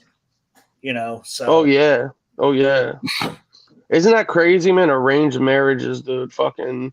I went to school with a kid. He was a Indian, and his parents were setting him up with a girl, a friend of their families. The daughter. And fucking, they never met each other or nothing. And the dude was like getting married fucking in like 2 months and shit. And this was going to be his wife. And he's never met the broad before in his life. See, and they'll stay together for like 50 years. But they don't get divorced either. They'll stay together for 50 years, man. Yeah. Yeah, but I'm sure they cheat. Well, let me break it down in terms like this. So let's pretend the guy's never gotten laid. So you mean to tell me that he marries his girl, whatever the case may be, he doesn't have any experience other than with her. He's bound to get curious at some point. If he has options to even do that. That's true. Some people are just grateful to even have that. I mean, there's a lot of guys in Asia right now where the men outnumber the women, so they can't even find a woman, and they're all depressed. Damn, imagine if your parents tried setting you up and you met the chick, dude, and she looked like a fucking hyena or something, dude. Well, hey, look, it's better than nothing, Some people don't have options in this life, Yeah, in a lot of cases too, they're very wealthy, so it's all about spreading the seed. And the money, yeah, they get paid, dude. They don't think of marriage in India like that the way we do. They think of it like families joining forces as a family itself. Well, they call themselves clans. Who you're in love with, you got to think about everyone around you has to eat. And that means you got to marry strategically or work whatever game you got to work. You know, Yeah, that's how it is over there. Yeah, they call them clans, dude. I know that's big in like Iran and Iraq and shit like that, where the clans like, you know, control and dominate certain segments of you know, cities or towns or areas or whatever that they're from, you know. And they only like marry and, you know, getting, I don't know, families and shit like between them, you know what I mean? From what I But that understand, they pick like 3 or 4 possibilities, but it has to be from the same family. So it's not like you're going to marry, you know, John, you're going to marry Jane. You know, it's more like there's Jane, Susie, whatever. And then they start to pare it down a little bit further as they get older. But it's all in the same family kind of thing so that they can keep their wealth strategic because they got to eat, you know, hand to mouth sometimes in those places. Well, you look at You have to marry smart. You know, the Bonanos and Profacis did it. You know, my grandparents were actually third cousins. Oh yeah, Bill Bonanno married Rosalie what's Profaci, yeah. Profaci, yeah, that's right. Carlo Gambino and Tommy Lucchese. Yeah. His son Tommy married Tommy Lucchese's daughter. You know, and then Your guy Kevin Samuels, Gunsmoke, used to say that he wanted to see the black community become a community where they think of marriage between family units to strengthen their money. You know how he was. He was about his money game in particular, but he basically he was saying the same thing, that pretty much, you know, if they think about marriage or relationships from that bigger point of view, ultimately every dude and female in the community is going to be happy for the most part. A lot more than like today, where, you know, only like 30% of marriages or 40% even make it anymore. It's like, it's not even worth messing with. I'm not going to get remarried ever. You know, ain't happening. It's bad, man. It's really bad. The divorce rate it's reaching up to like almost 60% on the high end. People are too selfish, I think, today for marriage to really work, especially down the road. The younger generations are way more into themselves because of being raised on computers and all kinds of stuff that we didn't have growing up or had less tech of. So they're it's too becoming too easy. individualistic for marriage, in my view. I don't think it's going to last much longer as an because technology made it too easy. You know what I mean?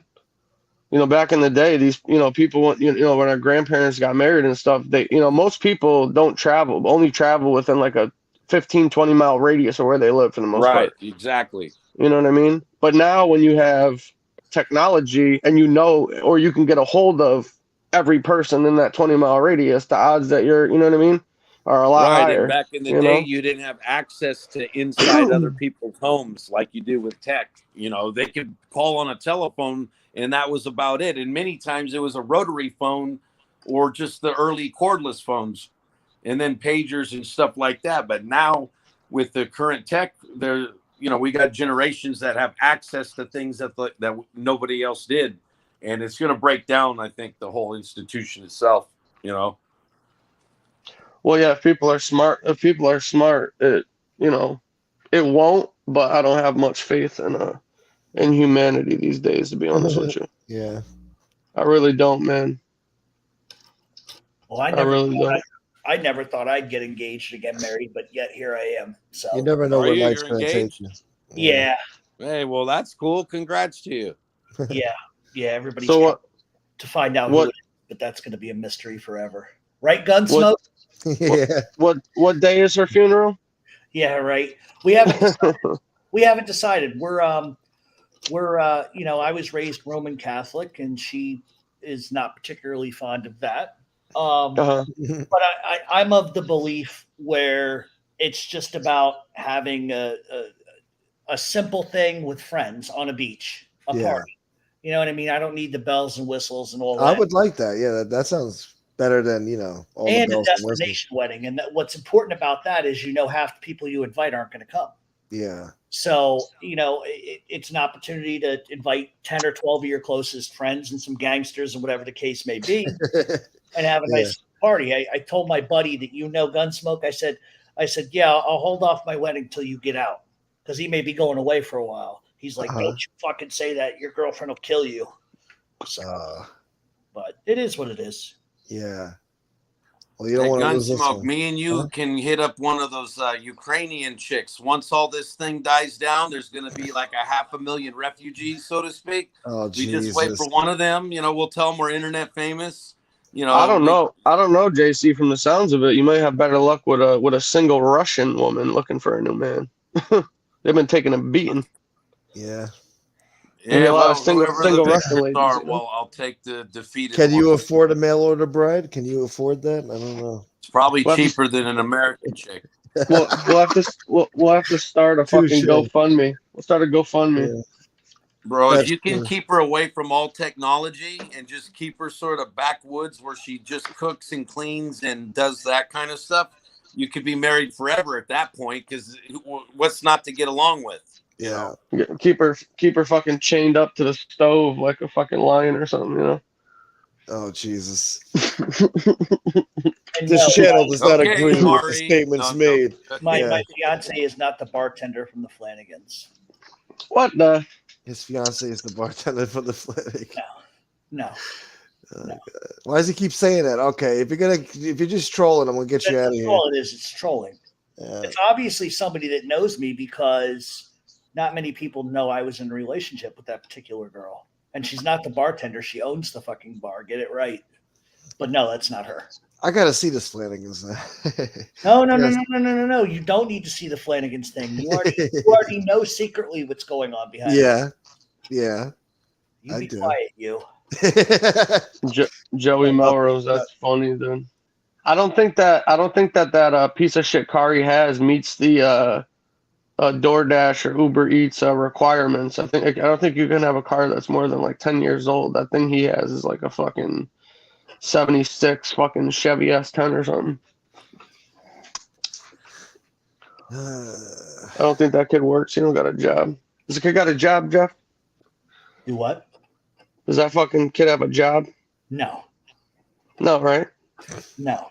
There was sort of an incident where I was down there and I heard he had a job, and I went in and he ran out the back door. So I don't know if he kept that job or not, but to my knowledge, no, I don't think so. And you know, that's a large part of the problem is I think people think, sorry, I'm trying to fuck with my mic stand. I think people think they're going to get somewhere by attacking me, and it really is. It might get them attention for like a week, but it's really not going to get them where they want to be. Yeah. Yeah, fucking Dritto's a funny bastard. Hey, Drudo, I saw that comment too. That's pretty funny. Have Lee roll up to a cattle ranch. All right, hello, Dude, people. This cattle ranch is owned by an Italian named family. Well, before when I was before FBS and Lee and everybody, you know, got cordial or whatever, and I was still going at Paps here and there. I was gonna start doing those 99-cent super chats, and I was gonna, you know, put my name as like, you know, one of these really like long fucking Italian last names, just so he had to like try to pronounce that shit and fuck with him. But then I was like, I don't even want to give him $1, so I didn't do it. I thought that shit would have been pretty funny. We should cover the cartels. Shit, he's down that way, man. I'm sure he could come up with a whole bunch of fucking news. Hello, people. There's 5 heads on the bridge this morning. Right? Yeah, no doubt. And I believe they're all Mexican, but I can't tell. They're not saying anything. I think they're Mexicano. I think that's how it's pronounced. I used to be married to a Mexican lady. They look like a bunch of Mexicans. I know a guy who is in the Sinaloa cartel very well. Oh, geez. There are some people that you don't want to disturb for any reason. No, yeah, not at all. I don't want to think about them or talk about them. It's hilarious. Uh-huh. Hey, Jeff, I need your permission to use this as a phrase. From now on, anytime a content creator pisses me off, I'm going to say, hey, why don't you start covering the drug cartels? Yeah. Yeah. You know, instead of telling them to F off, I'll just say, hey, bro, why don't you start covering the drug cartels? Yeah. Did you guys ever heard of that the Ruski, the Russian that works with the fucking cartel down there. I don't know. I don't know if it's the Sinaloan or the New Generation cartel or whatever. He's a Russian guy, and he's like their main like enforcer hitman for their whole cartel. You know what I'm talking about? No. Nope. Oh, you guys got to check I'm it not out. into that stuff. Yeah. You guys got to say no regardless. Well, you guys got to check it out on YouTube, bro. Apparently, after the dude like kills his victims and shit, he takes like Russian flags and like shoves the poles up their ass. So then, like when the cops come to like get the bodies after they get called in, they know that this dude did the work because he puts the Russian flags up their assholes. That's very creative. Yeah, he's a real fucking nutcase, dude. he supposedly fucking skinned some guy alive, dude. Oh, You didn't see that shit on the news? No. no. Oh, dude, they do some fucking wild shit down in Mexico, bro. Yeah. They That's why make I'm never fucking going there. they make ISIS look like fucking pet shop workers. You guys know I'm banned in Finland? For what? Well, apparently, according to Finnish authorities, my show is listened to in a lot of the jails, and a lot of serious people listen to it. And apparently, I was somehow surreptitiously sending messages to prisoners on my show. Wait, what? Yeah. Say that again? A lot of people in Europe listen to my show. And a lot of guys are listening to it in federal prison now, or what equates to federal prison there. And apparently there was a jailhouse snitch that said that there was a guy in America who was doing a radio show who was spreading secret coded messages in his radio show to Wow.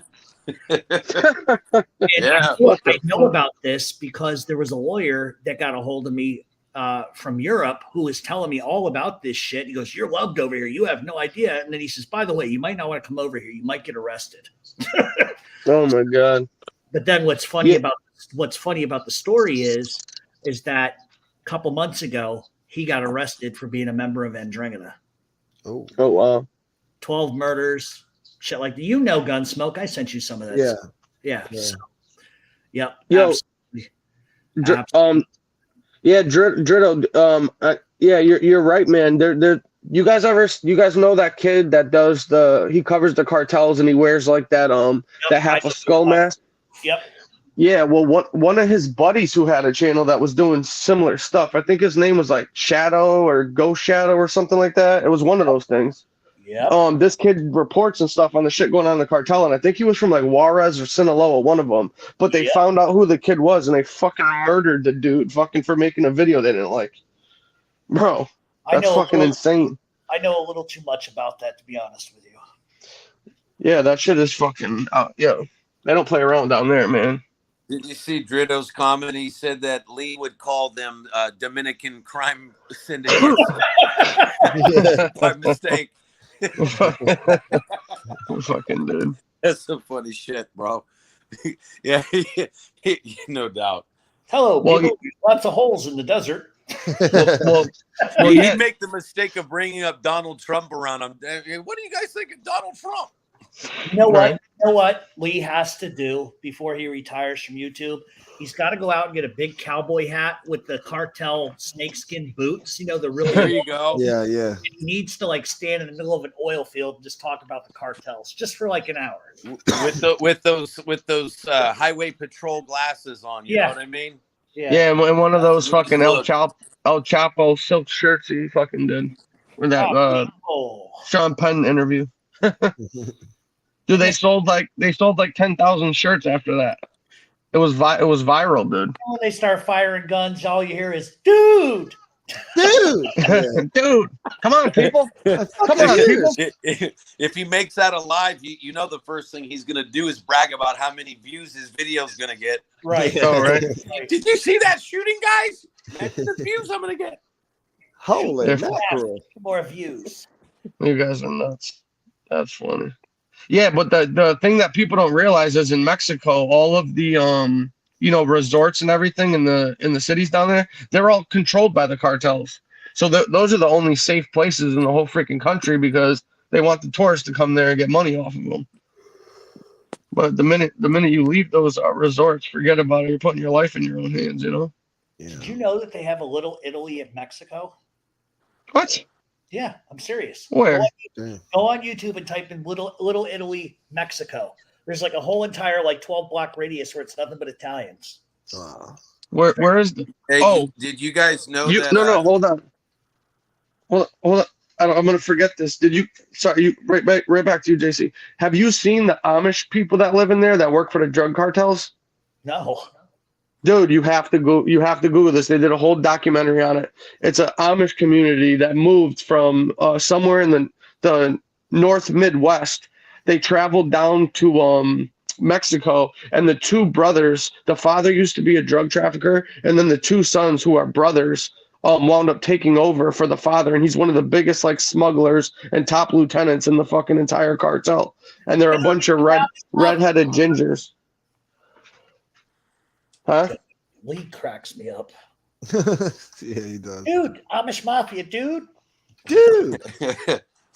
They put the bricks in their horse and buggy. Al Capone places, by the way, up and down Baja California. There's like 10 places, I kid you not, that all claim to be the first spot that Al Capone set up shop when he started selling booze in Mexico and setting up casinos. There's a whole history actually out west, and especially in Baja. It's crazy when you actually see one of them. They'll brag about it, and they sell these specialty drinks at the bars. You know, the Al Capone this, and it's probably 99% tequila or whatever. But it's for reals. There's places there. You guys should research it sometime. You guys will find some cool shit. Yeah. Yeah, Falconetti. That's what I'm talking about. But they weren't they're at war with another cartel, but the Amish guys, they work for the cartel. They smuggle all the kilos and shit inside of their little fucking horse and buggy things. Yeah. You gotta watch it. It's a good way to hide it, though. If you think about it, they're the least likely to get searched at the border. Well, one of the brothers had beef with the father. The one of his sons obviously took over, and the father set him up and got him arrested, and he's doing like 10 years in prison. And the son did an interview with some channel on YouTube and was talking about it and explaining how his father set him up because he was taking over all the routes, and he had a ton of respect and stuff like that, and was like controlling the whole place. So his dad set him up to get pinched, dude, and got him like a 10-year sentence. Fucking crazy. Yeah. You need to start watching Ireland, because some shit's going to start popping off there in the next month or two. Oh shit! Big time. Why? What with the IRA? The new IRA people? No, because the feds, the DEA have seized all the Kinahan's assets in the United States and over in Dubai now. And word I heard the other day from somebody was that Danny Kinahan sent back somebody back to Ireland because they're afraid, with the situation with their money being seized, and some of these other fringe groups are now going to start to try to encroach in turf and territory. And apparently the law has been laid where Danny Kinahan allegedly has said, we will kill any motherfucker who tries. So it's going to get real nasty over there. Real nasty. Oh, Joey Melrose, you saw what I'm talking about, right? It was interesting, man. You guys got to check it out, bro. It's a fascinating story, man. I had no idea about it at all. It's crazy. We should get Lee a reality show where Lee has to be an Amish guy for a week. Oh my God, that would be fucking hilarious, dude. Hi, Shashai. Yeah. We'll send him up after. We'll send him up FPS's way. Dude, I'm growing corn. That woman's got more hair on her back than I have on my face. One thing about those sheep, they push back. I don't think he'd do it, man. You can't get on the internet in those communities, man. Dude, I tried to milk a cow, but it wasn't a cow. Man, these guys are lucky that I wasn't in my scam days. They don't even use computers. I could have totally gotten away with a lot of free stuff here. They got more sticky floors in the 1980s in Manhattan. I tried to push a sheep off a cliff and it pushed back. Right. Oh, yeah. There you go. That's why a farmer does that. Yeah. That's Farmer Lee. That shit would be funny, though, to get him to go down there to do a vlog, dude, from Amish community, like hang out with him for a week. That would be hilarious. I'd watch that shit. I can't watch UFC. It's the bottom line, people. Dude. Hello, people. Dritto wants to know: are the Kinahans billionaires? Oh yes, absolutely. I've heard that name before, but I'm not too familiar with them. They are the well, over in Europe, they don't typically call them the mafia; they call them firms. Yeah, but they are one of the biggest. And they over there they get nasty like everybody else. I can't think of the name of the family that they were feuding with, but there's word that may start again. I mean, just recently, I think it was in 2016, they tried to kill Danny Kinahan at a boxing event. Guys walked in with AK-47s and lit the whole fucking place up. There's a YouTube video of it. Those guys still bomb people out there too, don't they? Oh yeah. Yeah, that's what. I think that's what it was a few months ago that Kinahan guy said he was tied to some guy that had blew up a whole bunch of people or some shit like that. Well, yeah, he tried to insulate himself into pro boxing with Tyson Fury. That's what it was. Yeah, he knows Conor McGregor too. Yeah. Yeah, that's who it is. Okay, that's where I saw. Yep, go ahead. I know what you're talking about. Yeah, Conor McGregor went to him to get his life saved because he punched like some 70-year-old fucking man in a bar. In a bar, yeah, yep, exactly. And the Irish mafia was going to kill Conor McGregor. Really? Yep. Wow. Yeah, he hit some dude that was like one of the fathers or some shit like that or whatever. Wow. Yeah, he had a big problem out there. They don't play around over there. And I'll tell you what, the first time I was in Ireland, I landed in Belfast and I'm coming off the plane and I was heading to Cork where I have family and stuff. And I have family in Belfast too. And I had a crucifix and the guy looked at me and goes, "You might want to put that in your pocket." I said, "What do you mean?" He goes, "Do you know where you are?" I said, "Yeah, but I'm Catholic. I should be." He goes, "It doesn't matter. Put that shit in your pocket." Well, yeah. Oh, what, meaning you'll get fucking robbed for it? No, they'll kill you. They'll kill you because the Catholic Protestant shit's still going on. Oh, okay, I got you. They have neighborhoods that are detached from each other. Like Catholics live on the left, Protestants on the right, and they don't intermingle. There's like gates between the houses. See, that's the thing I never understood about all of these fucking different sects and of the Catholic church, man. There's fucking like 100, 200 of them. Yeah. These denominations and different I don't understand that shit. It's confusing as hell. Every one of them. They just said the guy in the sky. You know what I mean? The guy in the sky. Yeah, but every single one of them is just like only like small, minute differences. Like I don't understand why they would need a whole denomination of, Catholic because of these one or two little things. Irrespective of all that, everybody can just be adults and learn that you'll be having people in the neighborhood that you don't necessarily agree with, and they keep it in their houses or their individual churches. But unfortunately, we don't have a lot of people like that anymore. A lot of people love to push their stuff on others, and that's Exhibit A, Northern Ireland. It's been that way for the longest time, and they're not going to change it anytime soon for sure. Yeah, well, shit, more people have died in the name of religion than anything else in the fucking entire history of man, Absolutely.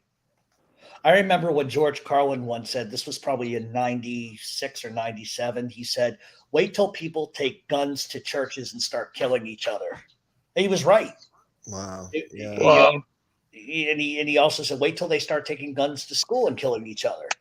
He goes, "I can't wait. That's going to be exciting." He was right about a lot of stuff, man. Yeah, George Carlin was a fucking genius, man. Yeah, he's needed right now in these times. They wouldn't even let that guy fucking talk on TV. Are you kidding me, dude? He'd be blacklisted so fast. They would never let him talk. They still bring up that whole the routine he does when he said rape is funny, and the crowd goes ooh, and he's like, "Let me explain to you how rape is funny. Picture Porky Pig raping Elmer Fudd," and everybody started laughing.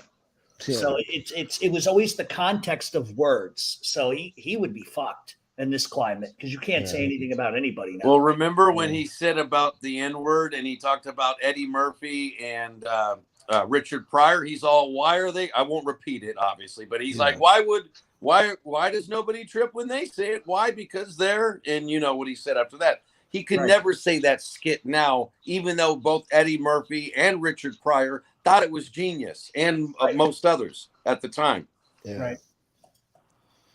Everybody's so friggin' sensitive nowadays. So you know who's funny? Do you guys know Anthony Jeselnik? No. Oh, Jizzle Neck. Yeah, I call him Jizzle Neck. Yeah, dude. That you never seen him, Gunsmoke? What about you, JC?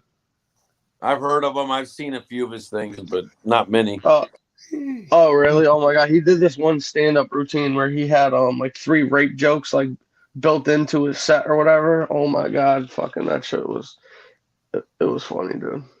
I'm not saying rape was funny, but that shit was funny. People, like half the crowd, you could tell, were like distraught, and the other half were like dying laughing, but they didn't want to laugh, but they wanted to. You know what I mean? Yeah. It was one of those Did deals. you Like ever if that watch dude tried to do Doug that today, Stanhope forget about back it. in the day? Doug Stanhope would freaking hit at every group, and to this day, there's like one routine he did where he talks about Jewish people, right? And he says a lot of the same stuff that anti-Semites would normally say, except the way he did it, it came off as sort of someone inside the community itself, and he was able to do stories that everybody was able to laugh at. If you watch it sometime, and you'll see what I'm talking about. It's a little segment that is on YouTube still, and it hasn't been censored because I guess he's been lucky, but it's genius stuff. And you can't do that stuff anymore with comedy. You're not going to see Chappelle and other people take risks, the way they did even 5 years ago. It's hitting a dark kind of censorship zone now that's like unprecedented or hasn't happened since like the Middle Ages, we'll say. It's crazy shit that's happening now. Was Doug Stanhope the guy that looked like Jim Carrey from Dumb and Dumber? Yeah, sort of. Yes, sort of. Yeah, Yeah, that like bowl cut, real white dude. Oh, okay, yeah, I know what you're talking about. You guys know that Frank Sinatra had Jackie Mason's face broken? Really? For what? Over what? Well, Jackie Mason was touring, and he kept making all these mafia jokes. And I guess Sinatra said something to him one night. They ran into each other, and I guess Sinatra said something to the extent to him of like, you really kind of got to watch what you say because you could offend people. And he says, basically looked at him and says, "What do you care? You're a fucking wop." So Frank made a call, and the next time he was on stage, the mob guys took him in the back and beat the dog shit out of him. Really? That's a different era, Same thing happened to Richard Belzer. Richard Belzer, yeah. Yeah, he made. Who the fuck is that? He was a comedian back in the 80s. He's on he was on Law and Order SVU for a long time. He was in Scarface too. You might remember him when they did the scene with that guy, Strangers in the Night. Yep. Yeah, he apparently made some cracks about wise guys, and they tuned him up. Yeah. And Paul is 100% right. 100% right. There's those that want to be a part of the UK, and I'm all for a United Ireland. I always have been, but that's when they started labeling me a terrorist. Okay. Really? Yeah, because I grew up in a very Italian Irish household, and you supported the IRA, you supported Ireland, and my father didn't support some of the nasty stuff that happened, but we supported a lot of stuff, and I donated to them for years. And it's, now I'm a terrorist and I kill children. That's what they say about me now. So, Jesus. Yeah. Sick world, man. Oh, it's amazing. I'm the terrorist, but somebody else who supports that kind of stuff, who could borderline maybe be one, isn't. It's funny how that works. Well, rules for thee and not for me. I mean, look at that, Gunsmoke. You went 4 hours and 41 minutes. I know. Seriously. I'm so tired. I'm out of Go it, to man. bed. It's your show. Yeah, well, you guys were talking. It was good content. Lost it all fucking day tomorrow now. No, it was good You content. still got guys. 71 in here at like 3:30 in the morning your time. I know. It took me a while, but I finally hit 100 people at one point in here at like I don't know, 2 in the morning, 2:30. So that's pretty good number for 3:30. Yeah. So fuck, I can't even get 70 at 7 o'clock at night. Oh, stop! No, literally, they will not. They don't, because I don't deal in the drama. They don't want to hear historical shit. They want fuck your mother, fuck your. That's what they want. Well, they're here for common sense. So common sense, go on his show next time. I'll build them up. Everybody's welcome on my show except Lee Cole. He's not. Yeah. Okay. Well, your show is refreshing because, out of all the shit that goes on, you could go to your show and actually hear some details about the mob still. current events and stuff like that, and maybe even history too, obviously. So, I mean, it's good to go to your show for that. I mean, not everybody has to be fuck you, shoot 'em up, this and that, Well, and the only reason why I said what I said about Lee was just to fuck with him, so he'll get up tomorrow. He knows that. Send me a nasty gram. Hey, dude, what the fuck? Yeah. What the fuck, dude? You said I can't go on your show, dude. I don't want you. I don't want to be on your fucking show. You don't have any numbers. Nobody watches your show. Yeah, no shit. He'll throw that one up. Well, someone said in a random chat that you buy subs, dude. You're buying subs, dude. Really? Some random troll said that. Who? Repeats it. Who's buying Lee subs? repeats that shit, bro. He'll repeat things that people say. Trolls in the chat. He hasn't done it lately, but that used to be one of his things where when he would get disinfo out there, it was inadvertently most of the time because he would repeat bad information, Oh yeah, fucking most of the people on here just hear shit and repeat it. They don't even look and check into it at all. I don't think people understand the way YouTube works either, because if you buy subs, YouTube has algorithms to watch that, and if they catch you, they're going to demonetize you and throw you off YouTube. Wow. So, yeah, absolutely. And you can tell anyways, there's, that one clown that has like 6,800 subs now, but he gets 10 people in his live streams during a peak time. We know we know what's up, A good shoe-in is if you have, let's say, okay, so if I have 15,000 subs and I'm doing an average of 5,000 or 10,000 views, a week, that's normal. But if you have like 11,000 subs and have 80,000 views, you're buying views. Yeah. That's just reality. Oh yeah, 100%, dude. And I see somebody that's in this space, and I'm not talking about native. I am. Somebody else that has 5,000 or 6,000 subs that gets like 40, 50, 60,000 on every fucking show they do. That's fucking weird. Yeah. You know what I mean? That just don't make any sense. Usually, like for instance, if you have yeah, like it's exactly what you just said, Canarsie. If you have like 15, 20,000 subs, you'll usually get, I'd say, between 50 and 75% of your subs to watch that show. Right. Your number should never be more than your fucking sub count. It doesn't make any sense. Right.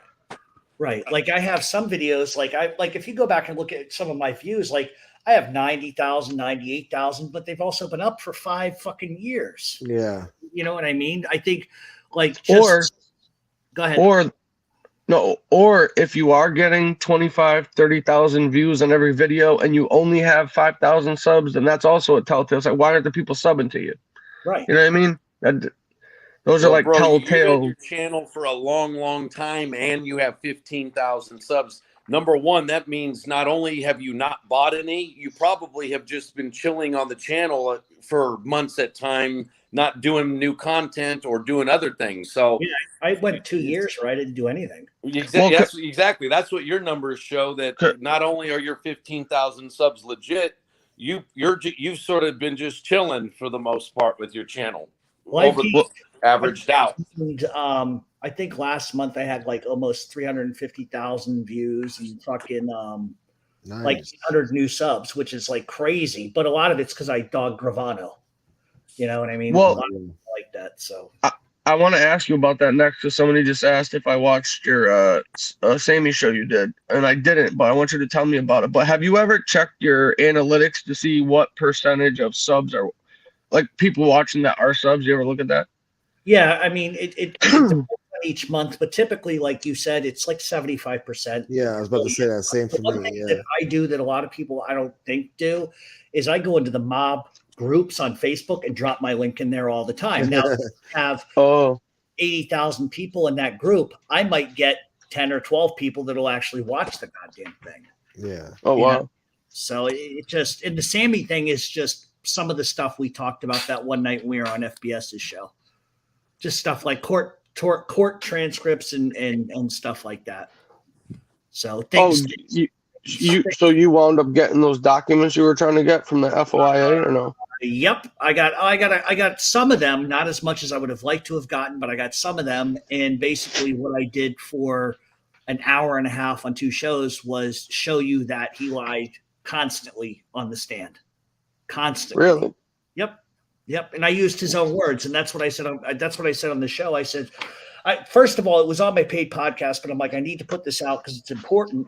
And my theory it's not that John Gotti was innocent. It's if you're going to be convicted on the merits of evidence, and the fact that Nixon hid evidence, knew about it, and let it sit there until after they were convicted, to me is a little fucked up.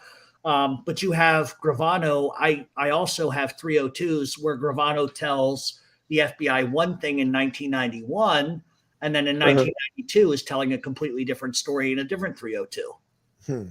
So little, it's who he blames murder. So what do you think if there was one or two, huge lies he told that could have swung the verdict? What do you think that those were, if any?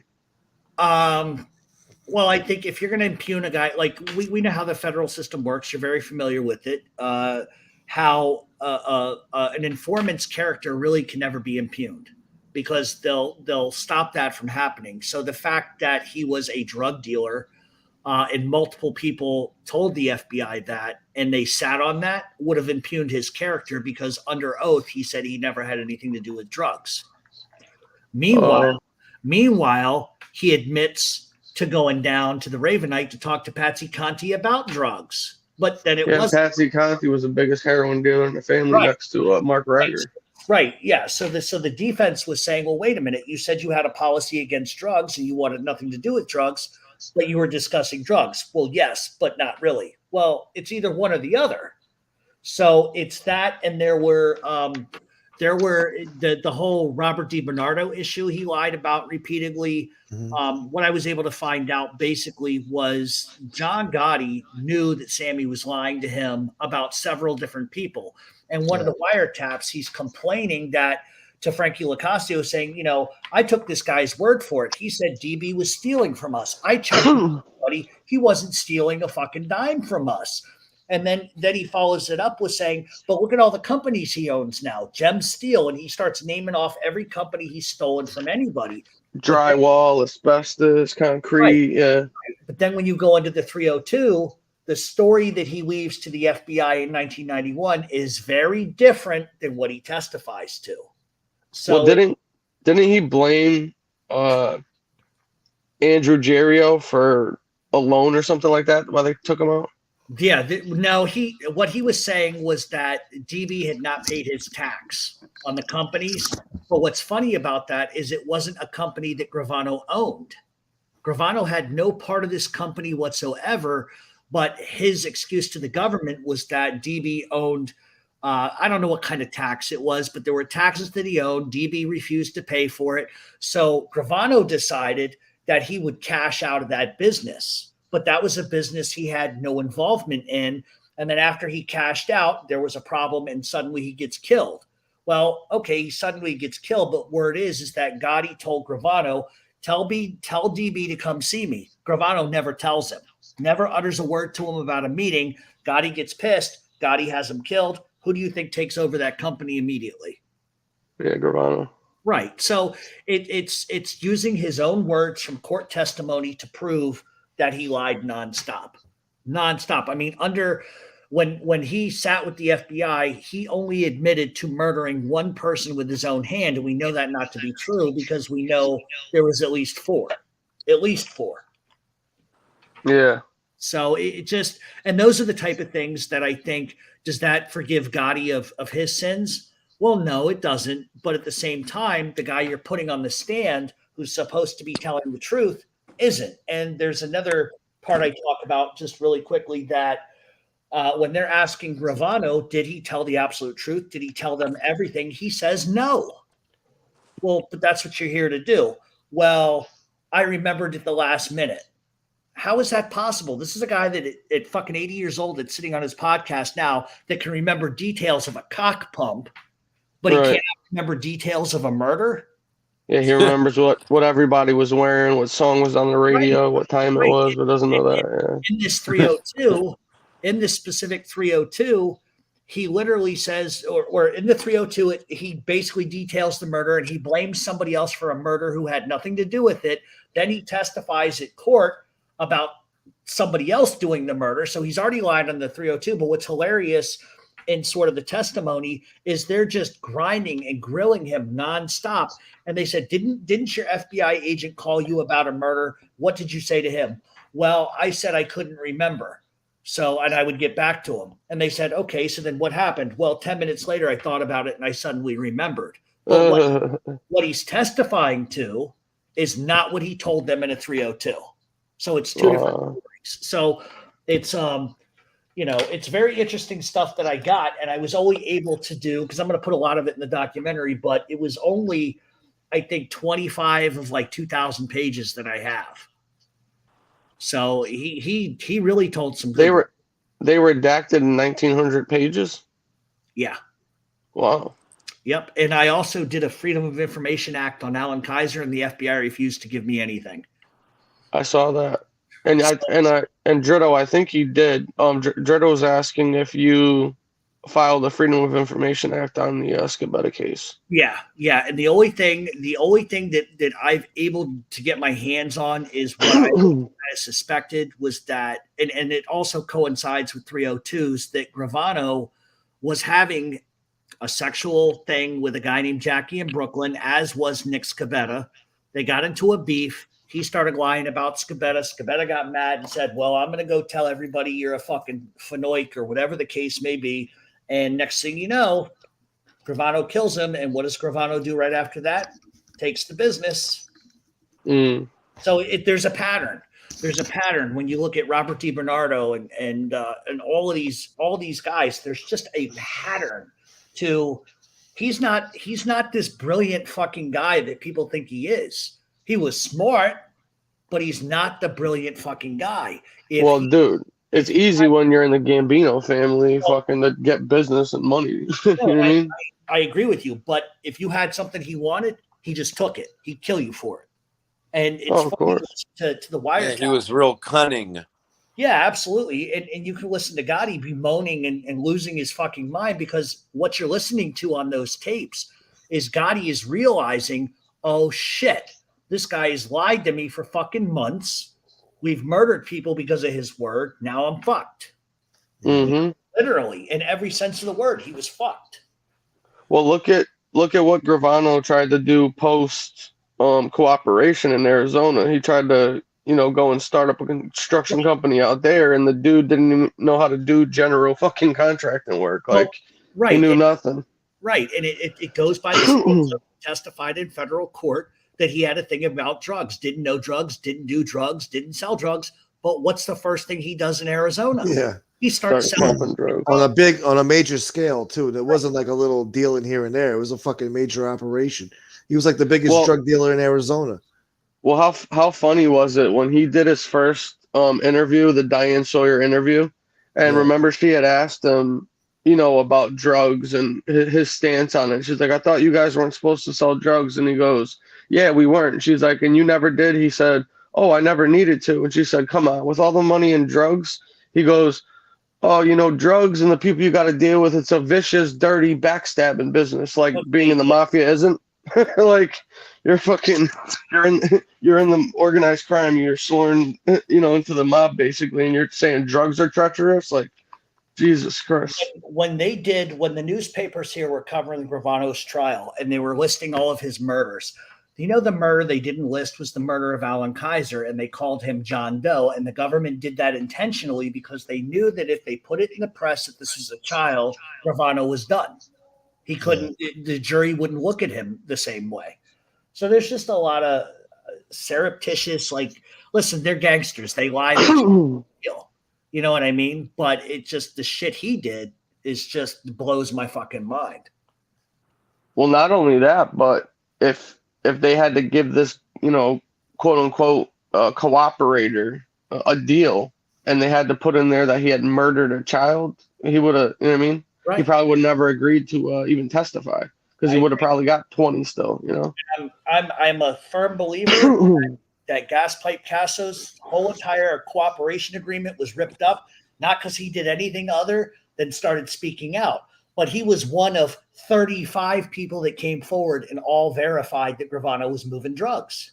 Yeah. So it wasn't like it was a secret to the FBI, like, oh shit, they had DEA reports. They had informants in other cases that were all telling them Gravano was the financial backer in all of this. You have Gotti on a wiretap acknowledging he knows Gas Pipe's a drug dealer. Well, yeah, and wasn't the boat that got seized directly linked back to him? Yeah, the shipping vessel, like the Hunter. Yeah, absolutely. Yeah, it was, and the captain of the ship was linked directly to him too, I believe. Yep. And the son, I think his son even wanted him cooperating too. Yeah, Gravano tried to blame it on Gotti Jr. Really? Yeah, he said that was his financial responsibility, but it wasn't. Everybody, there were guys in prison that were coming forward and telling the FBI stuff like Gravano's selling drugs, and the FBI now picture this.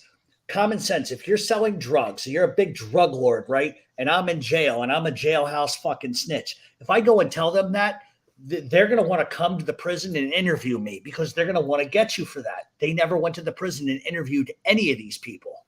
None of them. Really? Yeah, and the judge rendered it not consequential because Gravano wasn't on trial for drugs. You believe that shit? So he argued that it was outside of the scope? It was outside of the scope because he was not on trial for fucking drugs. Narcotics. Fucking real. That's crazy. Hey, Terry Time. Good to see you here. Yes, welcome, Terry Time. Welcome, Good to see Terry. you. What's going on, Terry Time? How you doing? Let me do it now because there was a few people who donated tonight. I didn't really get to thank them, especially Diaz. He sent me $150, separate, 3 separate payments. So thank you so much for those super chats, Diaz. And Tom Sheehy, thank you, bro. And Canarsie, well, X and Canarsie, X. And you guys are great. Thank you so much for supporting the channel tonight. It's 5 hours, Gunsmoke. Call it. You ready? Yeah. Yeah, it is 5 It's hours. actually Exactly. about ready. 2 seconds, one. Right at it. Right at it. Nice. And Terry Time, look at this, $20. Thank you so much. She says hit the like button. Great Thank you, way Terry to end the Time. night for you, Gunsmoke. Yeah, that's beautiful. Thank you, Terry. I appreciate that. Thank you, Terry. So I want to thank you guys for being here, especially Mob Talk Radio and JC and Common Sense. You guys stuck it out with me for a bunch of hours right now. So I'm very grateful to you guys for giving me the content. It was a great show for the most part. It had its moments there. It had its little testy moments, but look, that's entertaining. So, and Mob Talk Radio coming here, dropping his mob knowledge on us, all the mob history, and it's wonderful, man. I'm very grateful to you. I like doing this better than my own live. Really? Yeah, it's easier. You're always welcome here, brother. Please. Yeah, no, I don't mind. I'm gonna get in a little trouble with the old lady about this, but that's okay. Yeah. I didn't go crazy, so All right. Well, you'll have to set up a open mic night, Gunsmoke, from now on, open chat. Yeah. Bullshit about whatever. Yeah. Oh, Terry, I'm sorry your horse didn't win. You got to get him next time. Well, thank you for having me on. JC, you have a wonderful night. Thank you. You too. Thanks for having me on, Gunsmoke. Have a good one, Common Sense. All right, guys. All right, guys. Check Take you later. care, everybody. Have a good Later, day, guys. tomorrow. Take Good night, care, guys. Gunsmoke. Good night, bro. Thank you so much again. All right, Common Sense. All right, guys. Oh, it's 3:45 almost over here on the East Coast. I'm sure you guys are tired out there. Our friends in Europe are waking up, I guess. They're having breakfast. It's almost tea time over there. It's almost tea time in London. Terry, thank you for showing up here so late. I appreciate that.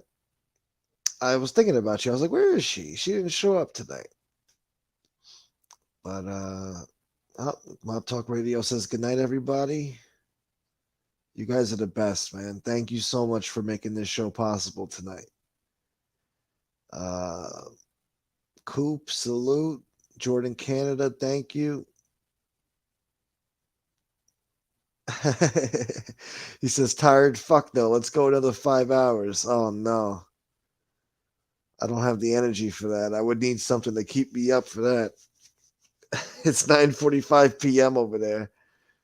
What the hell? Oh, man. All right, guys. Well, thank you so much, everybody. I'm going to get out of here. I don't know what else to say. I guess I'll see you on MobTube. Oh, it's 12:45 a.m. on the west side. Past her bedtime. That's early. For a Saturday night, that's still early. So you guys on the West Coast are living it up. It's time for bed over here. Oh, Terry Time is just waking up. So she's got a lot of energy right now. Tony Duck, salute. Frankie Rizzo, Stormy. All right. You know I'm not good at goodbyes, everybody. So good night. I'll talk to you later. Until next time, salute. And please hit the like button. Please do what you know. Hit the like button, folks. All right. Get out of here. Scram. Beat it. Peace.